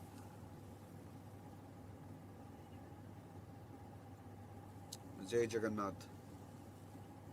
सिगी खुदोंग चाबा सिगी दमक आइबो थागत चरी क्या कम नजर बस स्पोक्स पर्सन मैडम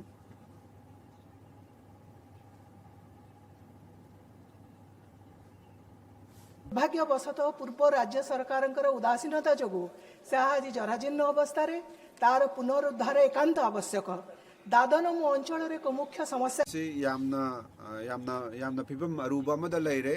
मसी सोम की मतंगदगी आइना सेंट्रल गवर्नमेंट दा मसी तक्सन जनिगी मदुदी मसीगी फिबम मसी यंगजनबियु अदुगा सिगी मतंग सिदा इमुंग मयाम अमा मखा पोंदुना लेरिबनी करिगिनो हाइबा मतमदा मफम मदुदा माइग्रेशन से यामना मरुओइबा मरम अमा ओइरे मरम अदुना सोंगी मतंगदगी आइना हाइजरी मदुदी कार्यक्रम करा जाऊ ताकि समग्र आस्का संसदीय क्षेत्र अधिवासी आपण पाखे चिर उपकृत रहे। धन्यवाद। वंदे उत्कल जननी। माननीय सदस्य श्री भास्कर भगरे जी। श्री भास्कर भगरे जी, थागतचरी मैडम,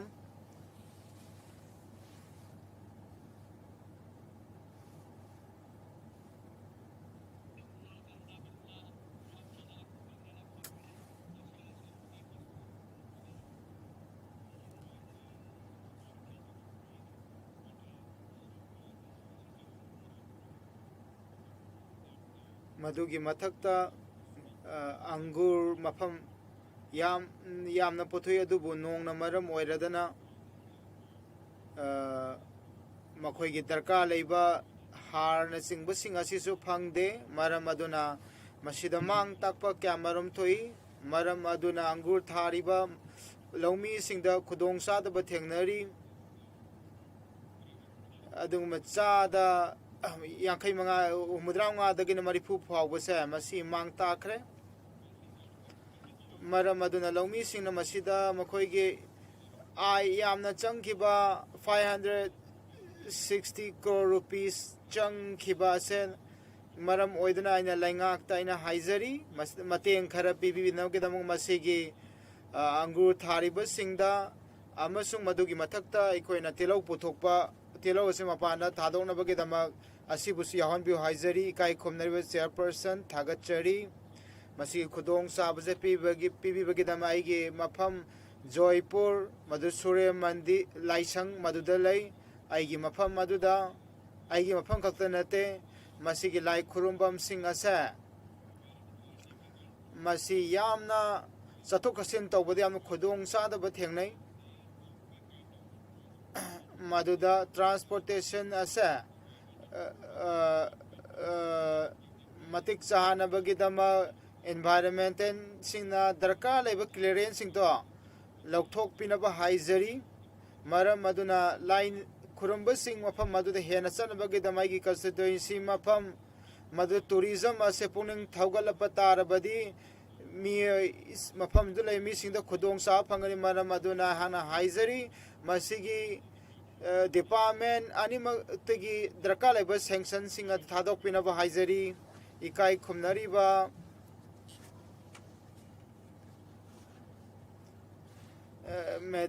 थागतचरी मैडम असिगी 0 hours दा वांगांबी खुदोंग सा पिबगेदमा आइना खलिम आइना आइगी जगहदा अदुगुंबा करोड़ कयागी लोक थोंबगे हिदाक सिंग असे आइना यादा मोंगदा लाना सारगा मियोय नुपी अंगांग सिंग कया मरुम असि खुदोंग सादबा थेंगनरे मसिद तौरीबा खुदिमा से मसिन तोंगबा मिसिंगननी मसिदा सेंजा थुमजा चाउना तौरे मसुगुंबा आइना यादबा थौंग सिंग असे अदुगुंबा सिंडिकेट खुफु अमाना असे अदुकिमतिक चाउखलकली मफम अदुदा असिगुंबा आरानबा कंपनी लाइसेंस याउदबा असिगुंबा कंपनी सिंग स्कैप सरब असे मतम कुइरबा मांगदगी चथरबनी मसि उत्तर प्रदेश दा मसी यामनी फोंग फोंग ओली मसी खंथनिंगाई ओय लाइसेंस पाइदना सुमाइना असुगुंबा योन बसे मसी असुगुंबा हु से इफोंग फोंग ओले हिदाक की महुता याम थाक मोंगदा मसी इफोंग फोंग योले मसी ना हिदाक लांगथक के माइकैदा असिगे लैंगाक ना मसीदा दाइतो खंगबा मतवदो उत्ते मरम अदुना मसी लेफनबगेदमा आइना लैंगाकता हाइजरी मसीबु थिजनबिनबा हाइजरी मिसंग मिखा याउदना उत्तर प्रदेश मरुएना खुंगंगी लमसिंगदा अंगांग सिंग नहा सिंग मसीदगी कन्बियो आइना हाइजरी मैडम थागतचरी मसी मरुएना उड़ीसादा पुआरी ओइरबा यामना मयामना खंगनरबा मधुदा आई हाना डिमांड तौजरी मधुदी यामना थौना फरबा आइखोइगी उमरेंबा बिसुर पेनाइक जी आइखोइ निंगतंबगी लालहौदा यावखेबा चीफ मिनिस्टर नवजोत चौधरी जी अमसुंग अदुगुंबा नासिंग ब्रिटिश की मायोक्ता थवाई थाखिबा मखोइगी मिंगदा अदुगुंबा मफम असे लाउथोकपिनबा निंगसिंगजरी थागतचरी madam chairperson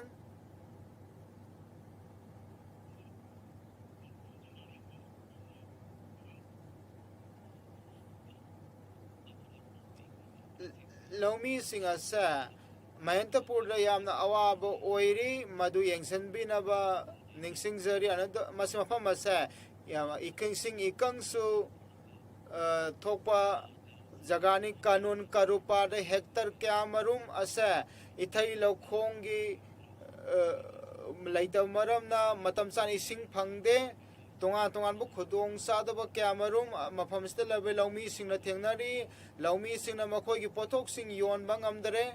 makhoi ge mai marong sing ado lambi gi matai da thamba huntokpa asigum khudong sadaba kya thengnari khoi gi che ministry santrabayu baibu naiduna madubu kanbina bada mukta lakhi madugi pot sing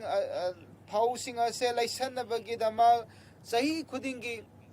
maduda tongan bu khudong sadaba kya laumi singna thengnarakli madugi mathakta tongan ba wasak kaya marum adu laugi pot lau bagi potok sing gi matang da thamgor jum kaithen da yona bagi mafam pi de maduda aying ba cooling ingal laga porceli na bagi khudong saba laite maduda adugumba laiba tarbasu madu puang hangi asigumba khudong sadaba sina miyamda dokimatik awabo hele ai hangna laingakta haizari masigi matangda miheng sanabagi da maruaina lapoi pothokpa singda makoi ngonda semilon gi mateng su pibiu amajida container na ma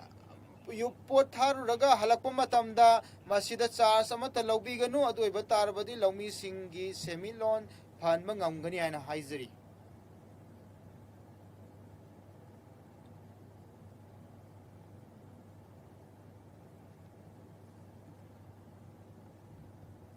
Food and Civil Supply Department Orissa aduna 60 lakh metric ton cheng asi puthui FCI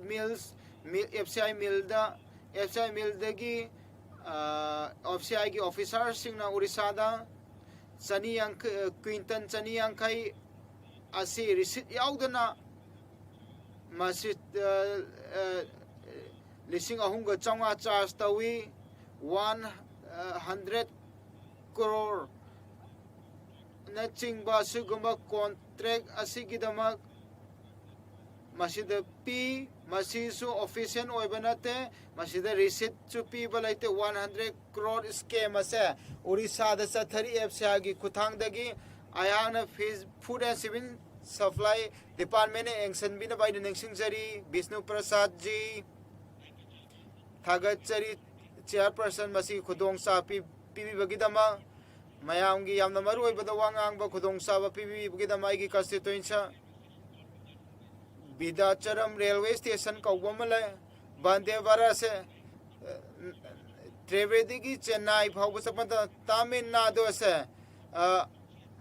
nongpok amasung khaina khaidui kha thangbadu da Trichy Nagarkoil digi Kolipati Bridnagar Redikan Madurai Trichy maduda khambam taruk lai Trichy dagi Chennai phau khambam am gaktani guri paramda masigi khena basi karigeno kha Tamil Nadu ga aduga nongpok Tamil Nadu khenari ba karigeno mara maduna aya nolok pagaloina na adongi mapan daga inaizre bande bara terena se gurudwara cholam da sulefan biu maramaduna penadam ge missing ketakuri ge missing bidar cholam ge missing karalu district pun muktala missing ase kana phanam ge dama triche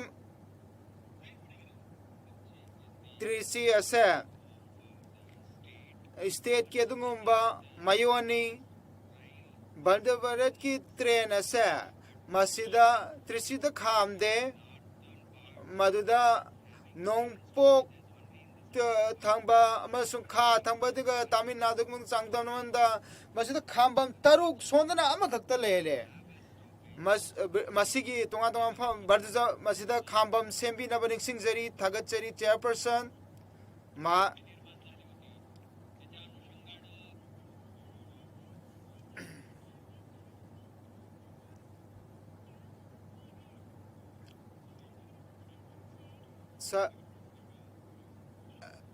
ꯑꯩꯈꯣꯏꯅ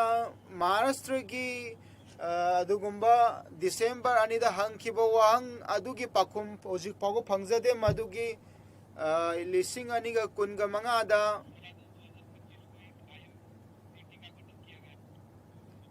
IMCT असे मफम मदुदा लिंखत की 3/11/25 5/11/25 soul मफम Singh असे खाइदो की Maharashtra लेंगांगना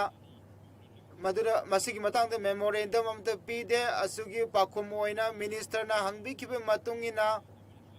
ministry मसा मनसो हाइबी की proposal असे हौजिक फाउ महाराष्ट्र लेंगा तके फंगदे आना आई की इकाई खुन मैडम चेयरपर्सन मसी आइना हाइजरी मदुदे आइकोइने मफम मसी द वांग हांगले मिनिस्टर नसु पाखुम पेबियु मदुगी पाखुम मदो चुम्बरा चुमदबरा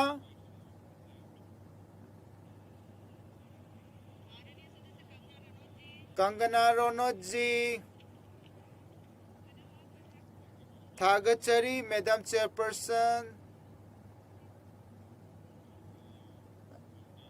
आइखोइगी मंदी असे आइखोइगी कनेक्टिविटी याना मरुओय बिलासपुर मनाली बिलासपुर बैरी प्रोजेक्ट असे हिमाचल प्रदेश की दमा हौदोखिबनी मसिगी सेमगत सागतपसी land negotiation land conservation technical clearance असे अदुकी मतिक तकरे मसी याम थुना पाइखतप ngamdare maram aduna aina minister railway da haizari madudi masigi thabak ase yam thuna paikhat pinabining sang matam akakna bam pibina ba haizari masigi lam line ase thuna loisan bina baning singjari Bajalal Yadav ji इकाई खुमनरबा chairperson थागचरी मसीगी Dholpur house असिदा मसीगी मतंग द पुनिंग चिंघनजगे मदुदा सेमलिबा डैम असि साग मियोय लाख अमा मफम अदुदा लई खुंगंग हुमुद्रा तरुक मांगहन खरे मदुदा लैंड एक्विजिशन पंचायत असिसु मदुगी अयाबसु पीखरे मीटिंग सु पांगथोखरे पंचायत के अयाब याउदना मी सिंगी अयाब लौदना दोंगरी दाम असे हौजिक सागतली आइना लेंगाक्ता तुमित दाम असे मसि कैंसल तौबियु मदुदा लैब मी सिंग असिदा मकोइगे हक अदु पिबियु अखोई मीसिंग अखोई नाट लई अखोई हिंगनबगी लंबी लईजई अदुगुंबा खुंगंग हुमुद्रा तरुक असिगी अपांब अदुदी मतिगी वाटर रिजर्वोयर असे असिना मकोइगी पुंसी महिंगबु मांगले लाइंगांगना मसिना मसिगी प्रोजेक्ट असे कैंसल तौनबगी खोंगथांग लौखतपियु मसिदा मफम अदुदा लैरिबा मीसिंग असे मसिगी डैम असिना मरमदुना दुकी मतक अवांगबा अवाबा थोले वामसी गदामजी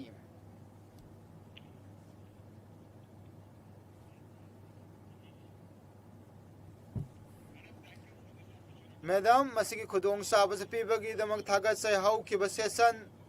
अयांगना सिंगरनी रिटायर पेंशनर की मतांगदा वा खरा थमजगे सिंगरनी असा कतपनी की आमना कंकत बेकत स्वामी मान मिनिस्टर ओइंगे मतमदा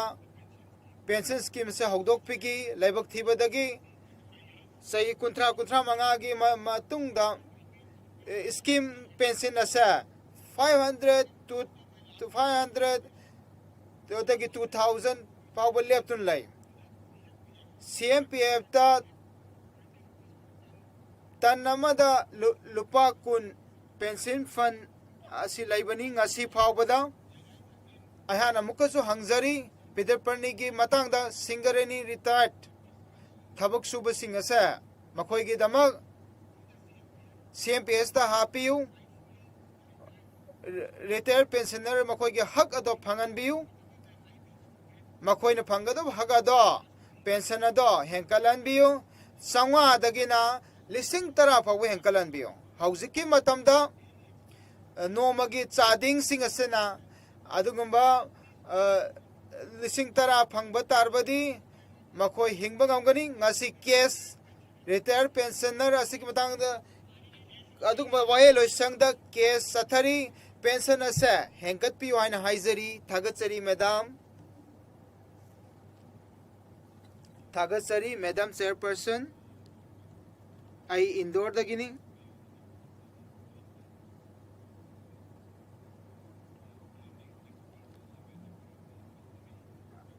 अखोगी प्राइम मिनिस्टर अमसुंग चीफ मिनिस्टर ना लेप लेतना मसीगी इंजिन अनी की लेंगा आसिना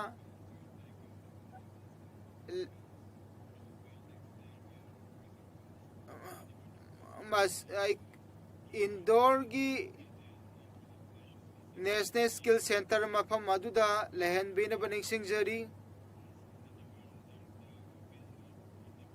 एमपी नसु मधुगी मतंग डिमांड तौखरे हाउस असिदा आई एमपी अमोइन मसीगी डिमांड से थमजरी बनी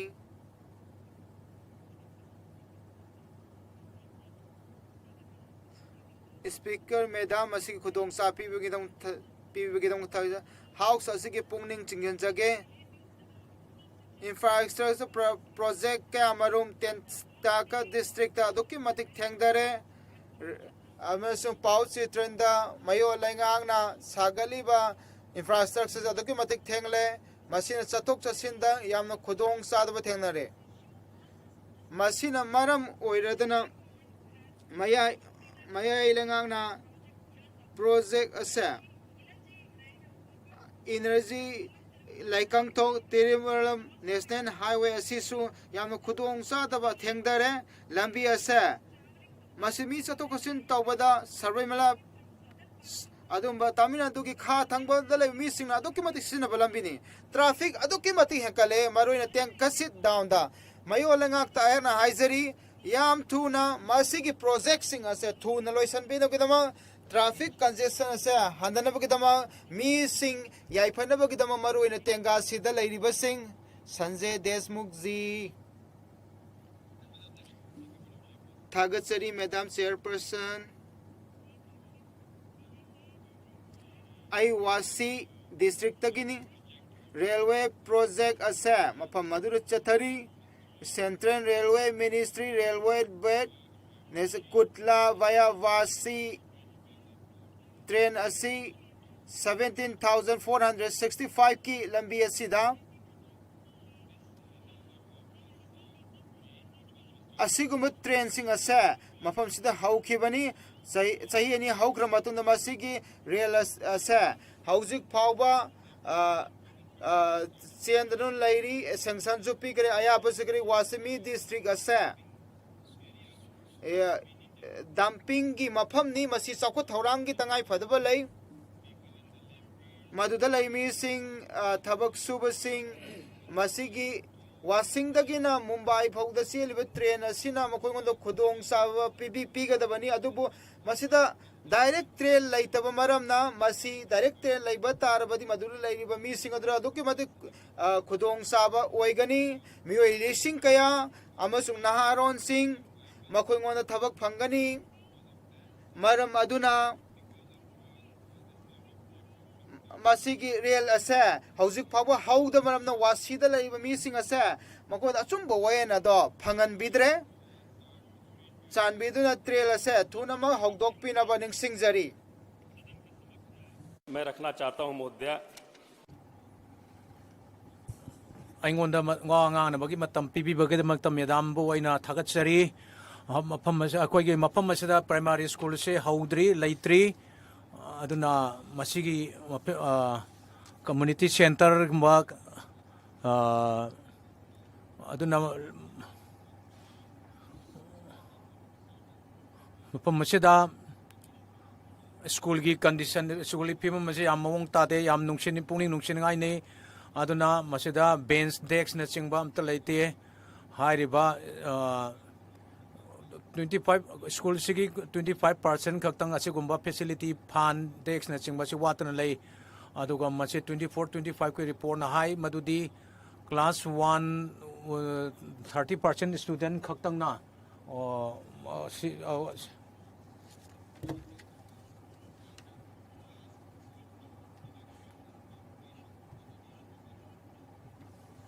चाहेंगे कि मरम मदुना आइना गवर्नमेंट से हाइजरी मदुदी असिगुम्बा वाट अपासिंग असी यंगचिनबिदुना अदुगुम्बा औरुगा मसिगी कंस्ट्रक्शन असी फजना मपुंग फानबियो अब्दुल रशीद शेख जी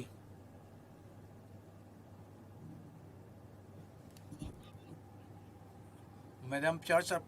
पर्सन बइना थागतसरी आइना निंगसिंगजरी प्राइम मिनिस्टर की अखन्नना मांगना पीखिबा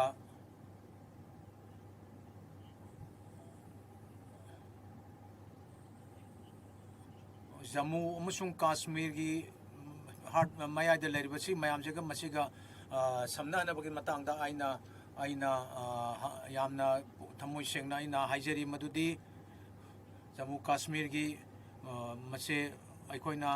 humanitarian ground da akoina machibu yamuna yingchen bibam toi political angle da jinga su masi akoina yingchen bam toi aina haijeninge madudi asigumba government asina stakeholders singu unaduna hairiba matter khuding masi democratic oiba mongda masi wari sanaduna masigi akoiga Jammu Kashmir da leiba mi singidamakta akoina अजुगा लेरिबा issue खुदिंग मकु resolve तौनबा होनगदबनी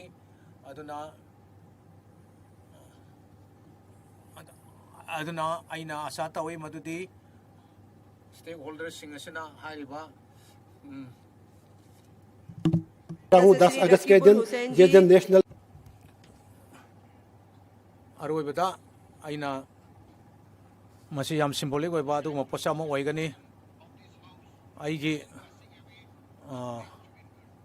जुबिन गर्गी लेखिदबगी मतंगदने मासे इसै सकपा मी अमखक्त नते अदुगा नाट पुसु यामना तौबा अदुगा सामे के identity की मसक ताकपदा यामना थोइबा सक अमनी माकी तोंगानबा थोइदोकपा कोंजेन पुथोकपा अदुगा मागी रीजन सेदा थोइदोक हेंदोकना नेशनल अमसु इंटरनेशनल लेवल दा थोइदोक हेंदोकना कंट्रीब्यूट तौरंबा अदुगा पाउबा इसै सकपा अमनी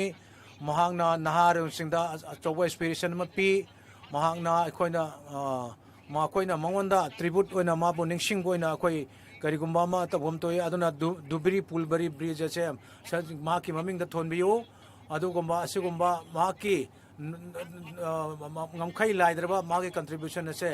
मसिना आई नॉर्थ ईस्ट के लाक्सबनी इन गवर्नमेंट ने हाइजेनिंग मदुदी असिगुम्बा जुबिन गर्ग की दमकता आइना ऑनरेबल मिनिस्टर की मफमदा इन्फॉर्मेशन एश्योर तौकी मदुदी फ्लोर दा मसे अमना जुबली फुलबरी मसे जुबिंगर प्लेस ने लाउथोक पिनबा हाइजेखिबनी इकाई खुमनजरीबा मेंबर के सुधाकर जी इकाई खुमनजरीबी स्पीकर की मफमदा आइना गोस हाउस असिगी यंगा आइना वपम कर पुखचगी मदुदी अकोइना मिड डे मील वर्क अकोइगे मिड डे मील की मतंग ने कर्नाटका दा अकोइना मसिना सोशल सिक्योरिटी अमदी मिस्टर मैडम अकोइना थबक सूरीब नुपी सिंग असना अकोइना अकोइगे सेंटुम सेमिलुंगे सोथरब मिवाइसिंदगे सूरीब थबक सूरीबी नुपी सिंग असना मकोइना आंगांसिंगसिदा न्यूट्रिशन ओइबा आदि न्यूट्रिएंट लाइबा चिंजाक से पिजब वाले मरम मदना मकोइना खुमजिंग लिबी ममा सिंगना आंगांसिंगदा न्यूट्रिशन से वातना केदमता मखोइदा अखोइना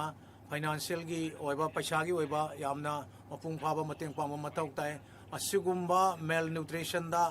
यामना मायोकनरिबा असिगुम्बा मिसिंग असिना अदुना मसिंग असिगिदे मयंगा इन ऑनरेबल सेंट्रल इकाई कुमनजरिबा कनोसिंग दे यंगा मकोइगे ऑनरेरियम से हेंकट पीबा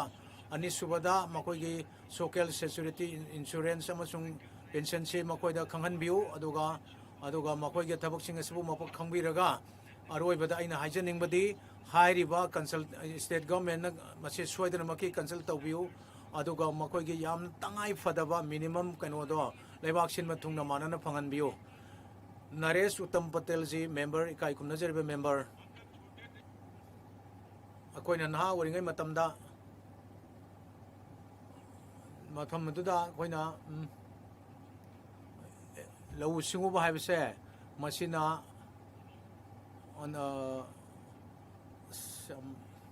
ꯉꯁꯤꯗꯤ ꯂꯧꯃꯤ ꯑꯌꯥꯝꯕꯁꯦ ꯉꯁꯤꯗꯤ ꯎꯠꯇꯔ ꯄ꯭ꯔꯗꯦꯁꯇ ꯅꯣꯡꯅ ꯆꯨꯕꯅ ꯃꯔꯝ ꯑꯣꯏꯗꯨꯅ ꯄꯣꯠ ꯆꯩ ꯌꯥꯝꯅ ꯃꯥꯡꯉꯦ 2379 rupees मांगे मचुना 2300 ओगदबदु मार्केट 1600 ते योले अतोप मकल अमरमदा लौमी सिंग असिना यामना हार फंगना होनबदसु यामना चावबा अवाबा म लई दुकान सिंगदगी पोट लैना होनबदा यामना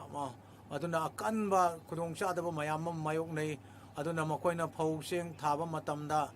सिदा यामना पुनिंग नुंसिनिंगाई ओइबा मसकनी अदुना सिगुम्बा कनोसिंग असे मकोइना सब चाबा पोट से फंगदे अदुना मरम अदुना मसिबो यिंगचनविन bye government हाइजेरी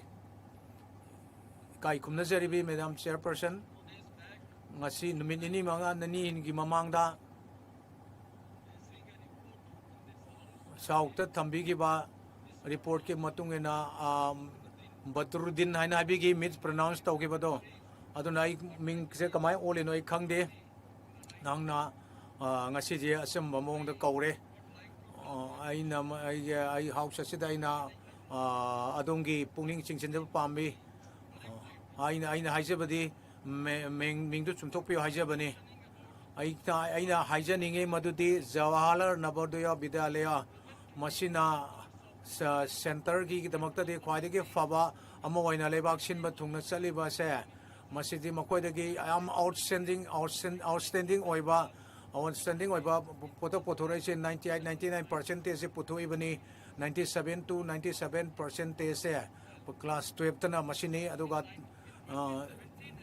2017 khakta da 11800 Jawaharlal Navodaya students mairo sing ase makoigi rural amasung da makoigi underprivileged background da lakwa sing da ulle aduga India gi jet khuding makta higher institution na embrace tawriba se 1999 dagi torokoni adubu Tamil Nadu dadi mase hose yamna exception amoina masigi angang singbu deprive tawboina khudong chana ba se phangande aduna hangtakta Supreme Court of India na high gre madudi high riba observation sing union government na amasung state government Tamil Nadu ge state government na high riba consultation phangtoga aduga sigumba resolution siki matang da munna khana gadabani aduna Tamil Nadu da ngasidi Tamil Nadu da Navodaya amta laite 1919 da 99 da ge hauna amam phawwa singan amaram bawa sade Tamil Nadu da aduna maram oikanda akoi gi society gi handazaba kanu kangbo singda khudong chab se phangde maram duna aina government da hygienic madudi masigi matang da yanaba ma puroktuna Madras High Court ki warep ke matungena masigi adugumba litigation do je Supreme Court la Supreme Court na direction se pigre maram maduna ina union government ina hygienic badi yang khudak ta oiba thabak logbitina kam Tamil Nadu da JNB na singba thingtha ba tawtan linkhat pinaba aina asu quality equal purokota mating pangna gunta madam ki puning singsinjari tagat sari madam bu tagatchari madam chairperson bu tagatchari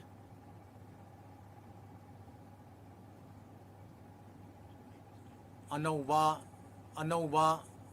district semakpa sida hanadi masi khungang jungle da kocha chatuna lairamba miu sing jungle da lairamba miu sing khung aduna honorable minister na Mahuban district ase akogi masi kendra vidyalaya mo thambiduna masida lengkhat piduna masibu sakhangba district mo ohenbiu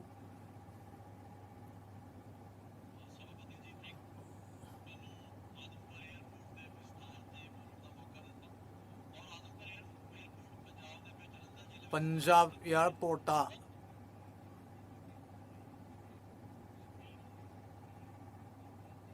Atampu airport hairiba lamdida lairiba corporate sector singsisu aduna aina hygienic aina hygiene madudi aina request taujari madudi international airport na ongkat piba Rabindranath Guruji ki centenary desidil masida laibak sin matungna pangtokli Punjab Assembly dasu masi resolution se lawgrabani aduna aina haijari madudi madam sigumba sigumba magi golden kano sida magi maming se koni iche ma ayabdu pibiyo madam chairperson thagatsari masigi wapam kara ai pukat urgent public important kara pikopan munda ibut ayab bibo thagatsari Uttar Pradesh ta ai koigi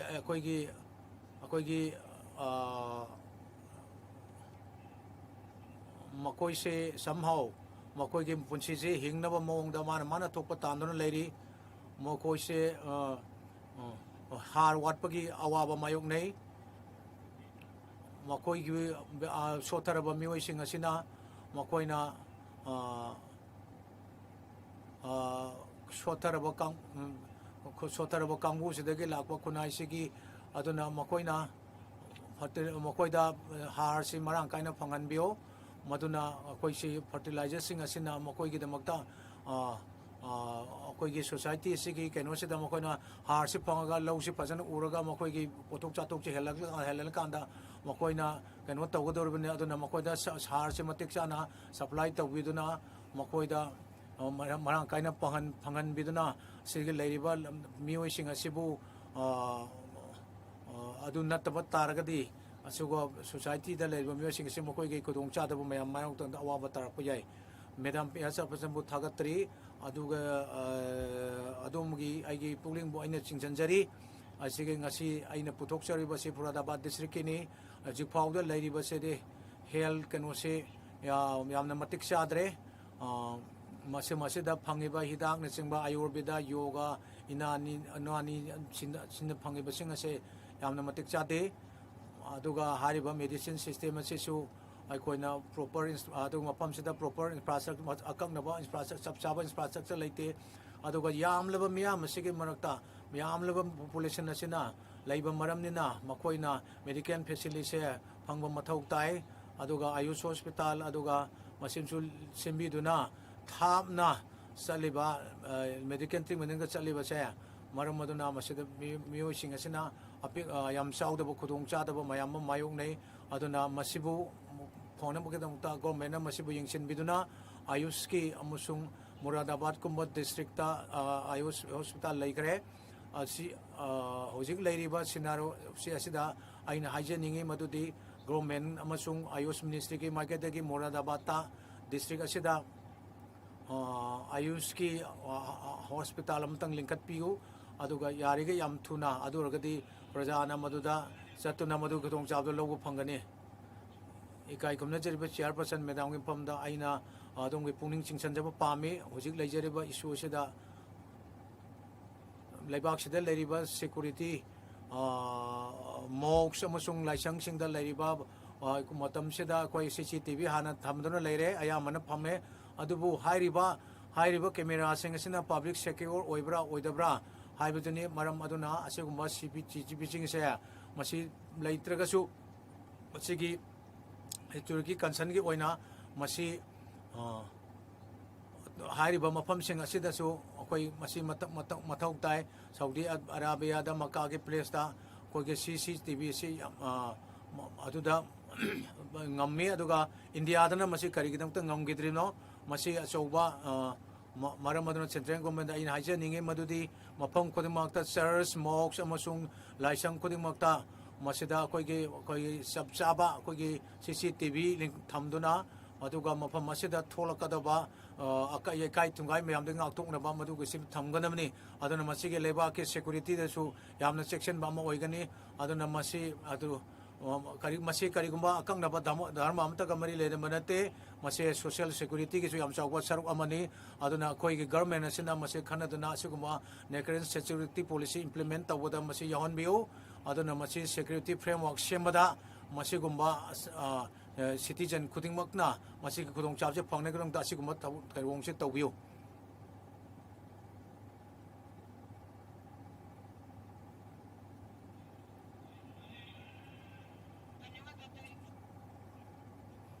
थागतचरी medium चर्चा पर्सनबू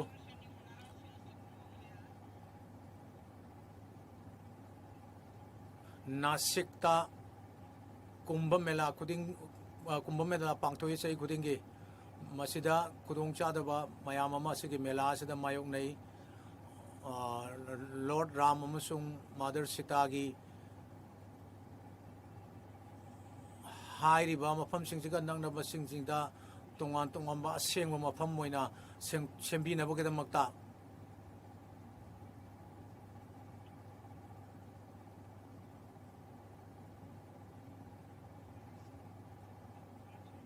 मफम सिदा उमंग कोकथोक्तुना मदुगेदमक्ता एनवायरनमेंटलिस्टसिंगना forest कन्नडमगेदमक्ता protest तौई अदुबो मतमसिदा मफमसिदा लेबा उसेक सांगा मयामगी मखोइगी अवाबा याम मायोकनै अदुना मदुना मदु मदु कंजर मसी abrogate तौबिगदबनी अदुना forestation दा encourage तौगदबनी मफम मसिदा मसे जंगल कोकथोइबा मदु नासिकता साधुग्राम लिंखनबा साधुग्राम मसे मसे करिगुम्बा मफम अमदा थांतोकपिगदबनी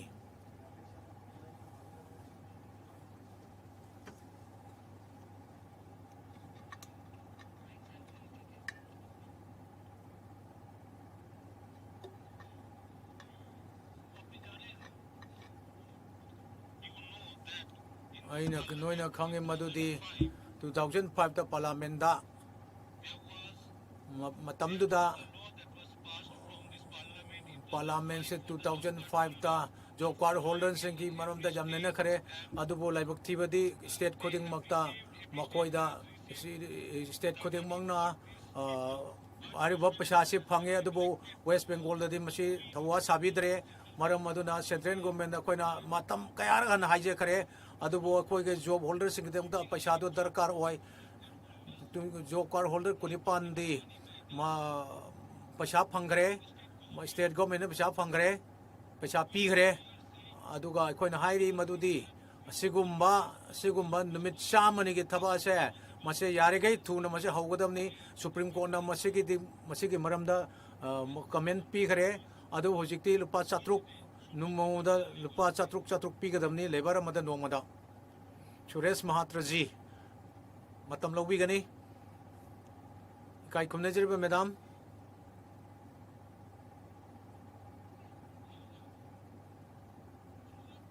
थागतचरी madam chairperson बो आइना madam की पुनिंग चिंचनजबा पामजई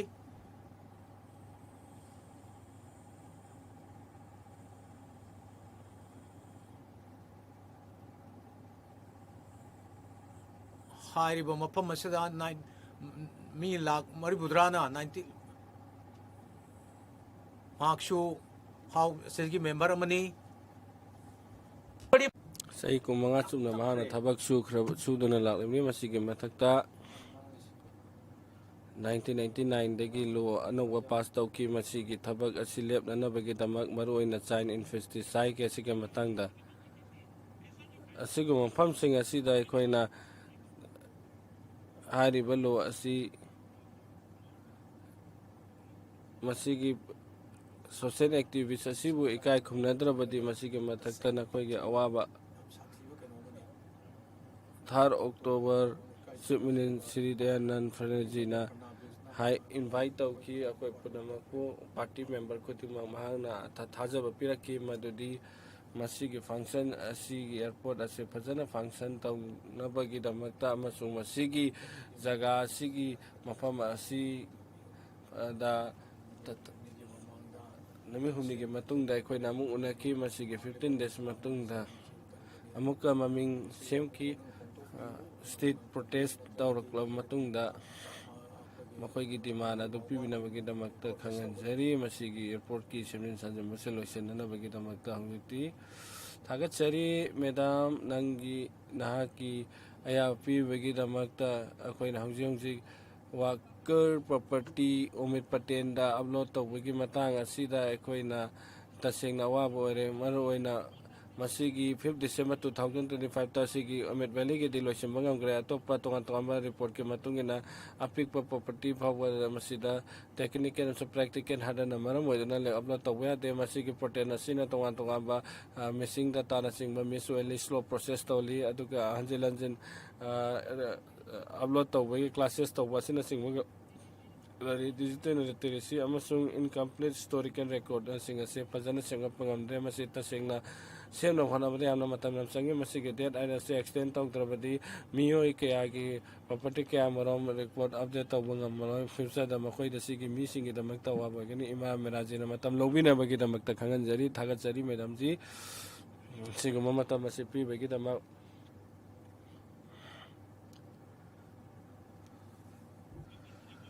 Asiga wangana matampi bagi kita makam thagat se umit porten gi matung ina ekoina masig Bharat ki miyam kudum na kudum saba kya marom phangali masig technical line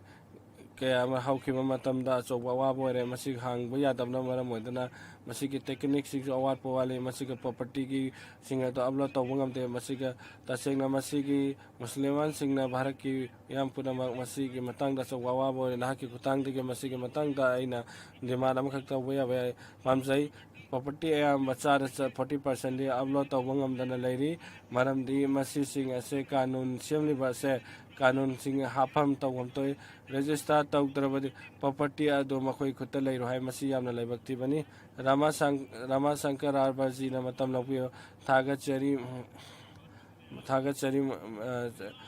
Madam Chairperson ka kasabki Malla Nisa Kumar Prajapati Diwar Binda Bhar Maswa Masa Tura Korea Hari Bamfam Singh Asigi Hari Bajati Asising Asigi Uttar Pradesh Talari Basi Mi Cabinet Uttar Pradesh na election gi mamangda masige advertisements ase puthoki aduga mayam da khangang ge sige advertising gi matangda haijaningi government yugi amasung modi gi ani asina hairi ba tribal sing asina makoi bu a listed to be khre ayam district sing asida makoi gi lairi makoi na dihai sabka sa sabka vikas hai aduga honorable prime minister honorable chief minister na hairiba adu ngakpa ngamdre hairiba probanchan gi cha da 17% asidi tasengna makoi mirai bire makoi sing asi awab nangle kai gi damak ta government na makoi gi damak ta investigation asigumba advertisement asi yengsendri bano member sing asi ngangba ngamdaba sing ado hayeng ngangbi nana ba khangan jari omno ekai kumna jaba member sing makoi gi opportunity pikraba sing ngang nana ba gi damak run 377 gi matungina makoi gi house ki table dat makoi gi paper sing ado thambina ba khangan jari ngasi gi hakchang gi health sector gi amasung masigi ses bill 2020 gi matang da ko khana naina rasi I rise to move that the bill to augment masigi bill asibo aina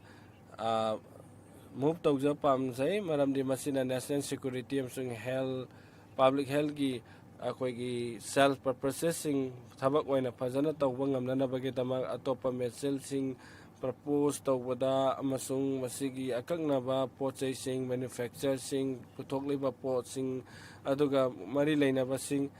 maduga masigi incidentally shock siba laigidaba singgi kana na bagi damtan belasigi matang da ngangba pambra belasigi matang no pham ka thambiu thagachari madam ji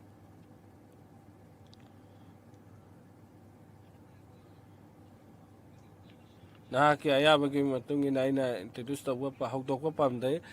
health security dagina national security cess bill asigi matang 2025 asi masigi bill asigi maru oiba maramdi ꯁꯦꯝꯅꯅꯕꯒꯤꯗꯃꯛꯅꯤ dedicated ꯑꯣꯏꯅ ꯑꯗꯒꯤ predictable ꯑꯣꯏꯕ ꯁꯣꯔꯁꯁꯤꯡ ꯔꯤꯁꯣꯔꯁꯁꯤꯡ ꯑꯗꯣ ꯇꯣꯉꯥꯟ ꯇꯣꯉꯥꯟꯕ ꯗꯣꯃꯦꯟꯁꯤꯡꯗ ꯊꯝꯅꯅꯕꯒꯤꯗꯃꯛ ꯍꯥꯏꯔꯤꯕ ꯔꯤꯁꯣꯔꯁ ꯁ꯭ꯇ꯭ꯔꯤꯝꯁꯤꯡ ꯑꯗꯣ ꯑꯩꯈꯣꯏꯅ ꯄꯥꯝꯖꯩ ꯃꯗꯨꯗꯤ ꯕꯤꯜ ꯑꯁꯤꯒꯤ ꯄꯥꯁ ꯇꯧꯕꯗ ꯃꯁꯤ ꯑꯦꯛꯇ ꯂꯥꯛꯄ ꯐꯥꯎꯕꯗ ꯑꯩꯈꯣꯏꯅ ꯊꯥꯖꯩ ꯄ꯭ꯔꯦꯗꯤꯛꯇꯦꯕꯜ ꯔꯤꯁꯣꯔꯁ ꯁ꯭ꯇ꯭ꯔꯤꯝ ꯑꯁꯦ ꯑꯩꯈꯣꯏꯒꯤ ꯅꯦꯁꯅꯦꯜꯒꯤ ꯃꯔꯨꯑꯣꯏꯕ ꯏꯝꯄꯣꯔꯇꯦꯟ ꯑꯅꯤꯗ ꯂꯩꯔꯤ ꯃꯈꯣꯏ ꯑꯅꯤꯗꯨꯗꯤ ꯍꯦꯜꯊ ꯁꯦꯛꯇꯔꯅꯤ ꯃꯁꯤ ꯌꯥꯝꯅ ꯃꯔꯨꯑꯣꯏꯕ ꯍꯦꯜꯊ ꯕꯔꯗꯜꯁꯤꯡ ꯑꯁꯤ ꯍꯟꯊꯍꯜꯂꯤ ꯃꯍꯧꯁꯥꯅ ꯒꯣꯔꯃꯦꯟ ꯍꯧꯈꯤꯕ ꯈꯨꯗꯤꯡꯃꯛ ꯑꯃꯁꯨꯡ ꯂꯩꯔꯤꯕ ꯒꯣꯔꯃꯦꯟ ꯁꯦꯟꯇꯔ ꯑꯃꯁꯨꯡ ꯁ꯭ꯇꯦꯠ ꯑꯅꯤꯃꯛ ꯑꯁꯦ ꯌꯥꯝꯅ ꯗꯤꯃꯦꯔꯤꯠ ꯄꯣꯠꯁꯤꯡ ꯍꯥꯏꯗꯤ ꯄꯥꯟ ꯃꯁꯥꯂꯥ ꯑꯣꯏꯕ ꯌꯥꯏ ꯆꯥꯕꯗꯒꯤ ꯑꯅꯤꯁꯨꯕꯁꯤꯅ ꯗꯣꯃꯦꯟ ꯑꯁꯤꯅꯤ ꯅꯦꯁꯅꯦꯜ ꯁꯦꯀ꯭ꯌꯨꯔꯤꯇꯤ ꯍꯥꯏꯗꯤ ꯅꯦꯁꯅꯦꯜ ꯁꯦꯀ꯭ꯌꯨꯔꯤꯇꯤꯅ ꯗꯔꯀꯥꯔ ꯂꯩꯔꯤꯕꯁꯤ ꯌꯥꯝꯅ ꯁꯁꯇꯦꯟꯠꯂꯤ ꯏꯟꯚꯦꯁꯇꯤꯒꯦꯁꯟ ꯇꯧꯕ ꯗꯔꯀꯥꯔ ꯂꯩ ꯑꯗꯨꯀꯥꯟꯗ ꯑꯩꯈꯣꯏ ꯁꯦꯀ꯭ꯌꯨꯔꯤꯇꯤ ꯄꯤꯕ ꯉꯝꯗꯣꯏꯅꯤ ꯃꯁꯤꯒꯤ ꯁꯦꯁꯦꯁ ꯑꯁꯤꯅ ꯑꯗꯨꯒ ꯑꯩꯈꯣꯏꯒꯤ ꯗꯔꯀꯥꯔ ꯂꯩꯕ ꯀꯣꯃꯣꯗꯤꯇꯤꯁꯤꯡ ꯑꯗꯣ ꯍꯧꯕꯗꯒꯤ ꯑꯩꯅ ꯌꯥꯝꯅ ꯀ꯭ꯂꯤꯌꯥꯔ ꯑꯣꯏꯅ ꯊꯝꯖꯈ꯭ꯔꯦ ꯁꯦꯁ ꯑꯁꯤꯒꯤ ꯄꯔꯄꯁꯇꯤ ꯃꯁꯤꯒꯤ ꯑꯗꯨꯒ ꯗꯤꯃꯦꯔꯤꯠ ꯑꯣꯏꯕ ꯄꯣꯠꯆꯩꯁꯤꯡ ꯑꯁꯤꯗ ꯑꯩꯈꯣꯏꯅ ꯑꯦꯁꯦꯟꯁꯤꯌꯦꯜ ꯀꯣꯃꯣꯗꯤꯇꯤꯗꯤ ꯅꯠꯇꯕ ꯃꯈꯣꯏꯗ ꯊꯝꯅꯅꯕꯒꯤꯗꯃꯛꯇꯅꯤ ꯍꯥꯏꯔꯤꯕ ꯗꯤꯃꯦꯔꯤꯠ ꯑꯣꯏꯕ ꯄꯣꯠꯆꯩꯁꯤꯡ ꯑꯗꯨ ꯑꯃꯁꯨꯡ ꯃꯁꯤꯒ ꯃꯔꯤ ꯂꯩꯅꯕ ꯃꯁꯤꯅ ꯍꯛꯆꯥꯡꯗ ꯌꯥꯝꯅ ꯁꯣꯛꯍꯟꯕꯁꯤꯡ ꯑꯣꯏꯕ ꯃꯔꯝ ꯑꯗꯨꯅ ꯃꯁꯤꯒꯤ ꯑꯁꯤꯒꯨꯝꯕ ꯆꯪꯕ ꯑꯄꯨꯟꯕ ꯄꯩꯁꯥ ꯑꯁꯤ ꯊꯤꯡꯅꯅꯕꯒꯤꯗꯃꯛ ꯇꯞꯅ ꯇꯞꯅ ꯑꯩꯈꯣꯏꯅ ꯑꯁꯤꯒꯤꯁꯤ ꯄꯨꯁꯤꯜꯂꯛꯂꯤꯕꯅꯤ ꯑꯗꯨ ꯑꯣꯏꯇꯥꯔꯗꯤ ꯃꯤꯁꯤꯡꯅ ꯁꯤꯖꯤꯟꯅꯕꯗꯣ ꯍꯟꯊꯅꯅꯕ ꯃꯦꯗꯥꯝ ꯄꯥꯟ ꯃꯁꯥꯂꯥ ꯑꯁꯤꯗ ꯌꯥꯎꯔꯤ ꯍꯥꯏꯔꯤꯕꯁꯤꯡ ꯑꯁꯤꯅ ꯇꯁꯦꯡꯅ ꯍꯛꯆꯥꯡꯗ ꯁꯣꯛꯍꯜꯂꯤ ꯑꯩꯈꯣꯏꯒꯤ ꯅꯥꯒꯔꯤꯛ ꯑꯌꯥꯝꯕꯅ ꯈꯪꯂꯕꯅꯤ ꯃꯁꯤ ꯑꯌꯥꯝꯕ ꯗꯣꯀꯨꯃꯦꯟꯇꯦꯠ ꯃꯌꯥꯝꯁꯨ ꯐꯪꯂꯕꯅꯤ ꯃꯁꯤ ꯂꯩꯕꯥꯛ ꯑꯁꯤꯒꯤ ꯌꯥꯝꯅ ꯃꯔꯨ ꯑꯣꯏꯕ ꯈꯟꯅꯐꯝ ꯑꯣꯏꯔꯤꯕ ꯑꯃꯅꯤ ꯇꯁꯦꯡꯅ ꯑꯦꯁꯦꯟꯁꯤꯌꯦꯜ ꯀꯟꯖꯝꯁꯟꯁꯤꯡ ꯅꯠꯇꯕꯗ ꯃꯁꯤ ꯄꯣꯏꯟꯠꯁꯤꯡꯁꯦ ꯑꯩ ꯍꯤꯟꯗꯤꯗꯁꯨ ꯍꯥꯏꯕ ꯄꯥꯝꯃꯤ ꯃꯁꯤꯒꯤ ꯑꯦꯁꯦꯟ ꯀꯣꯃꯣꯗꯤꯇꯤ ꯁꯦꯁ ꯂꯧꯗꯦ ꯃꯁꯤ ꯑꯩꯈꯣꯏꯅ ꯂꯧꯔꯤꯕꯗ ꯗꯤꯃꯦꯔꯤꯠ ꯑꯣꯏꯕ ꯄꯣꯠꯆꯩꯁꯤꯡꯗꯅꯤ ꯍꯥꯏꯔꯤꯕ ꯄꯣꯠꯆꯩ ꯄꯥꯟ ꯃꯁꯥꯂꯥ ꯑꯣꯏꯕ ꯌꯥꯏ ꯍꯥꯏꯔꯤꯕ ꯆꯥꯕ ꯃꯇꯝꯗ ꯑꯩꯈꯣꯏꯒꯤ ꯍꯛꯆꯥꯡꯗ ꯁꯣꯛꯍꯟꯕ ꯃꯁꯤꯕꯨ ꯆꯥꯔꯤꯕ ꯃꯤꯄꯨꯝ ꯈꯨꯗꯤꯡꯃꯛꯇꯁꯨ ꯃꯁꯤꯒꯤ ꯍꯛꯆꯥꯡꯒꯤ ꯑꯋꯥꯕ ꯑꯗꯨ ꯃꯈꯣꯏꯅ ꯅꯪꯒꯅꯤ ꯑꯅꯥꯕ ꯑꯗꯨꯒ ꯍꯥꯏꯔꯤꯕ ꯑꯁꯤꯗ ꯁꯦꯁ ꯂꯧꯕꯅ ꯃꯔꯝ ꯑꯣꯏꯗꯨꯅ ꯄꯥꯟ ꯃꯁꯥꯂꯥꯒꯤ ꯃꯃꯜ ꯍꯦꯟꯒꯠꯍꯟꯕꯅ ꯑꯩꯈꯣꯏꯅ ꯈꯟꯖꯩ ꯃꯁꯤ ꯆꯥꯕꯒꯤ ꯆꯥꯡ ꯍꯟꯊꯍꯟꯒꯅꯤ ꯍꯥꯏꯅ ꯈꯟꯖꯩ ꯄꯥꯟ ꯃꯁꯥꯂꯥꯒꯤ ꯃꯃꯜ ꯍꯦꯟꯒꯠꯂꯕꯗꯤ ꯃꯁꯤ ꯆꯥꯕꯒꯤ ꯆꯥꯡ ꯍꯟꯊꯒꯅꯤ ꯍꯥꯏꯕꯁꯤꯅꯤ ꯃꯁꯤꯒꯤ ꯁꯦꯁ ꯑꯁꯤꯒꯤ ꯃꯇꯨꯡ ꯏꯟꯅ ꯑꯩꯈꯣꯏꯅ ꯔꯤꯚꯤꯅ꯭ꯌꯨꯁꯨ ꯐꯪꯒꯅꯤ ꯍꯥꯏꯔꯤꯕ ꯔꯤꯚꯤꯅ꯭ꯌꯨ ꯑꯁꯦ ꯍꯛꯆꯥꯡ ꯑꯦꯋꯦꯔꯅꯦꯁ ꯕꯤꯜꯗꯤꯡꯗ ꯄ꯭ꯔꯣꯒ꯭ꯔꯥꯝꯁꯤꯡꯗ ꯑꯩꯈꯣꯏꯅ ꯁ꯭ꯀꯤꯝ ꯇꯣꯉꯥꯟ ꯇꯣꯉꯥꯟꯕꯗ ꯁ꯭ꯇꯦꯠꯁꯤꯡꯗ ꯑꯩꯈꯣꯏꯅ ꯄꯤꯅꯅꯕꯒꯤ ꯊꯧꯔꯥꯡ ꯇꯧꯖꯩ ꯁꯦꯁ ꯍꯥꯏꯕꯒꯤ ꯑꯔꯊꯗꯤ ꯑꯩꯈꯣꯏꯒꯤ ꯊꯃꯣꯏꯗ ꯋꯥꯈꯜ ꯂꯥꯛꯏ ꯃꯗꯨꯗꯤ ꯁꯦꯁ ꯍꯥꯏꯕꯁꯤ ꯀꯦꯟꯗ꯭ꯔ ꯁꯔꯀꯥꯔꯅ ꯁꯣꯏꯗꯅ ꯃꯈꯣꯏ ꯈꯛꯇꯅ ꯐꯪꯒꯅꯤ ꯃꯈꯣꯏꯅ ꯃꯁꯤ ꯈꯨꯠꯇ ꯊꯩ ꯁ꯭ꯇꯦꯠꯇ ꯄꯤꯔꯛꯇꯦ ꯍꯥꯏꯅ ꯈꯜꯂꯤ ꯃꯁꯤ ꯑꯩꯅ ꯍꯥꯏꯖꯔꯤ ꯃꯗꯨꯗꯤ ꯍꯦꯜꯊꯒꯤ ꯈꯨꯠꯊꯥꯡꯗ ꯁꯤꯒꯤ ꯁꯦꯁꯁꯦ ꯊꯥꯗꯒꯅꯤ ꯄꯥꯟ ꯃꯁꯥꯂꯥꯗꯒꯤ ꯂꯧꯔꯤꯕ ꯇꯦꯛꯁ ꯑꯁꯤ ꯃꯁꯤꯒꯤ ꯊꯧꯔꯥꯡ ꯑꯗꯨ ꯇꯧꯖꯕꯅꯤ ꯃꯁꯤꯁꯤꯡ ꯑꯁꯤꯒꯤ ꯁꯦꯁ ꯑꯁꯤꯅ ꯁ꯭ꯇꯦꯠꯇꯁꯨ ꯁ꯭ꯀꯤꯝꯒꯤ ꯈꯨꯠꯊꯥꯡꯗꯒꯤ ꯑꯩꯈꯣꯏꯅ ꯄꯩꯁꯥ ꯐꯪꯍꯟꯒꯅꯤ ꯍꯦꯜꯊꯒ ꯃꯔꯤ ꯂꯩꯅꯕ ꯊꯕꯛꯁꯤꯡꯗ ꯁꯤꯖꯤꯟꯅꯅꯕꯒꯤꯗꯃꯛ ꯁꯦꯁ ꯑꯁꯤ ꯁ꯭ꯇꯦꯠꯀꯤ ꯈꯨꯗꯝ ꯁꯤꯌꯔ ꯁ꯭ꯀꯤꯝꯒꯤ ꯈꯨꯠꯊꯥꯡꯗ ꯑꯩꯈꯣꯏꯅ ꯊꯧꯔꯥꯡ ꯇꯧꯔꯤ ꯑꯩꯅ ꯑꯃꯨꯛꯀꯁꯨ ꯑꯩꯅ ꯀ꯭ꯂꯦꯔꯤꯐꯥꯏ ꯇꯧꯕ ꯉꯝꯃꯤ ꯑꯩꯒꯤ ꯑꯍꯥꯟꯕ ꯑꯣꯄꯅꯤꯡ ꯁ꯭ꯇꯦꯠꯃꯦꯟꯗ ꯁꯦꯁꯅꯤ ꯑꯦꯛꯁꯥꯏज ꯗ꯭ꯌꯨꯇꯤ ꯅꯠꯇꯦ ꯁꯦꯁ ꯍꯥꯏꯕꯗꯤ ꯁ꯭ꯇꯦꯠꯀꯤ ꯁꯦꯟꯇꯔꯒꯤ ꯈꯨꯠꯇ ꯂꯩ ꯃꯁꯤ ꯁ꯭ꯇꯦꯠꯇ ꯄꯨꯁꯨ ꯄꯤꯔꯤ ꯃꯁꯤꯅ ꯍꯦꯜꯊꯒ ꯃꯔꯤ ꯂꯩꯅꯕ ꯑꯦꯛꯇꯤꯚꯤꯇꯤꯁꯤꯡꯗ ꯁꯤꯖꯤꯟꯅꯅꯕꯒꯤꯗꯃꯛ ꯀꯔꯤꯒꯨꯝꯕ ꯃꯁꯤꯁꯤꯡ ꯑꯁꯤ ꯐꯖꯅ ꯍꯧꯕꯗꯒꯤ ꯑꯩꯈꯣꯏꯅ ꯄꯤꯕ ꯄꯥꯝꯃꯤ ꯃꯔꯝꯗꯤ ꯄꯥꯜ ꯃꯁꯥꯂꯥ GSTꯒꯤ ꯃꯅꯨꯡꯗ ꯂꯩ ꯑꯗꯨꯕꯨ ꯃꯁꯤꯒꯤ ꯗꯤꯃꯦꯔꯤꯠꯀꯤ ꯃꯤꯡꯗ ꯀꯦꯇꯦꯒꯣꯔꯥꯏꯖ ꯇꯧꯗꯨꯅ ꯊꯝꯂꯤ ꯃꯁꯤꯒꯤ ꯃꯊꯛꯇ ꯈ꯭ꯋꯥꯏꯗꯒꯤ ꯌꯥꯝꯅ ꯆꯥꯎꯕ GST ꯁꯤꯁꯇꯦꯝ ꯑꯁꯤ ꯇꯦꯛꯁ ꯂꯧꯕ ꯌꯥꯏ 40% ꯃꯁꯤꯗ ꯑꯩꯈꯣꯏꯅ ꯊꯝꯂꯒꯅꯤ GSTꯒꯤ ꯁꯤꯁꯇꯦꯝꯗ ꯑꯗꯨ ꯑꯣꯏꯕ ꯇꯥꯔꯕꯗꯤ ꯑꯩꯈꯣꯏꯅ ꯃꯁꯤ ꯑꯥꯏꯇꯦꯝ ꯑꯁꯦ ꯄꯥꯟ ꯃꯁꯥꯂꯥ ꯑꯁꯤ GST ꯁꯤꯁꯇꯦꯝꯗ ꯂꯩ ꯑꯗꯨꯕꯨ ꯁꯦꯁ ꯂꯧꯔꯤ ꯃꯔꯝꯗꯤ ꯖꯤ ꯑꯦꯁ ꯇꯤꯕꯨ ꯁꯣꯜꯍꯟꯕ ꯅꯠꯇꯅ ꯖꯤ ꯑꯦꯁ ꯇꯤꯕꯨ ꯊꯨꯒꯥꯏꯅꯕ ꯇꯧꯕꯒꯤ ꯊꯧꯔꯥꯡ ꯅꯠꯇꯦ ꯃꯗꯨ ꯑꯩꯈꯣꯏꯅ ꯇꯧꯖꯕ ꯅꯠꯇꯦ ꯖꯤ ꯑꯦꯁ ꯇꯤ ꯁꯤꯁꯇꯦꯝꯁꯤꯒꯤ ꯃꯇꯨꯡ ꯏꯟꯅ ꯇꯧꯒꯅꯤ ꯆꯥꯗ ꯅꯤꯐꯨ ꯄꯥꯟ ꯃꯁꯥꯂꯥꯗꯩ ꯂꯧꯒꯅꯤ ꯃꯁꯤꯒꯤ ꯃꯊꯛꯇ ꯀꯟꯖꯝ ꯇꯧꯔꯤꯕꯁꯤꯡꯗ ꯑꯩꯈꯣꯏꯅ ꯂꯧꯒꯅꯤ ꯑꯗꯨꯕꯨ ꯃꯁꯤꯒꯤ ꯁꯦꯁꯀꯤ ꯗ꯭ꯋꯥꯔꯗꯒꯤ ꯑꯩꯈꯣꯏꯅ ꯂꯧꯔꯤꯕꯁꯦ ꯖꯤ ꯑꯦꯁ ꯇꯤ ꯁꯤꯁꯇꯦꯝꯗ ꯀꯟꯖꯝꯁꯟꯒꯤ ꯃꯊꯛꯇ ꯑꯃꯁꯨꯡ ꯉꯁꯤ ꯐꯥꯎꯕꯗ ꯀꯟꯖꯝꯁꯟꯒꯤ ꯖꯤ ꯑꯦꯁ ꯇꯤꯒꯤ ꯄꯥꯟ ꯃꯁꯥꯂꯥ ꯃꯊꯛꯇ ꯂꯧꯔꯤꯕ ꯇꯦꯛꯁ ꯑꯁꯦ ꯆꯥꯗ 28%ꯅꯤ ꯂꯣꯏꯅꯅ ꯀꯝꯄꯟꯁꯦꯁꯟ ꯁꯦꯁꯀ ꯂꯣꯏꯅꯅ ꯀꯝꯄꯟꯁꯦꯁꯟ ꯁꯦꯁ ꯑꯁꯤ ꯂꯣꯏꯒꯗꯧꯔꯦ ꯃꯁꯤ ꯆꯥꯗ 40% ꯑꯁꯤꯗꯒꯤ ꯍꯧꯔꯒꯅꯤ ꯑꯗꯨꯕꯨ ꯃꯗꯨꯒꯤ ꯃꯇꯨꯡꯗ ꯐꯥꯎꯕ ꯂꯦꯞꯄ ꯂꯩꯇꯅ ꯄꯥꯟ ꯃꯁꯥꯂꯥ ꯌꯥꯝꯅ ꯁꯤꯖꯤꯟꯅꯂꯕꯗꯤ ꯇꯦꯛꯁꯇ ꯂꯥꯛꯄ ꯑꯣꯏꯗ꯭ꯔꯤ ꯉꯁꯤ ꯐꯥꯎꯕꯗ ꯀꯟꯖꯝꯁꯟꯒꯤ ꯕꯦꯁꯤꯁꯇ ꯖꯤ ꯑꯦꯁ ꯇꯤ ꯑꯩꯈꯣꯏꯅ ꯄꯤꯕꯅꯤ ꯀꯦꯄꯥꯁꯤꯇꯤ ꯃꯦꯆꯤꯟ ꯖꯥꯗ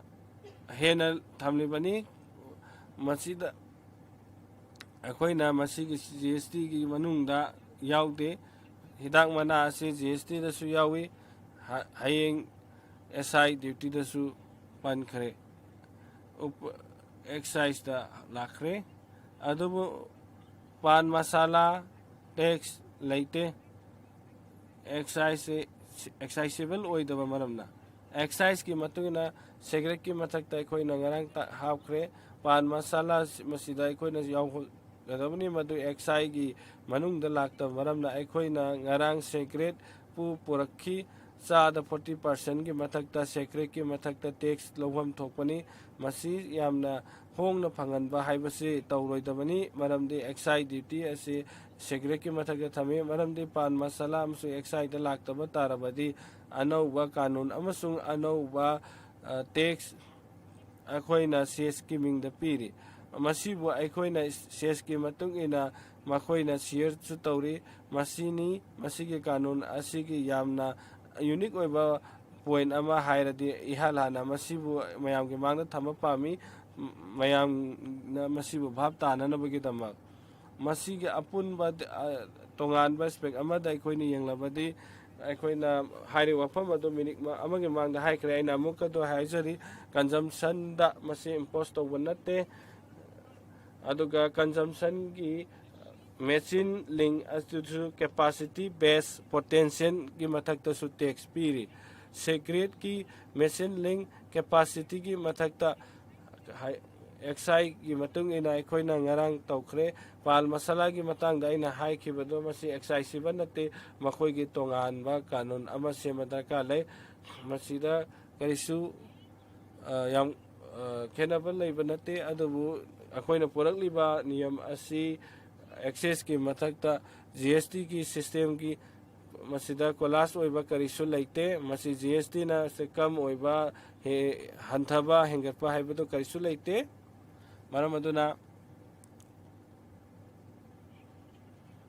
ꯑꯩꯅ ꯋꯥꯐꯝ ꯑꯃꯈꯛꯁꯨ ꯊꯝꯖꯕ ꯃꯌꯥꯝ이 ꯄꯥꯝꯖꯩ ꯃꯦꯆꯤꯟ ꯕꯦꯁ ꯀꯦꯄꯥꯁꯤꯇꯤꯒꯤ ꯃꯊꯛꯇ ꯇꯦꯛꯁ ꯂꯧꯔꯤꯕ ꯑꯁꯤ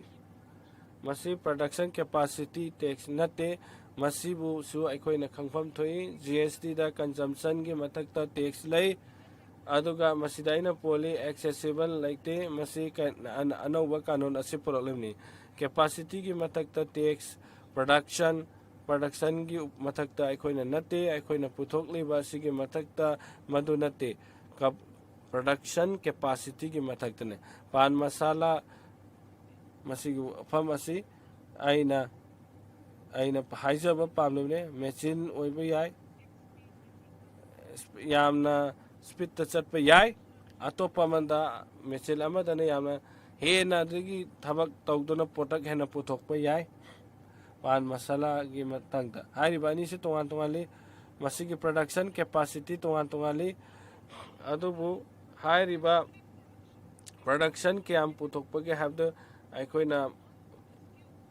ꯃꯁꯤꯒꯤ ꯃꯊꯛꯇ ꯀꯌꯥꯝ ꯄꯨꯊꯣꯛꯄꯗꯨꯅ ꯀꯃꯥꯏꯅ ꯍꯦꯟꯗꯜ ꯇꯧꯒꯗꯕ ꯍꯥꯏꯗꯣ ꯑꯩꯅ ꯃꯈꯥ ꯇꯥꯔꯛꯄꯗ ꯀꯣꯟꯅ ꯍꯥꯏꯖꯒꯦ ꯑꯗꯨꯕꯨ ꯍꯧꯖꯤꯛ ꯆꯠꯊꯔꯤꯕ ꯑꯁꯤꯗꯤ ꯄꯨꯊꯣꯛꯂꯤꯕ ꯑꯗꯨꯒꯤ ꯃꯊꯛꯇ ꯁꯦꯁ ꯄꯤꯕꯒꯤ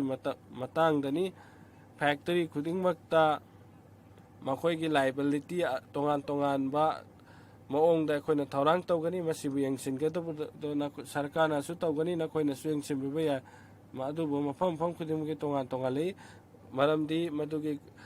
ꯄ꯭ꯔꯗꯛꯁꯟ ꯀꯦꯄꯥꯁꯤꯇꯤ ꯑꯗꯨꯒꯤ ꯃꯇꯨꯡ ꯏꯟꯅ ꯂꯦꯞꯄꯅꯤ ꯃꯁꯤꯅꯤ ꯑꯩꯅ ꯍꯥꯏꯖꯅꯤꯡꯕ ꯑꯁꯤ ꯑꯣꯄꯅꯤꯡꯗ ꯑꯁꯤ ꯊꯝꯖꯔꯝꯒꯦ ꯑꯩ ꯑꯁꯤ ꯍꯥꯏꯔꯒ ꯑꯩ ꯐꯝꯖꯔꯒꯦ ꯑꯗꯨꯒ ꯗꯤꯁꯀꯁꯟꯒꯤ ꯃꯇꯨꯡꯗ ꯑꯩꯅ ꯔꯤꯄ꯭ꯂꯥꯏ ꯇꯧꯖꯒꯦ ꯑꯩ ꯔꯤꯄ꯭ꯂꯥꯏ ꯃꯦꯝꯕꯔ ꯈꯨꯗꯤꯡꯃꯛꯀꯤ ꯑꯩꯅ ꯔꯤꯄ꯭ꯂꯥꯏ ꯇꯧꯖꯒꯦ ꯊꯥꯒꯠꯆꯔꯤ ꯃꯦꯗꯥꯝ ꯁ꯭ꯔꯤ ꯕꯔꯨꯟ ꯆꯧꯗ꯭ꯔꯤꯖꯤꯅ ꯃꯇꯝ ꯂꯧꯕꯤꯌꯨ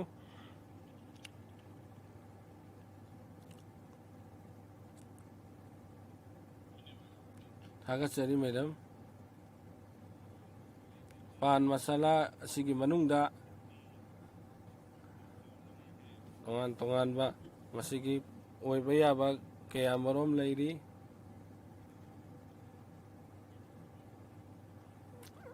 ꯑꯁꯤꯒꯤ ꯕꯤꯜ ꯑꯁꯤꯒꯤ ꯃꯇꯨꯡꯗꯒꯤ ꯑꯩꯈꯣꯏꯅ ꯈꯪꯉꯤ ꯉꯔꯥꯡ ꯑꯩꯈꯣꯏꯅ ꯐꯖꯅ ꯗꯤꯁꯀꯁꯟ ꯇꯧꯈ꯭ꯔꯦ ꯇꯣꯕꯥꯀꯣ ꯁꯤꯖꯤꯟꯅꯕ ꯑꯁꯤꯅ ꯇꯣꯕꯥꯀꯣ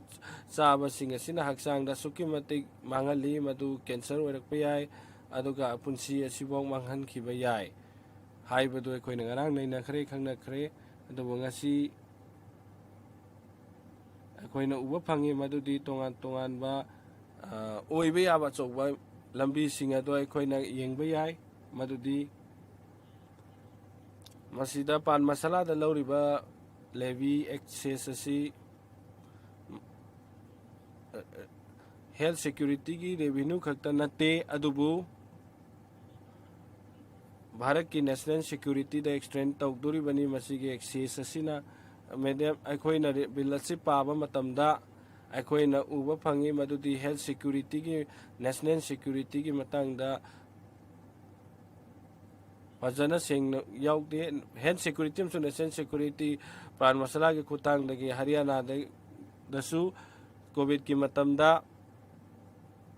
ꯁ꯭ꯀꯨꯜ ꯑꯃꯁꯨꯡ ꯀꯣꯂꯦꯖꯁꯤꯡ ꯑꯁꯤ ꯊꯣꯡ ꯂꯣꯟꯁꯤꯜꯂꯒ ꯊꯝꯈꯤ ꯑꯗꯨꯒ ꯂꯥꯏꯅꯤꯡꯁꯪ ꯀꯌꯥ ꯒꯨꯔꯨꯗꯋꯥꯁꯤꯡ ꯃꯐꯝ ꯀꯌꯥ ꯊꯣꯡ ꯂꯣꯟꯈꯤ ꯑꯗꯨꯕꯨ ꯇꯧꯕꯇꯕꯨ ꯂꯤꯀꯔ ꯌꯣꯟꯕ ꯗꯨꯀꯥꯟꯗꯤ ꯍꯥꯡꯗꯨꯅ ꯂꯩ ꯃꯁꯤ ꯇꯁꯦꯡꯅꯃꯛ ꯑꯆꯧꯕ ꯂꯝꯕꯤ ꯀꯌꯥ ꯃꯔꯨꯝ ꯑꯁꯤꯗꯁꯨ ꯑꯣꯏꯔꯛꯄ ꯌꯥꯏ ꯑꯩꯅꯁꯨ ꯊꯥꯖꯩ ꯃꯗꯨꯗꯤ ꯏꯇꯤꯍꯥꯁꯅ ꯁꯥꯈꯤꯅꯤ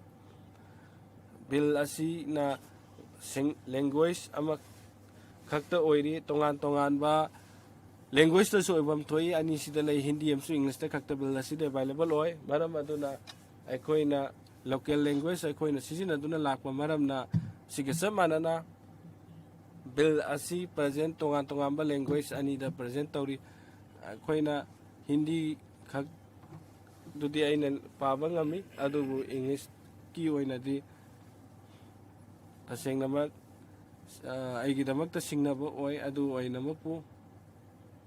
ꯏꯀꯥꯏ ꯈꯨꯝꯅꯖꯔꯕ ꯐꯥꯏꯅꯥꯟꯁ ꯃꯤꯅꯤꯁꯇꯔꯅ ꯁꯦꯁꯀꯤ ꯃꯇꯥꯡꯗ ꯉꯥꯡꯈꯤꯕꯗ ꯃꯁꯤꯅ ꯇꯦꯛꯁ ꯑꯁꯤꯒꯤꯅ ꯄꯤꯒꯗꯕ ꯀꯥꯟꯅꯕꯁꯤꯡ ꯑꯗꯨꯒꯤ ꯃꯇꯥꯡꯗ ꯇꯁꯦꯡꯅ ꯀ꯭ꯂꯤꯌꯔ ꯑꯣꯏꯗꯕ ꯑꯗꯨꯗꯨ ꯂꯩꯔꯤ ꯏꯁꯇꯦꯠꯁꯤꯡꯅ ꯃꯁꯤꯒꯤ ꯃꯇꯥꯡꯗꯒꯤ ꯐꯜꯁꯤꯡ ꯐꯪꯕ ꯉꯝꯒꯅꯤ ꯑꯁꯤꯒꯤ ꯑꯦꯁꯦꯁ ꯑꯁꯤꯅ ꯇꯣꯉꯥꯟ ꯇꯣꯉꯥꯟꯕ ꯀꯥꯟꯅꯕ ꯀꯌꯥ ꯃꯔꯨꯝ ꯊꯨꯡꯍꯟꯒꯅꯤ ꯍꯥꯏꯕꯗꯨ ꯊꯝꯂꯤ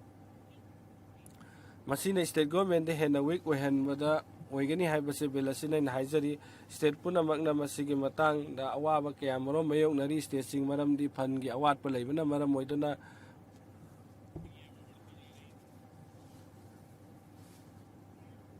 ꯑꯗꯨꯒ ꯐꯥꯏꯅꯥꯟꯁ ꯃꯤꯅꯤꯁꯇꯔꯅ ꯍꯥꯏꯈꯤꯕꯒꯤ ꯃꯇꯨꯡ ꯏꯟꯅ ꯃꯁꯤꯒꯤ ꯊꯕꯛ ꯑꯣꯏꯅ ꯇꯧꯔꯕ ꯃꯇꯨꯡꯗ ꯕꯤꯜꯁꯦ ꯄꯥꯁ ꯇꯧꯕꯗ ꯔꯥꯖ꯭ꯌ ꯁꯔꯀꯥꯔꯒ ꯈꯨꯠꯁꯝꯅꯗꯨꯅ ꯁꯤꯌꯥꯔ ꯇꯧꯒꯅꯤ ꯍꯥꯏꯈꯤꯕ ꯂꯩ ꯃꯁꯤ ꯇꯁꯦꯡꯅꯃꯛ ꯃꯁꯤ ꯑꯩꯅ ꯄꯥꯕ ꯃꯇꯝꯗꯗꯤ ꯎꯕ ꯐꯪꯗꯦ ꯃꯁꯤꯒꯤ ꯃꯇꯥꯡꯗꯁꯨ ꯐꯥꯏꯅꯥꯟꯁ ꯃꯤꯅꯤꯁꯇꯔꯅ ꯁꯨꯒꯥꯏꯕ ꯋꯥꯐꯝ ꯑꯗꯨ ꯊꯝꯕꯤꯅꯅꯕ ꯈꯪꯍꯟꯖꯔꯤ ꯃꯁꯤꯒꯤ ꯕꯤꯜ ꯑꯁꯤꯒꯤ ꯑꯅꯤꯁꯨꯕ ꯄꯣꯏꯟꯗ ꯏꯪꯒ꯭ꯔꯦꯖꯤꯗ ꯑꯩꯅ ꯁꯕꯁꯦꯛꯁꯟ 1ꯗ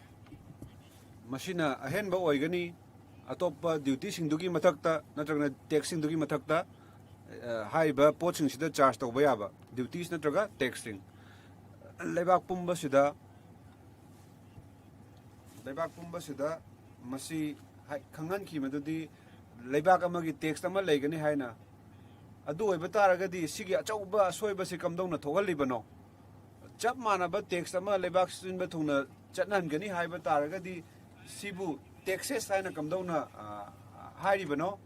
मसी चुमथोकफम थोई अदुगा मसी मयामदा खंगहनफम थोई मदुदी मफम असिदा टैक्स अमा खक्तंग लेते हाइबदो खंगहनफम थोई टैक्स मयाम अमा लौरी हाइबदो खंगहनफम थोई लेबाक सिदा सिगी अखनबा बिल सिदगी इंस्पेक्टर रास से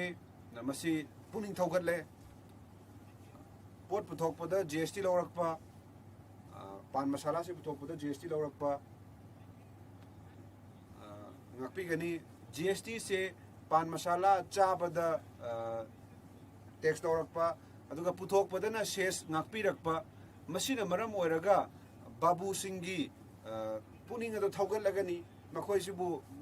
makoibu hena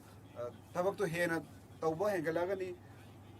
technology ki oiba amadi yengjanbagi phibam asida muk officer sing sina makoina factory sing je yengjanba chatpa matamda makoina kari kari warep lawrakani kari karam khongtang torakani habda koina haiba ngamde kari gumba makoigi machine je numit mangani numit trangani lephan ba matamda makoida komthokpa phaurakani sigi ses sigi khudongchaba lawraga masi kari gumba numit 13 ni kari gumba makoina khudongchaba se kanaba se phangdaba taragadi acho ba factory sing sida makoigi chahi gi maintain tawbagi mamal ado kamdona phanggadoribano sigi apikpa industry sina factory sina kamdona sigi paisa se phanggadoribano makoina kamdona haiba ngambagi medudi sigi machine sing ase numitra ngani thabak tawgidra se kamaina check tawgani maramaduna sigi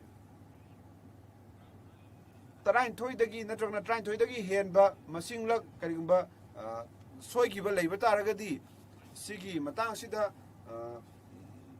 jail da thamba amadi shen gi paisa ona fine loba gi provision yauri schedule 2 dana kari hairiba ga haiba matamda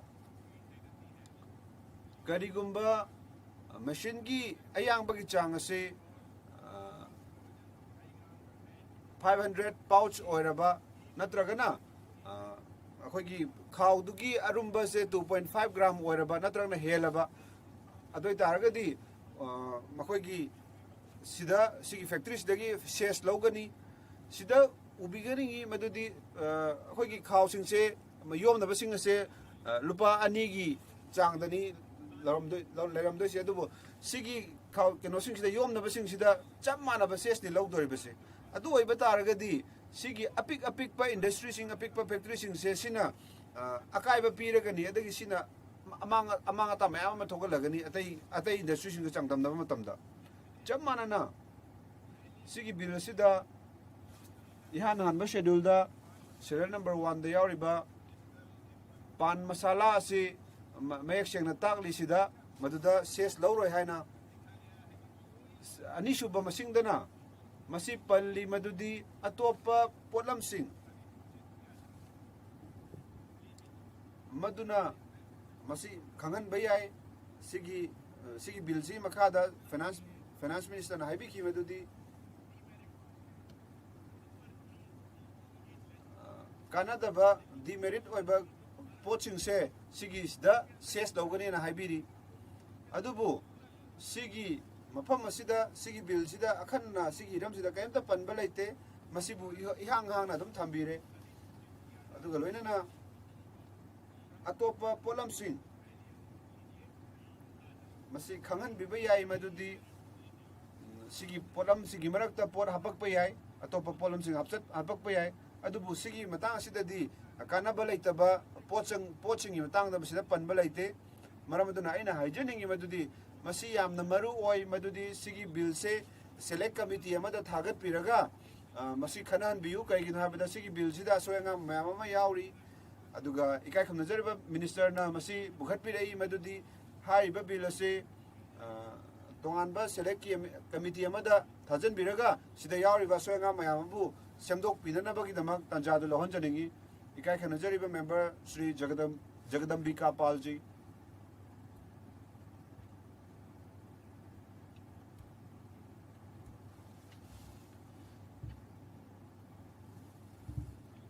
ikai khamna jariba chairperson madam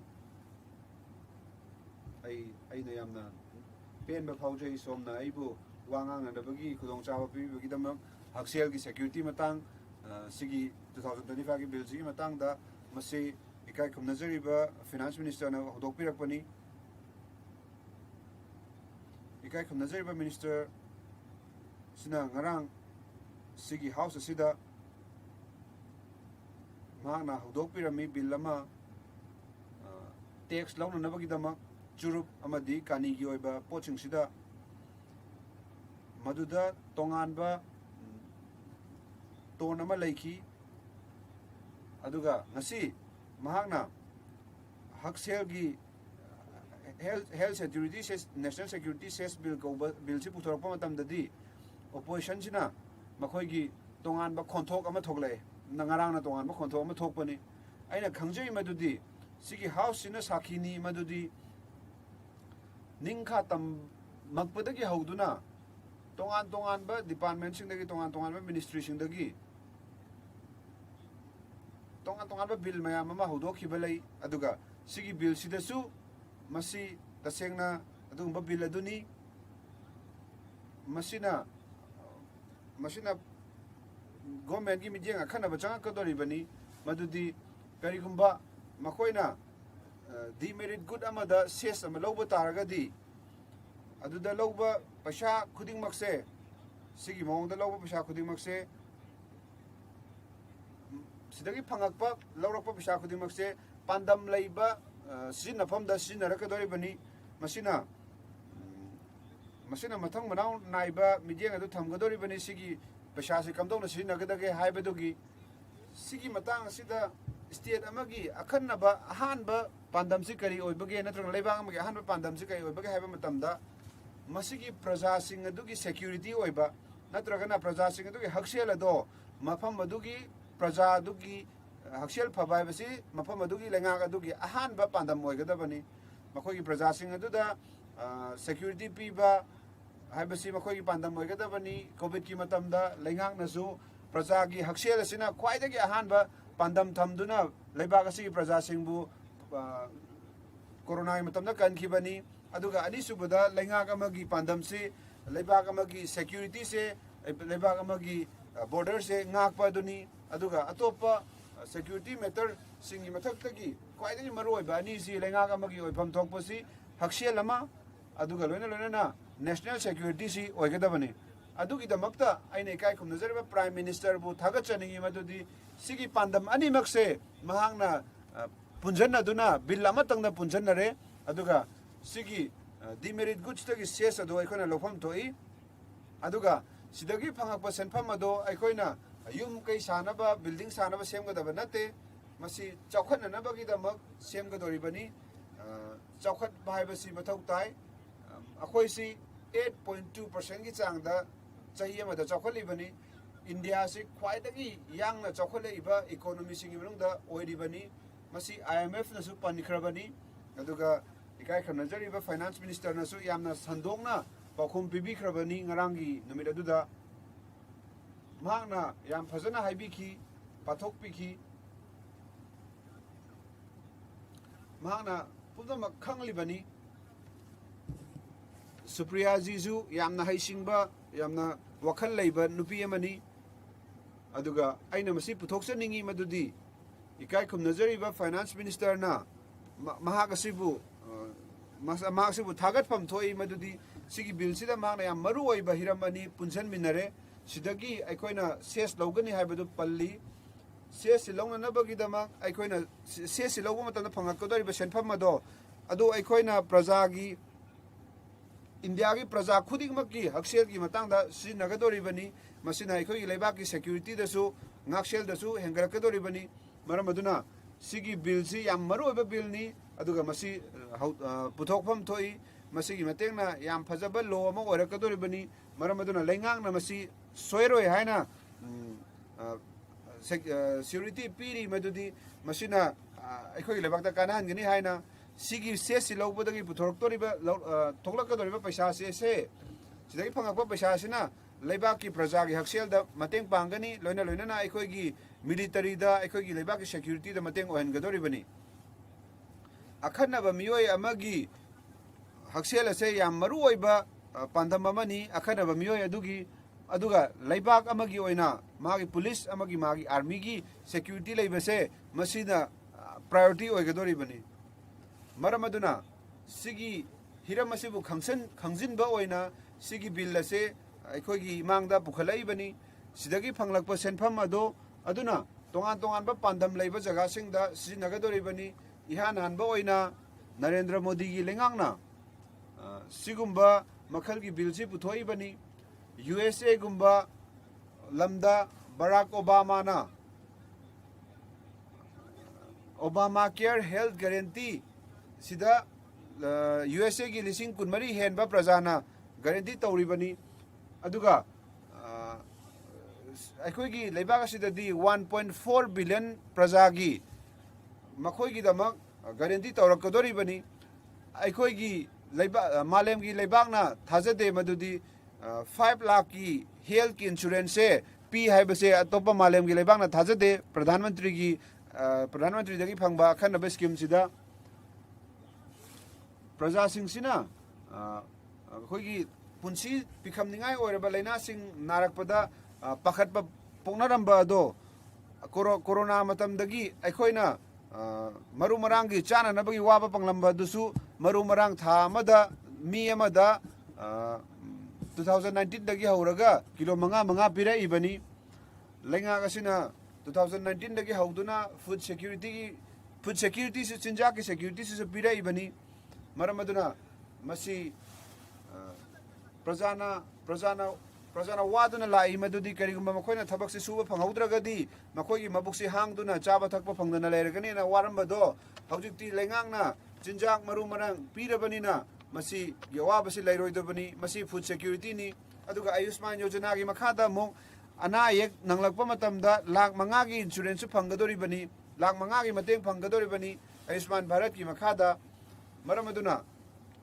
khungangi praja singna makhoi gi paisa leitaduna makhoi gi haksel gi matang da wana nanglamba do ayushman bharat yojana gi mateng dagi makhoi se government na lupal lakh manga gi mateng pigadori bani aikoina medical care gi matang da yengba matam da su aikoina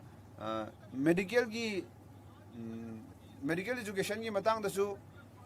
2013-14 adwai da medical college se yam dana leram bani adu bahujukti chatret tagi henba medical gi college sing leire hanadi mipum khuding mangna hospital aims tauna aims kumba hospital demand tauna rambani hanadi adubu lising ani tara mari dadi aims se leba sida taret khatani leirami basi adubu lising ani kun manga ngasi dadi chawrakna state khuding makta aims ka chamana hospital ma leire na loba yare aduga aikogi lengangna pandam ama laure madudi medical college ama thamnana bagi damak district khuding makta leiba ka sigi madugi matengna naha singsina khudong chawado phangnana bagi damak medical gi leilaisu tamba do phangba ngamna bagi damak ikai khumna jariba ahal lorba member sing mayam ama leibi mpham sida mafam asida karigumba terrorism gi oiba thodok tholakpa matamda UPA lenga ki matamda home minister na makoina haibiki madudi Pakistan government da action lokhanaba makoina hai khiba leirena haibiki terrorist ki thabak ama sibawba adugumba mawongda pakhat pangam khide makoina press conference tawba matamda phi hongba khaktang tawrami adubu ningkha tamak matungdagi yengbiu tongan ba state mayam amada left wing extremism ki mayok tagi thengnaram lamsing Andhra Telangana Maharashtra masi yamna tamthiba yam nungai taningai oiba phibam ama oirami bani adubu ikai khumnajari ba prime minister gi luching makhada chamaga kuntaruk apunba district sing se hojik left wing extremism leitrabani hojik aduga loina na ikai khumnajari ba home minister asina pandam ama thamle madudi lisingani kuntaruki march phawbagi manungda sigi awana se maptam pumbagi ona kokna ba honagani ana haikhre somna masi lausan bada wana thokle lausan ningdre madudi strong leiba ga sigi lenga ga sigi yamna chawba report card lei magi tongan ba mai pak pa lei अदुगा ख्वाइदगी चावबा मालेमगी security दा लेरिबा threat से nationalism सिनी अदुगा अखोइना तोंगा तोंगान by खोगी प्रजा मयाम अमा मांगखिबा लेरबनी सिगी नेशनलिज्म सिना मरम ओरगा अदुबु ngasi de अखोइ याम चावथोंना हाइबगा मी मदुदी अखोइ से कथोए अखोइना कथोकलबनी सिगी नेशनलिज्म सिदगी माइ पांगना ngakthokpa ngamlabani adu अखोइना मरम अदुना सिगी बिलजी मतेंगना सेस लौदुना सिदगी फंगलकपा सेनफम अदुना अखोइगी लेबाकी सिक्योरिटी हेंगनबा नक्सलना अका तोय थोगलबा मफम सिंगदा मतेंग पांगदुना मको नक्सलना मरम ओरगा सोरोक लंबी फजना लेहौद्रबा लमदुदा सोरोक लंबी Sorok फजना सेंबीदुना police अमदी parliamentary forcing Naxalism का थेंगनरिबा सिदा मखोइगी तोंगानबा सेनफम काइथादुना अदुगुंबा जगह सिदा तोंगानबा अवाटपा बिल्डिंग सिंग सादुना दगी पोस्ट ऑफिस ना चिंग सेमजिन बिदुना लोना तोंगान बलेंगा की ओइबा लोइसंग सिंग थंबीदुना नक्सल ना अफेक्ट तौरबा स्टेट सिंग दा करोड़ कुंथ्रा पीदुना मतेंग ओहनगदोरिबनी मरम अदुना तोंगान बा डिस्ट्रिक्ट सिंग दसु करोड़ तरा बैंक कुंबा सोरोक लंबी सोरोक कुंबा पोस्ट ऑफिस कुंबा सेमनबगी दमक नक्सल ना का तो लेहलबा जगह सिंग सिदा पांदम लेरिबनी 2017 दा लेबाक पुंबगी GST सिगी मरक्ता क्वाना चिंगबदा GST सु लौरमी ngasi सिगी अखोइना सेस लौगदोरिबसी मखै मागी मशीनरी सिदनी ngasi फावबदा सेस से final production value the लौरमबनी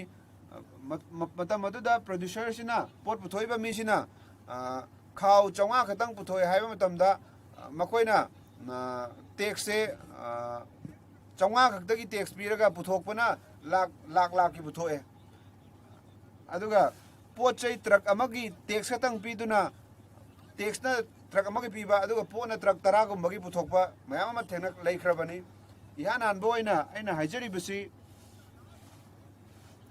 tax से हंदना मु रिवाइज तौबसी पांगथोकलिबसी पान मसाला की मतंगदा मसीदगी फंगलकपा सेस से लेबाक सिगी सिक्योरिटी दा सिनगदोरिबनी मरम अदुना सिगी बिल से थागतपदा यामना मतिक चाय थागतपम थोई अदुगा आइना खंजई मदुदी करिगुंबा सोमना लाख अमगी खाव सिंग सारबा पान मसाला की पैकेट लाख अमा सारबा अदुगा सोमना हायरबा मदुदी नखोगी मशीन से लाख अमगी पुथोकपगी कैपेसिटी लेरगा नोइना 5,000 खतंग पुथोई नोंगमदाना हाइबा तारगदी मदु मखोई कानपुर दा कोई पान मसाला पुथोकपगी याम चावबा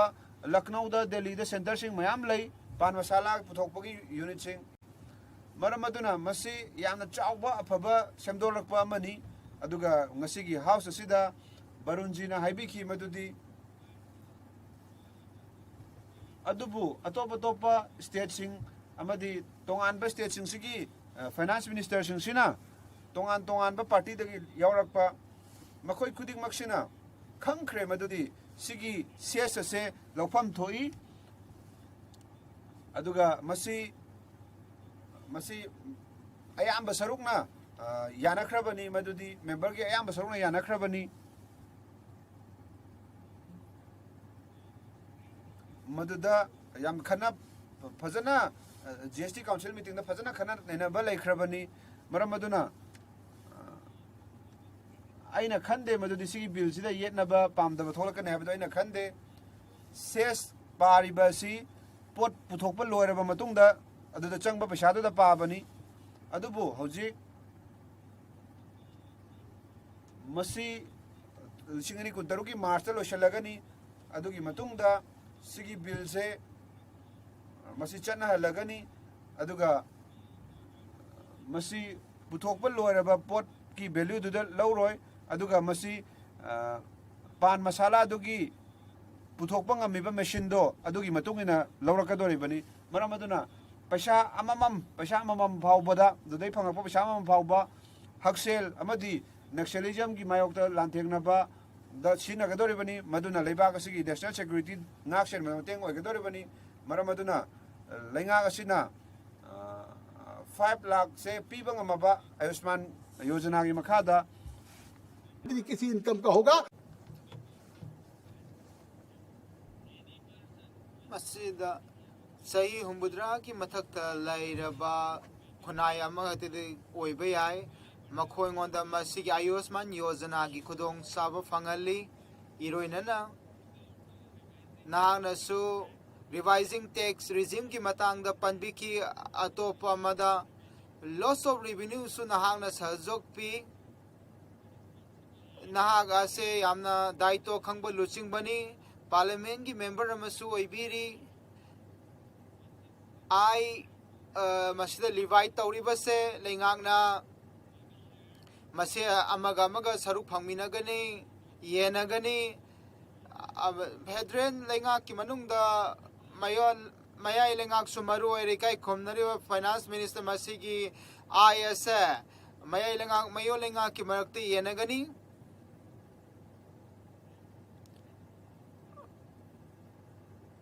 मसीदा यामलब टैक्स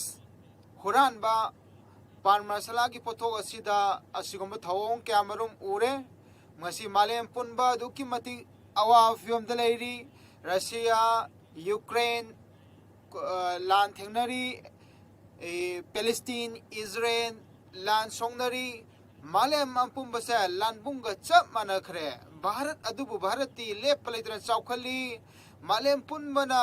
भारत की मैकाई दी एंगली मसीगी जीटीपी असे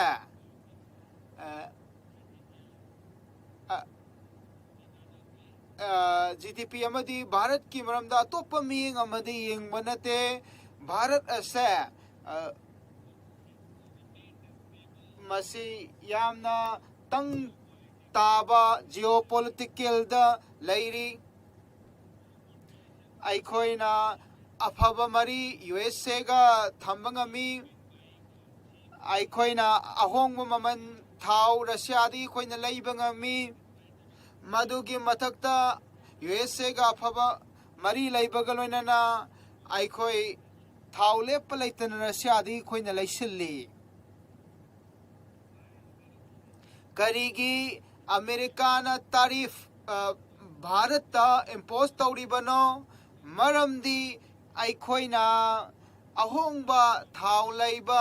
रशियादगी हौबगी मरमननी मरम अदुना आइना खली मसी पुनमकी मथक्ता आइखोइगी अमेरिका दा पोत थादोकपासी अदुकी मति हंतगी अदुबा अपुनबगी वैनेंगमदा जीटीपी की रेट असा ngasi lairiba pungpham asida ayhangna haiba ngami thajabga loinana ayhangna thaja aikoi leibak punbachu thajaba pizari aikoi gi saukthokningai ni uji oiriba geopolitical gi tangdu laita daba mawong asida IMF ki aya nana hai khibado ayhak ningsang jage ai ani suboina GDP की growth की मतंग दे मतमदा लिसिंग अनिगा कुनमंगा कुनतरुगा दुदा data दुदा अखोइन उफंगनी quarter अनि सुबदा भारत की चखुत पजे करिनो नांग नमसिदि Yadav ngamloi अदुगुम अखोइगी growth rate से USA की सेमिलोन dollar नाहांगना हारिबसे 3.8 नि Russia 1.1 नि China 5.2 नि मसीगी हाउस असिदा अखोइगी लेंगांगना अखोइगी नरेंद्र मोदी जी की लुचिंग मखादा या जीडीपी दा ख्वाइदगी यामना वांगबा मवोंगदा याम थुना चौकबा सेमिलोन ओइरी 7.8% हौजी 8.2 असे ओइरबनी IMF projection द सुना कोइन उगनी मैना चाइना की 5.2 दगी हेली 6.6 मसे लेप लेतन होनरी अकोई सस्टेनेबल डेवलपमेंट अकोई लेप दन चौखली मरम अदुना अकोई की लेबा असे मसे GST framework असे लिसिंग अनिगा कुंतरुक मार्च लोरगनी मरम अदुना मसिगी फ्रेमवर्क असे पोरकली बनी मसिगी बिल असिना भारत की अदुगुम सेमिलोन असे मतिंग लेहनगनी ꯑꯩꯅ ꯐꯥꯎꯏ ꯃꯗꯨꯗꯤ ꯃꯁꯤꯗ ꯍꯧꯈ꯭ꯔꯕ ꯊꯕꯛꯁꯤꯡ ꯑꯁꯦ ꯑꯩꯍꯥꯛꯅ ꯃꯁꯤꯗ ꯍꯥꯏꯖꯕ ꯄꯥꯝꯃꯤ ꯃꯁꯤꯗ ꯑꯩꯈꯣꯏ ꯃꯤꯠꯌꯦꯡ ꯊꯝꯐꯝ ꯊꯣꯛꯏ ꯃꯁꯤ 2023 GST पान मसाला 28 GST 125% सेस से लौथोलगा अखोगी कयागी मतिंग मसिदा सेन मांगदबा दोमना उबिगनी फाइनेंस मिनिस्टर संतोंगना हाइबी खरे मसी अखोगी एसेसन कमोडिटी की मतंग नते मालेम पुनमन उरे मरु ओइबा अखोगी चंगदबा द पोस्टिंग असे अगी पुंसीदा चुप्पदा मसी उदरी GST हंथकिबा ऑटोमोबाइल कार गाड़ी मचा मोबाइल फोन टैबलेट फिरोन थाजबियु अइंगोंदा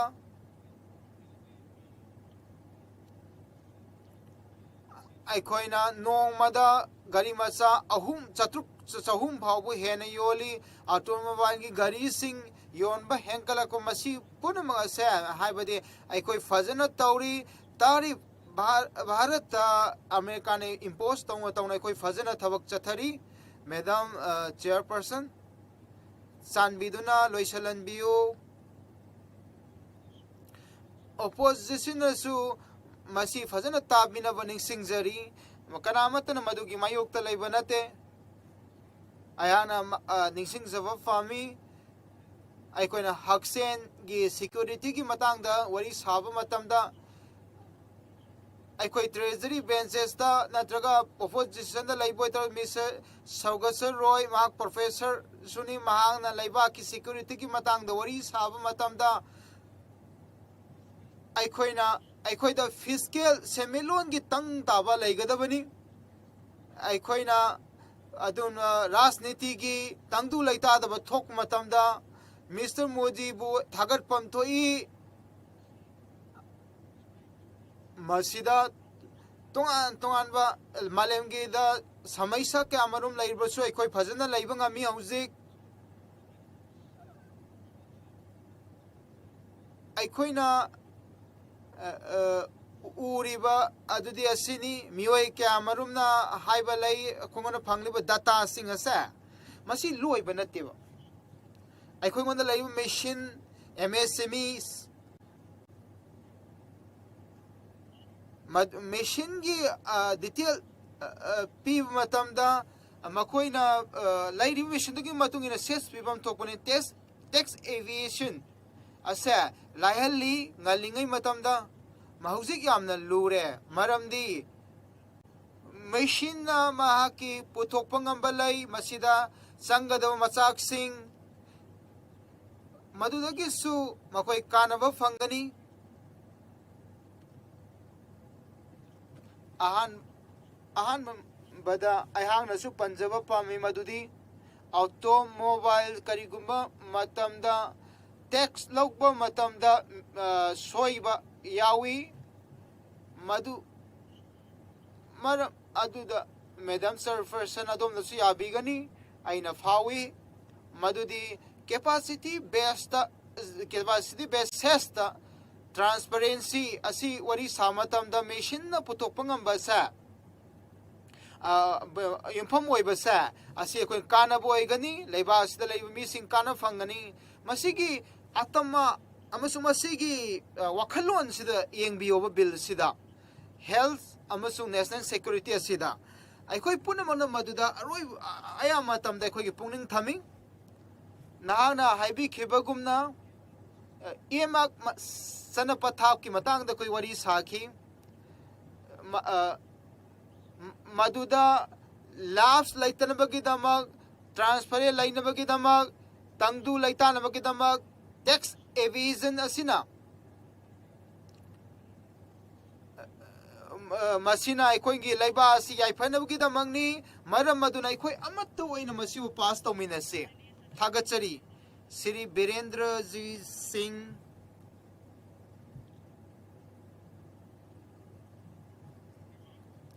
थागचरी मैदाम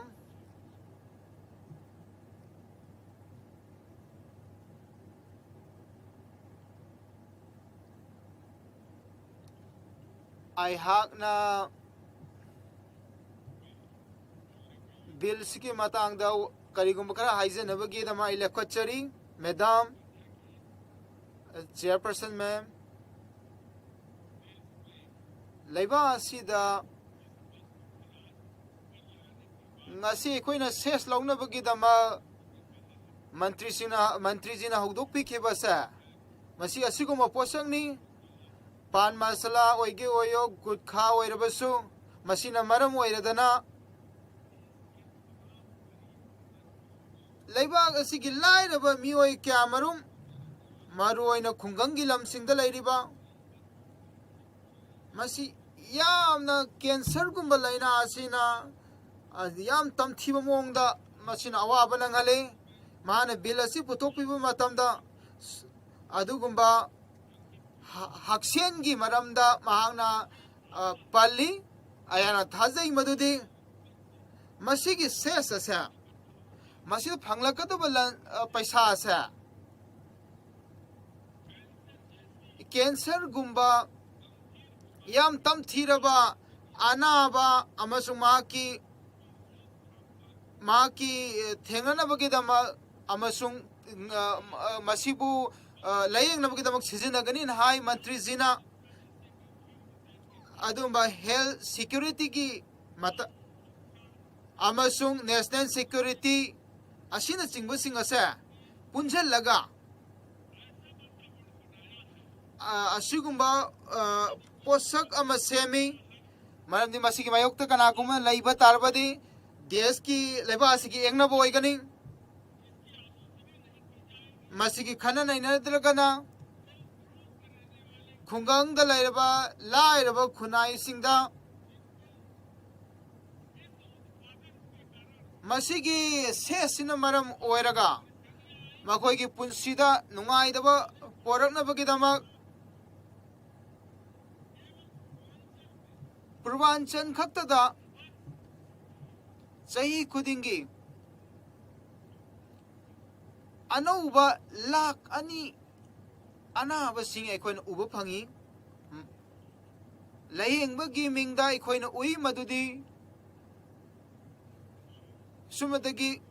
ꯀꯥꯁꯤ ꯍꯤꯟꯗꯨ ꯌꯨꯅꯤꯚꯔꯁꯤꯇꯤ ꯃꯗꯨꯗ ꯂꯩꯔꯤꯕ ꯀꯦꯄꯥꯁꯤꯇꯤ ꯑꯗꯨ ꯀꯔꯤꯅꯣ ꯗꯥꯏꯒꯅꯣꯁꯇꯤꯛ ꯁꯦꯟꯇꯔ ꯑꯗꯨꯗ ꯀꯌꯥꯝ ꯂꯩꯕꯒꯦ ꯑꯩꯅ ꯈꯜꯂꯤ ꯁꯨꯃꯗꯒꯤ ꯑꯃꯈꯛꯇ ꯂꯩ ꯍꯥꯏꯅ ꯑꯩꯅ ꯈꯜꯂꯤ ꯃꯤꯑꯣꯏ ꯀꯔꯣꯔ ꯀꯌꯥꯃꯨꯛꯀꯤ ꯑꯁꯤꯒꯨꯝꯕ ꯇꯝꯊꯤꯔꯕ ꯂꯩꯅꯥ ꯀꯦꯟꯁꯔ ꯃꯐꯝ ꯑꯗꯨꯗ ꯗꯥꯏꯒꯅꯣꯁ ꯇꯧꯒꯗꯕꯅꯤ ꯃꯇꯝꯒꯤ ꯃꯇꯨꯡ ꯏꯟꯅ ꯑꯩꯈꯣꯏ ꯄꯨꯝꯅꯃꯛꯅ ꯈꯪꯏ ꯃꯗꯨꯗꯤ ꯑꯍꯧꯕꯗꯒꯤ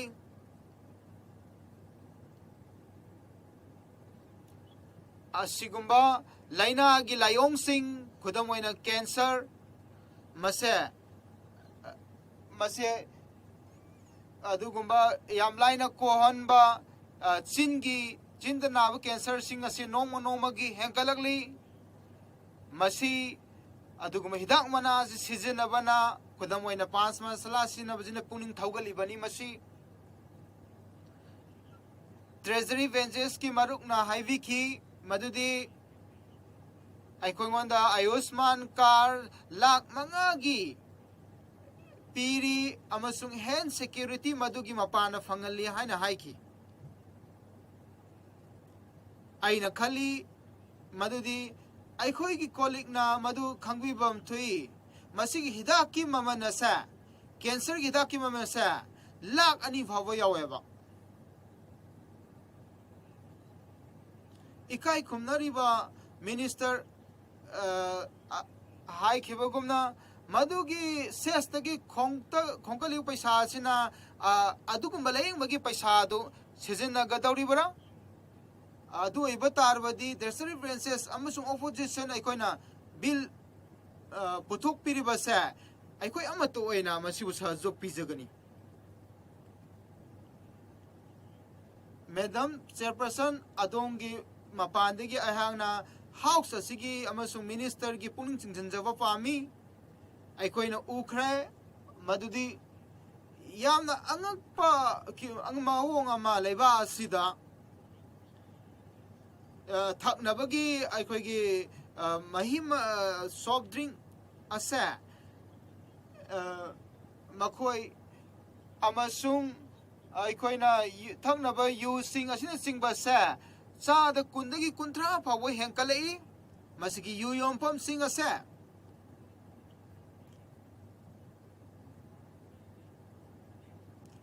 मधु योमफम लाइरिबसिंग असे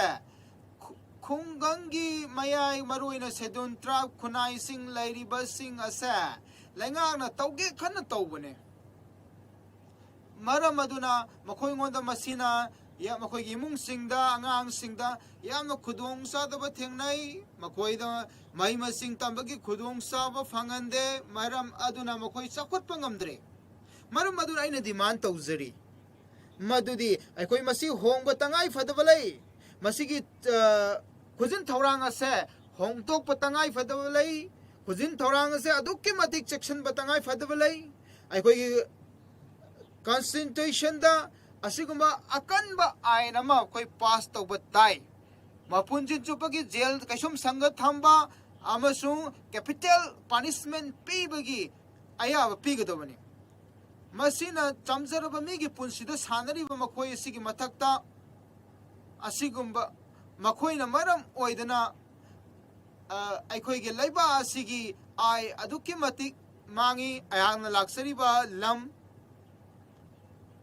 बिहार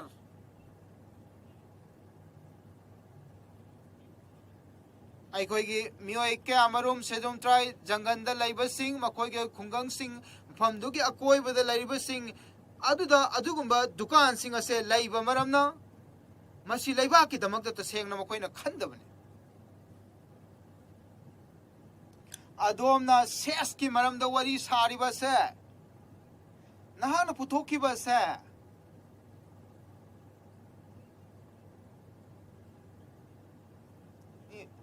अदुगुंबा मशीन अदुना पुथोपंगंबगी पांगल असे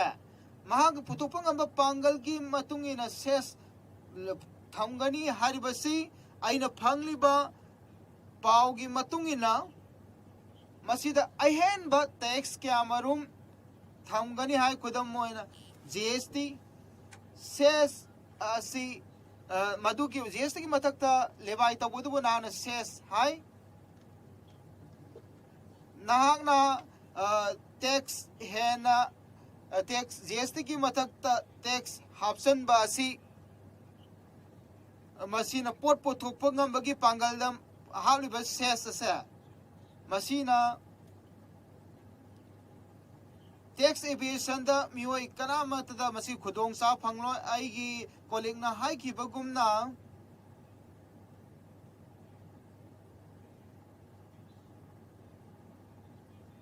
नोंगमादा अदुगुमा पैकेट लाख पुथोकपा सिंग मांगना मेशिन दनु पुथोकपा ngambagi चांगदुग मथक्ता सेस पोरकपा से असिगुंबा मौंग असिना अखोइगी आइदा याम चावना मांगनी मसीदा पोयान तौरकनी अमसुंग लाना मथौ तौरकपा याबगी ओइथोकपा याय मसीना मरमदुना अहेनबा लाइना लायोंग कयामरुम अखोइगी मियाम सिगी मरक्त ओइरकनी मसीना मरुइना खुंगंगी लमसिंगदा मखोइगी पुंसी सिंग असे मांगलकनी अदोमना खंगबिबगुमना मसीगी थकननबा यूसिंग कालै असिगुंबा अमगा पोट यानसन्नबा असिना मरम ओइदना यामना हाना सुनबा हेंकलकपा अखोइगी अदुम हिदांग मनागी पाउडर उम्मगा उमलगा नुपी उमलगा मसीगी मियोइसिंग असिना नुपी ngang स्कूल कॉलेज चचबदा तवैदब तौबा असे मसीगी मायोक्ता लौकटपा याबा खोंथांग लौकलगा मसीबु कंट्रोल तौनबा होनबिगदबनी अखोइना टैक्स हेंकटपगी मतांगदा वरी साबा मतमदा ꯑꯩꯈꯣꯏꯅ ꯑꯁꯤꯒꯨꯝꯕ ꯊꯣꯛꯂꯛꯄ ꯌꯥꯕꯁꯤꯡ ꯑꯁꯤꯁꯨ ꯌꯦꯡꯁꯤꯟꯕ ꯇꯥꯔꯕꯗꯤ ꯃꯁꯤꯒꯤ ꯇꯦꯛꯁ ꯏꯚꯤꯖꯟ ꯑꯁꯤꯗꯁꯨ ꯀꯥꯟꯅꯕ ꯐꯪꯒꯅꯤ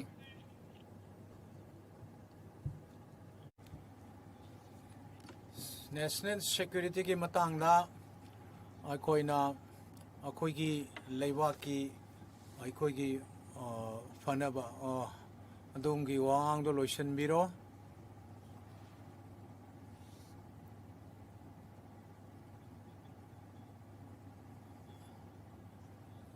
ꯄꯥꯔꯇꯤ ꯈꯦꯟꯅꯕ ꯃꯈꯣꯏꯒꯤ ꯃꯦꯟꯗꯦꯠ ꯈꯦꯟꯅꯔꯛꯄ ꯑꯗꯨꯅ ꯑꯗꯨꯒꯨꯝꯕ ꯈꯨꯗꯣꯡꯆꯥꯕꯗꯨ ꯐꯪꯉꯀꯥꯟꯗ ꯃꯗꯨꯒꯤ ꯀꯩꯅꯣꯗꯨ ꯄꯤꯕꯤꯌꯨ ꯊꯥꯒꯠꯆꯔꯤ ꯅꯦꯁꯅꯦꯜ ꯁꯦꯀ꯭ꯌꯨꯔꯤꯇꯤꯒꯤ ꯃꯇꯥꯡꯗ ꯑꯩꯈꯣꯏꯅ ꯑꯣꯄꯔꯦꯁꯟ ꯁꯤꯟꯗꯨꯔ ꯎꯈ꯭ꯔꯦ ꯃꯗꯨꯗꯁꯨ ꯑꯩꯈꯣꯏꯅ ꯀꯔꯝꯕ ꯂꯝꯕꯤꯗ ꯑꯩꯈꯣꯏꯅ ꯀꯔꯝꯍꯥꯏꯅ ꯇꯧꯏ ꯑꯩꯈꯣꯏꯅ ꯃꯔꯥꯜ ꯂꯩꯖꯗꯕ ꯁꯤꯇꯤꯖꯟ ꯄꯍꯜꯒꯥꯝꯗ ꯃꯈꯣꯏ ꯍꯥꯠꯈ꯭ꯔꯦ ꯑꯗꯨꯒ ꯄꯍꯜꯒꯥꯝꯗ ꯃꯔꯥꯜ ꯂꯩꯖꯗꯕ ꯑꯗꯨꯒ ꯑꯣꯄꯔꯦꯁꯟ ꯁꯤꯟꯗꯨꯔꯁꯤꯅ ꯃꯁꯤꯒꯤ ꯇꯧꯔꯛꯏꯕ ꯃꯁꯤꯅ ꯌꯨꯝꯂꯣꯟꯅꯕ ꯂꯩꯕꯥꯛꯁꯤꯡꯗ ꯃꯗꯨꯅ ꯑꯦꯇꯦꯛ ꯇꯧꯁꯟꯕ ꯑꯗꯨꯅ ꯑꯩꯈꯣꯏꯅ ꯑꯁꯤꯒꯨꯝꯕ ꯀꯩꯅꯣꯁꯤꯒꯤꯗꯃꯛꯇꯗꯤ ꯑꯩꯈꯣꯏꯅ ꯆꯥꯎꯊꯣꯛꯆꯩ ꯑꯗꯨꯕꯨ ꯑꯁꯤꯒꯨꯝꯕ ꯅꯦꯁꯅꯦꯜ ꯁꯦꯀ꯭ꯌꯨꯔꯤꯇꯤꯗ ꯑꯁꯤꯒꯨꯝꯕ ꯄꯩꯁꯥꯁꯦ ꯊꯥꯗꯕ ꯇꯥꯔꯕꯗꯤ ꯑꯩꯈꯣꯏꯅ ꯀꯅꯥꯒꯨꯝꯕ ꯄꯣꯁ ꯑꯃꯠꯇꯅ ꯃꯁꯤꯗ ꯑꯣꯄꯣꯖ ꯇꯧꯔꯣꯏ ꯑꯗꯨ ꯃꯔꯝꯕꯨ ꯄꯨꯛꯆꯦꯜ ꯁꯦꯡꯅ ꯇꯦꯛꯁ ꯄꯦꯌꯔꯒꯤ ꯇꯦꯛꯁ ꯄꯤꯔꯤꯕꯁꯤꯡꯁꯤꯒꯤ ꯄꯩꯁꯥꯁꯦ ꯃꯁꯦ ꯑꯁꯤꯒꯨꯝꯕ ꯅꯤꯌꯣꯝ ꯆꯨꯝꯅ ꯁꯤꯖꯤꯟꯅꯕ ꯀꯥꯟꯗ ꯑꯗꯨꯒꯨꯝꯕꯒꯤ ꯄꯩꯁꯥꯁꯤꯡꯗꯨ ꯌꯦꯜꯂꯛꯑꯣꯏ ꯃꯃꯤ ꯒꯪꯒꯥ ꯁꯦꯡꯗꯣꯛꯄꯒꯤ ꯅꯤꯝꯗ ꯁꯤꯖꯤꯟꯅꯔꯤꯕ ꯃꯁꯤꯗ ꯀ꯭ꯔꯣꯔ ꯊꯥꯎꯖꯟ ꯃꯁꯤꯗ ꯁꯤꯖꯤꯟꯅꯈ꯭ꯔꯦ ꯂꯩꯕꯥꯛꯁꯤꯗ ꯁꯦꯡꯇꯣꯛꯄ ꯂꯨ ꯅꯥꯟꯕꯒꯤ ꯅꯃꯥꯗ ꯇꯣꯏꯂꯦꯠ ꯁꯦꯝꯕꯒꯤ ꯅꯃꯥꯗ ꯀ꯭ꯔꯣꯔ ꯂꯤꯁꯤꯡ ꯑꯩꯈꯣꯏ ꯁꯤꯖꯤꯟꯅꯈ꯭ꯔꯦ ꯈꯣꯔꯁꯥ ꯇꯧꯈ꯭ꯔꯦ ꯃꯗꯨ ꯈꯛꯇꯣ ꯃꯗꯨꯗ 9ꯗꯒꯤꯅ 10 ꯐꯥꯎꯕ 100ꯗ 9ꯗꯒꯤꯅ 10 ꯐꯥꯎꯕꯗꯪ ꯒ꯭ꯔꯥꯎꯟ ꯂꯦꯚꯦꯜꯗ ꯁꯤꯖꯤꯟꯅꯩ ꯃꯗꯨꯗ ꯊꯥꯗꯈ꯭ꯔꯤꯕ ꯁꯦꯟ ꯃꯌꯥꯝꯗꯣ ꯂꯣꯏꯅ ꯁꯤꯖꯤꯟꯅꯗꯦ ꯃꯁꯤ ꯗꯇꯥꯅꯤ ꯑꯗꯨꯅ ꯃꯁꯦ ꯃꯔꯝ ꯑꯗꯨꯅ ꯑꯩꯈꯣꯏꯅ ꯅꯪꯅ ꯕꯦꯜ ꯈꯤꯡꯉꯛꯈ꯭ꯔꯦ ꯃꯇꯝꯁꯦ ꯂꯣꯏꯁꯤꯜꯂꯦ ꯑꯗꯨꯕꯨ ꯑꯩꯅ ꯑꯗꯣꯝꯕꯨ ꯏꯀꯥꯏ ꯈꯨꯝꯅꯖꯩ ꯑꯗꯣꯝꯒꯤ ꯗꯤꯔꯦꯛꯁꯟꯗꯨꯕꯨ ꯑꯩꯅ ꯏꯀꯥꯏ ꯈꯨꯝꯅꯩ ꯑꯩꯅ ꯕꯤꯜ ꯑꯁꯦ ꯃꯁꯤ ꯑꯩꯅ ꯁꯧꯒꯠꯆꯩ ꯃꯔꯝꯗꯤ ꯃꯁꯦ ꯈꯨꯟꯅꯥꯏ ꯅꯦꯁꯅꯦꯜ ꯁꯦꯀ꯭ꯌꯨꯔꯤꯇꯤꯒꯤ ꯃꯇꯥꯡꯗꯅꯤ ꯁꯦꯀ꯭ꯌꯨꯔꯤꯇꯤ ꯍꯦꯜꯊ ꯃꯅꯤ ꯑꯗꯨꯒ ꯑꯆꯨꯝꯕ ꯄꯔꯄꯁꯅꯤ ꯑꯗꯨꯅ ꯃꯁꯤꯒꯤ ꯑꯇꯣꯞꯄ ꯂꯝꯕꯤ ꯑꯃꯗ ꯅꯠꯇ꯭ꯔꯒ ꯄꯣꯠ ꯑꯃꯗ ꯑꯗꯨꯅ ꯁꯤ ꯍꯥꯏꯖꯔꯒ ꯑꯩꯒꯤ ꯋꯥꯉꯥꯡꯁꯤ ꯃꯇꯥꯡꯁꯤꯗ ꯂꯣꯏꯁꯤꯟꯖꯔꯤ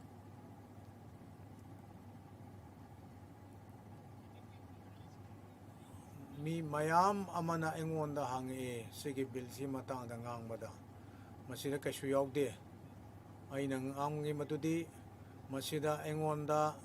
ꯑꯇꯣꯞꯄ ꯃꯌꯥꯝ ꯑꯃꯁꯨ ꯄꯨꯊꯣꯛꯄ ꯌꯥꯕꯒꯤ ꯈꯨꯗꯣꯡꯆꯥꯕ ꯄꯤ ꯖꯤꯔꯣ ꯑꯋꯥꯔꯗ ꯇꯧꯕꯒꯨꯝꯅ ꯑꯗꯣ ꯑꯩꯅ ꯅꯤꯡꯕꯒꯨꯝꯅ ꯆꯤꯌꯔꯃꯦꯟꯅ ꯐꯝꯐꯝ ꯂꯥꯡꯗ ꯂꯦꯡꯁꯤꯟꯒꯀꯥꯟꯗ ꯑꯩꯅ ꯉꯥꯡꯖꯔꯤ ꯑꯩꯅ ꯈꯪꯉꯦ ꯃꯗꯨꯗꯤ ꯐꯥꯏꯅꯥꯟꯁ ꯃꯤꯅꯤꯁꯇꯔꯅ ꯁꯤ ꯕꯤꯜꯁꯤ ꯄꯥꯁ ꯇꯧꯅꯕꯒꯤꯗꯃꯛꯇ ꯍꯣꯠꯅꯔꯤ ꯑꯩꯈꯣꯏꯅ ꯄꯩꯁꯥꯁꯤ ꯚꯦꯂꯨꯁꯤ 12 times ꯍꯟꯊꯈ꯭ꯔꯕ 23 ꯍꯟꯊꯕ ꯃꯇꯝꯗ ꯍꯧꯖꯤꯛꯁꯦ $1 ꯑꯃꯒ ꯂꯨꯄꯥ 60ꯒ ꯃꯥꯟꯅꯔꯝꯃꯅꯤ ꯑꯗꯨꯅ ꯁꯤꯒꯨꯝꯕ ꯁꯦꯟꯃꯤꯠꯂꯣꯟꯁꯦ ꯑꯀꯤꯕꯒꯤ ꯐꯤꯕꯝꯗ ꯂꯩꯔꯕꯅꯤ ꯑꯗꯨꯅ ꯐꯥꯏꯅꯥꯟꯁ ꯃꯤꯅꯤꯁꯇꯔꯅ ꯃꯁꯤꯗ ꯌꯥꯝꯅ ꯃꯌꯦꯛ ꯁꯦꯡꯕ ꯁ꯭ꯇꯦꯠ ꯑꯃ ꯊꯝꯕꯤꯈ꯭ꯔꯤꯕꯁꯤꯗ ꯃꯗꯨ ꯊꯝꯈ꯭ꯔꯤꯕ ꯃꯑꯣꯡꯁꯤ ꯌꯥꯝꯅ ꯃꯑꯣꯡ ꯂꯥꯏꯕꯛ ꯊꯤꯕꯅꯤ ꯍꯦꯜꯊ ꯁꯦꯀ꯭ꯌꯨꯔꯤꯇꯤꯒꯤ ꯃꯇꯥꯡꯗꯁꯨ ꯍꯥꯏꯈꯤ ꯃꯇꯝꯗꯨꯗ ꯑꯩꯈꯣꯏꯒꯤ ꯗꯤꯜꯂꯤꯗ ꯂꯩꯕ ꯅꯥꯒꯔꯤꯛ ꯑꯃꯅ ꯑꯩꯈꯣꯏꯒꯤ ꯏꯌꯥꯔ ꯄꯣꯂꯨꯁꯟꯒꯤ ꯃꯥꯌꯣꯛꯇ ꯗꯦꯃꯣꯟꯁꯇ꯭ꯔꯦꯠ ꯇꯧꯕ ꯃꯇꯝꯗ ꯐꯥꯏꯅꯥꯟꯁ ꯃꯤꯅꯤꯁꯇꯔꯅ ꯃꯗꯨꯗ ꯂꯥꯎꯊꯣꯛꯈꯤ ꯃꯗꯨꯕꯨ ꯏꯌꯥꯔ ꯄꯣꯂꯨꯁꯟꯕꯨ ꯀꯟꯇ꯭ꯔꯣꯜ ꯂꯥꯛꯁꯟꯅꯕꯒꯤꯗꯃꯛꯇ ꯗꯤꯜꯂꯤꯁꯦ ꯍꯧꯖꯤꯛ ꯆꯨꯔꯨꯞ 25 ꯊꯛꯄꯒ ꯃꯥꯟꯅꯅ ꯁ꯭ꯃꯣꯀꯤꯡ ꯑꯣꯏꯔꯦ ꯑꯗꯨꯅ ꯍꯧꯖꯤꯛ ꯑꯩꯈꯣꯏꯅ ꯏꯌꯥꯔ ꯄꯣꯂꯨꯁꯟꯁꯦ ꯆꯦꯛ ꯇꯧꯗ꯭ꯔꯦ ꯗꯦꯜꯂꯤꯗ ꯆꯦꯛ ꯇꯧꯗ꯭ꯔꯦ ꯁꯦꯟ ꯊꯨꯝꯒꯤ ꯃꯟꯇ꯭ꯔꯤꯅ असिगुम्बा लो से मसिबु स्वास्थ्य विभाग तक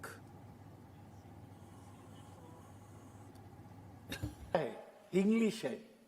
ये ना ही हेल्थ सिक्योरिटी सी हिंदी रा इंग्लिश रा अहानबदा फर्स्ट विभाग अनिसुबदा नेशनल सिक्योरिटी सी करीनो कि करी लोनो मैं खली मसी लोन अनिदा असिगुम्बा टैक्स सेस से पान मसाला की मतंगदा पान मसाला से याम अचौबा प्रॉब्लम अमने कानपुरदा अखोइना सही खर की ममांगदा मकोइना पान मसाला की साबमदगी 190 करोड़ चामग मौद्रा तरुक फाय अदुगा मतमदुदा मतमदुगी रेट मतमदुगी अखोइना फिल्म स्टार सिंह अजय देवगन मकोइना बिमल LIC एडवर्टाइज तवी मकोइना मसी सेंटर मसीदा इंसेंटिव पीरियड करीनो खंगदे हौजिक अइना पंजरीबा से मसी अइनो जे पुथोक सगदौरिबा सी फत्तबा पोटसिंगदुनी हाइदाक मना पान मसाला मसीना पान मसाला सना ओरल कैंसर नाले फनगी मतुंगिना मसीदा अखोइगी revenue हेंकटनबा honorary ngarang masi ekoi to hibako gi hidak mana gi pot khudingmaki maramda ekoi khanare pan masala se amani ado mase yam ningba kainingai ni asigdagi lakadoriba finance ki resources se masina laiwa ki security da hojik fauda masina fattaba poching ase masida sijinaba se masi yamna laibak thiningai ni aduna sir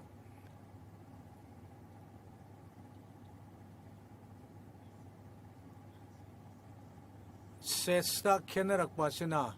Masih production capacity नत्रे अंदरगा मेसिनुगी नत्रे मसीदी सब चाना actual पुथोक रहिबा अमसुंग supply तरुबिदुगी नत्रे आइना set से मसी सब चाना पुथोरकलिबा पोतुदा लौगदबनी अदुगा नॉट मसी मशीन द नते मशीन कैपेसिटी दु नते करिगिदमक्ता पान मसाला असिदा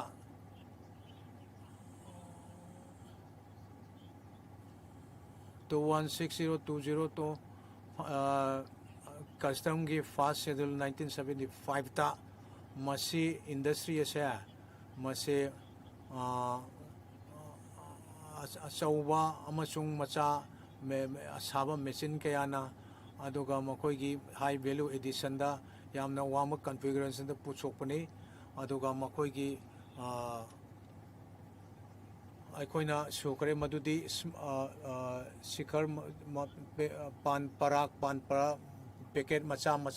सिंग असिना मखोइना मसी सुपारी दगी सारे अदुगा मसी तखाइरे अदुगा मजुदा परफ्यूम मनम ममा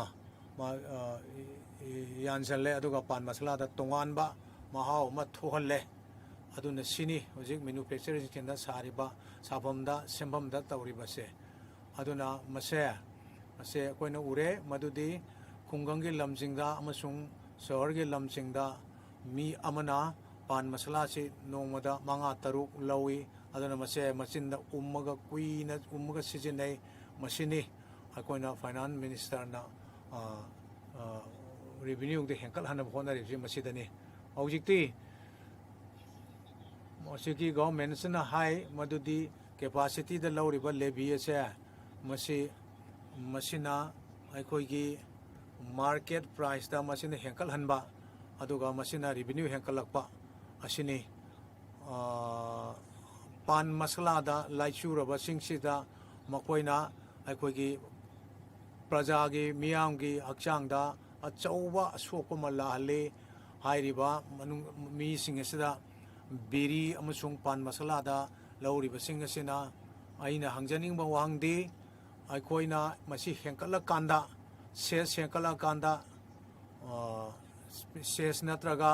पैकेट की ममन हेंकला कांदा असिगुंबा मसीदगी आइकोइना पान मसला ममन हेंकपना मदो कैमता हेंकलोय अदुना मसीदगे लाकदब रेवेन्यू इनकम मदुना सेस से मसी टैक्सेबल मेचिन प्रोसेस तौरिबा पोसिंगदगी मजु सेस से लौ लेबी लौबा टैक्स से लौबा अदुगा मसीबु काई खुमना जरिबा चार आइना बिन से हाइपेट पाजरे मसी याम बोरिंग होइबा याम तनबा अदुगुंबा मसिना मरमदी मपुंग ओइना गवर्नमेंट मसीद सारिजे कोई हाउस लाउरिजे बिजनेस को डिक्रिमिनलाइज तौबनी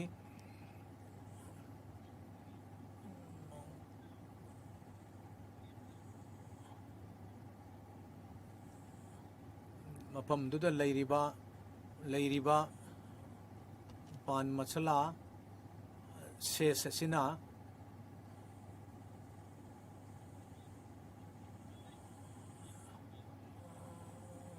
डिक्रिमिनलाइजेशन मसीद थोकिद्रे डिक्रिमिनलाइज से डिक्रिमिनलाइज नेबा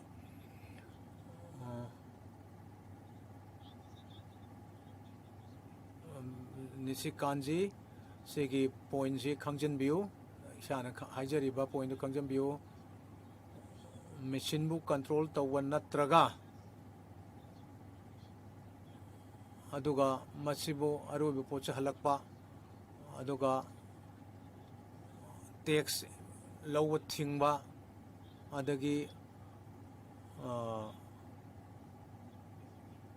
मदुदा दंडी पीबा मसुंग फाइन गी पोसक लैगनी अइना हाइरिसी मदुदी नाकन नमदा नंगना हाइ मसीगी बिजनेस ओफेंस असिना मसी डिक्रिमिनलाइज तवे दुगा अमरोमदना नंगना मसीदा इनकम टैक्स लौगनी अदुगा जेल दा थाजनगनी दंडी पीगनी न हाइ मसीगी पॉलिसी जे गवर्नमेंट पॉलिसी जे कइनो फाइनेंशियल ओफेंशन तौजे मसी क्रिमिनलाइज तौबनी अदुना मसीगी पाउकुम से मयक सेंगना पीबीगदबनी सही मंगा फावबसिदा 2.5 crores की मथक्ता सही अहम मसीदा अदगी 100 lakh 1 crore मसी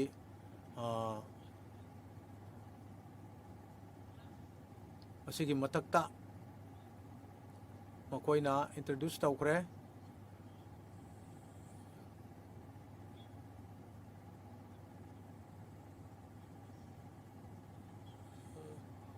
कांग्रेस की मेंबर अमना हायरमदा हाय मसी याम साथीबा अदुगुंबा फैक्टोरियन ने हायरमे मान हाय मदी इनकम टैक्स से मसी इनकम टैक्स ऑफिसर ना टैक्स पेयर चु उनबो मतौ तादरे इंस्पेक्टर तो central board of indirect tax अमसुंग कस्टम द लैरिबो ऑफिसर सिंगसिना मकोइना मसिबु यंगचनबगी शक्ति दु लै अदुगा मचु हलकपगी रिटर्न गी मतंगदसु मकोइद पिरइबा अदुगी मतंगदसु मकोइद पावर लै गवर्नमेंट चथरिबसि कइनो अइना मसि अइना खम पामी फाइनेंस मिनिस्टर ना मसिगी मतंगदा मयक सेंगना हाइबिगनि मरमदि अइना खंगे मदुदि मसिदा निंब कायरिबा गवर्नमेंट हजिक पैसा अनौब दरकार होय अनौब पार्लियामेंट साबा 20,000 करोड़ ने प्राइम मिनिस्टर करोड़ चामा चंगी बनी अदुना हजिक गवर्नमेंट सिना पैसा दरकार होय अदुना पान मसाला दगी पैसा लौकटपु पामे मसी अफब नते अदुना गवर्नमेंट सिना लाइन अनीदा लाइन अनीदनी अदुना न्यू पार्लियामेंट साबा असी साबदा अरेमदा पैसा थादोकेबा बिग हाउस साबदा साबगी युम अचौब साबगी सिगुम्बा अदुगा ऑनरेबल स्पीकर की डोमेनदनी अदुना पार्लियामेंट की मरमदा यामुना खंगबिरिबनी अदुना नंगना पार्लियामेंट की पानी की हाइबियो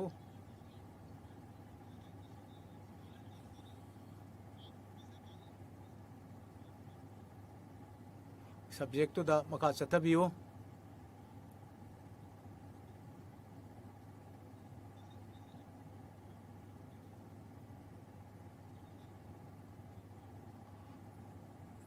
तंग लेपियो निशिकांत दा मतम पिबियो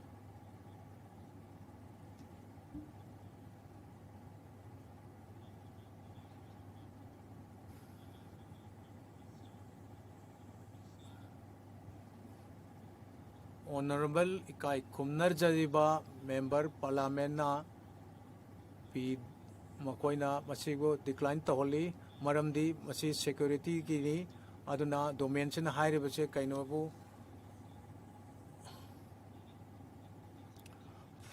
सिक्योरिटी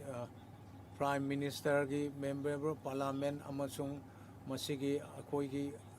गवर्नमेंट ना मसीगी दम पैसा थादोई पैसा सिजिनई प्राइम मिनिस्टर जो हाउस के मेंबर अमनी माखोई मरमदा खैतंग हाइबाय से मसी मंगोंदा खंगन बनी मरम अदुना मसी उसी अनौबा बिल्डिंग साबगी मतमने अनौबा पार्लियामेंट याव साव कांदा मसीदा दरकार लेतबा पैसा मयाम तिंगले अदुना मसीसी अदुगा सिगरेट चुरू बेरी पान मसाला हिदाक मना चिंबा पोसिंग तकी नंगना टैक्स लौखत्तुना मदु पैसादु पुकनबा होनरे मसी याम फजदबा मवंगनी अदुना मसीगी दमक्ता इनकम टैक्स फैसिलिटीज दा मसीदा अतोपा अरेंजमेंट सिनबा या थौरांग तौबा याय राय थौरांग मयाम सिनबा याय टैक्सेबल पर्सन टैक्स पीगदब मिसिंग ना पीरिबा टैक्सिंग दो मफम चाना मतम चाना कोंगटपा अदुगा मधु सिनबा याय अदुना पैसादु हेंकल हनबा याय अदुना पान मसाला दगी पैसा खोंगटपा अदुगा पान मसाला गा मरी लेना मधु जेल दा थाजनबा अदे मेचिन दगी लेबी लौकटपा सिगुम्बा पान मसाला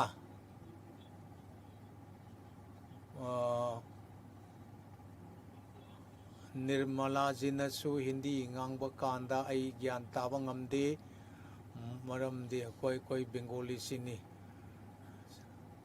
मरम मदुना प्रॉब्लम से अदुम ले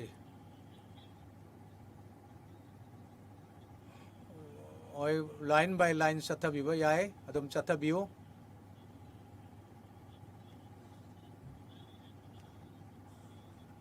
आई कोई बेंगोली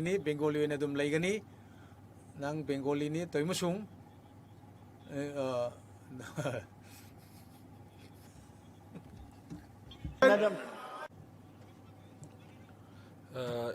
फाइनेंस मिनिस्टर मतलब लोगी तेलुगु आइने इंग्लिश तसु ngang sai तेलुगु मसी काय कुना मेंबर के करी प्रॉब्लम नो मसी ने स्पीकर से ने रेस्टर ट्रांसलेशन दगी सुमा ताब या इन लेजेंड अदु मसीना मान हारी बदी हिंदी दे ngange aduna aina understand tok di hari do athra thok to wani masige phangli ba available oiba technology nang na taning ba language ta tabi ai masina bela se thorona chatte aduna bela si mana bhab ta da bagini aduga aina object tok jari masi record tal thamam thoi hena haisaning sogar raiji Saugarai Nahak Yam Pajana Kanglami translation facilities Panglamani, Finance Minister Haiki was a translation facility as available or later money in a member Kudimangna, Nakoi Nanging language the Nangware, Nakoi translation at Pangani, Speaker Nasunu Madu Haikre, Nang Nasu Madu. Nahang hari wapa madu sama na hai duna lere ngarang su nahang na hai kemne Saugarai ji san biduna tabiu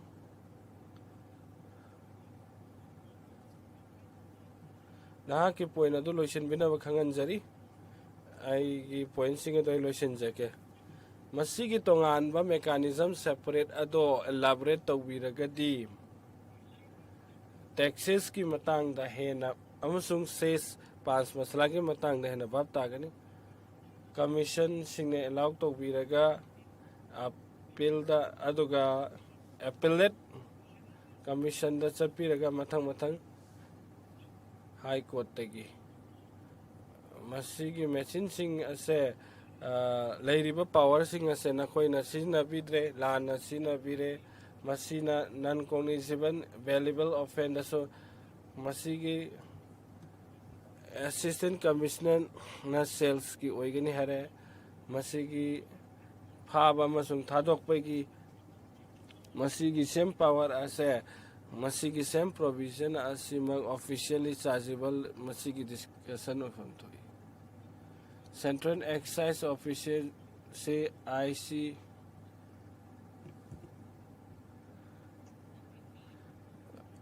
official in charge na seven masigi matung ina panbire madadi Bharatiya Nagar Sahita misalo asida so hairi masigi manungda makata na thabak sing asi toksing gani akoina matau karam na masi thabak oina pangthokpa ngamduino aina haijaningi masigi bill asida mayek singba kaisu laugde na koina semli base masida proper mechanism ase uba phangjade habja haijaningi masigi Assistant Commissioner da piriba power ase Srimati Timothy jina matam lobiu masigi bill ase Select Committee Parliament da sin thabiu aduga amuk hana yengnaga nainabiu Srimati Timothy jina matam lobiu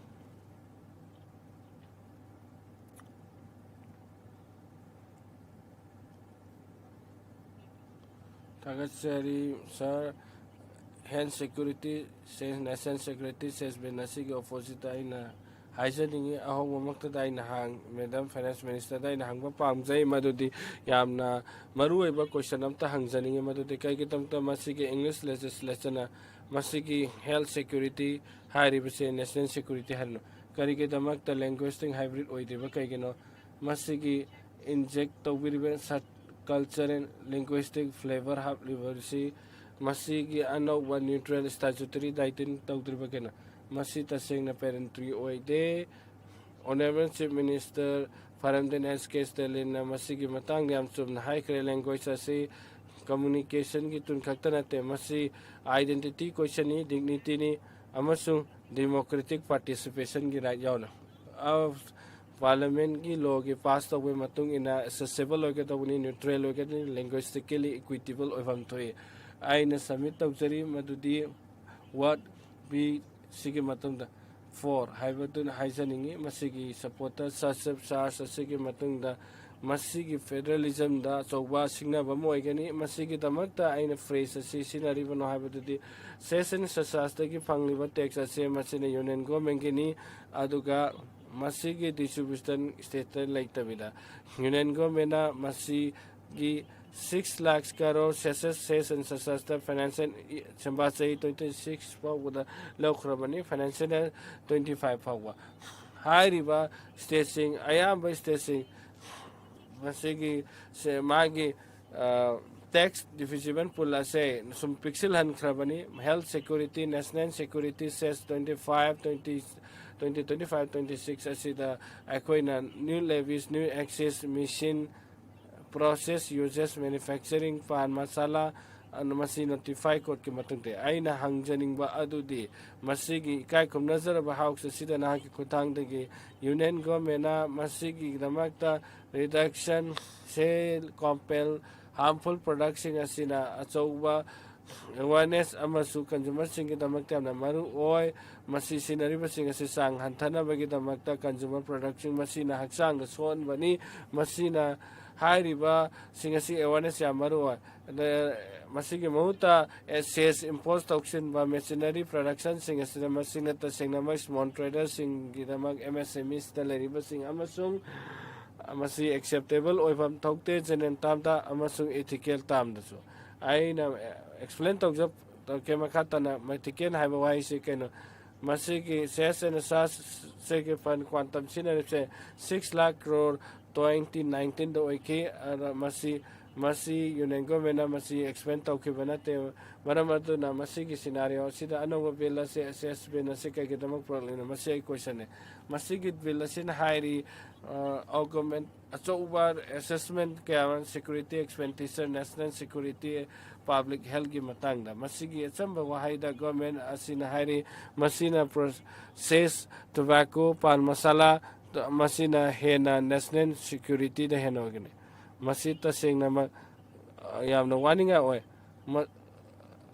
Mahatma Gandhi ki wahi ama koi ningsimna timang na haiki means amasu n ase n na khangba ngamgani masina tak niba asidi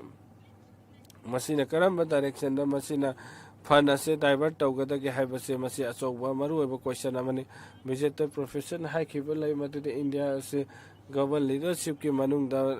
August आखो के prime minister honourable prime minister की मखादा चखरे बेशगुरी के मतुंग idea विश्व धर्म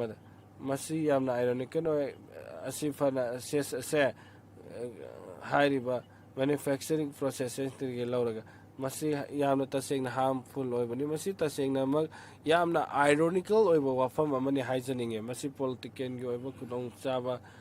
थीबा माली मसीगुबा strategy से adopt तौरुदे हाउकिबा चै तरादा ससेस एंड ससे कन्वर्ट तौदुना ससेस असे डिविजिबल पूल द चत्ते अदुगा शेयर तौदे स्टेचिंग दसो मस असिगी 15 फाइनेंस कमीशन की मतुंग इना मसी आइन हाइजर पामी शेयर ससेस सेस्ते चादा 10.5% इन द ग्रोस टैक्स दगी 2011 to 26% सादा 2024 फाउदो अगेनी मसीन हाइरेबदी स्टेट ना मांगजरी बसे 1000 करोनी सही खुदिंगी मसी मरमदुना आइना सी कौरिबनी मसी से फेडरलिज्म की ngaksham met pani hairi base adugi damakta na haini Dr. B.R. Ambedkar na hai kiba the Constituent Assembly the federalism as a diffusion of power ge makhapole concentration of power the oide have a semana make sing hai kib the ningsing bio hairi basi ke semana na leba asina tawri masigi bela sina systematically concentration torokoni paruina sen thungi thabak sing kong union government ge makhuta Tamil Nadu asi lepa lektana demand tawdon lagli pre-budget memorandum masi union na masigi successing asi reduce ade masi tasing na physical imbalance ole masigi bill ase yamna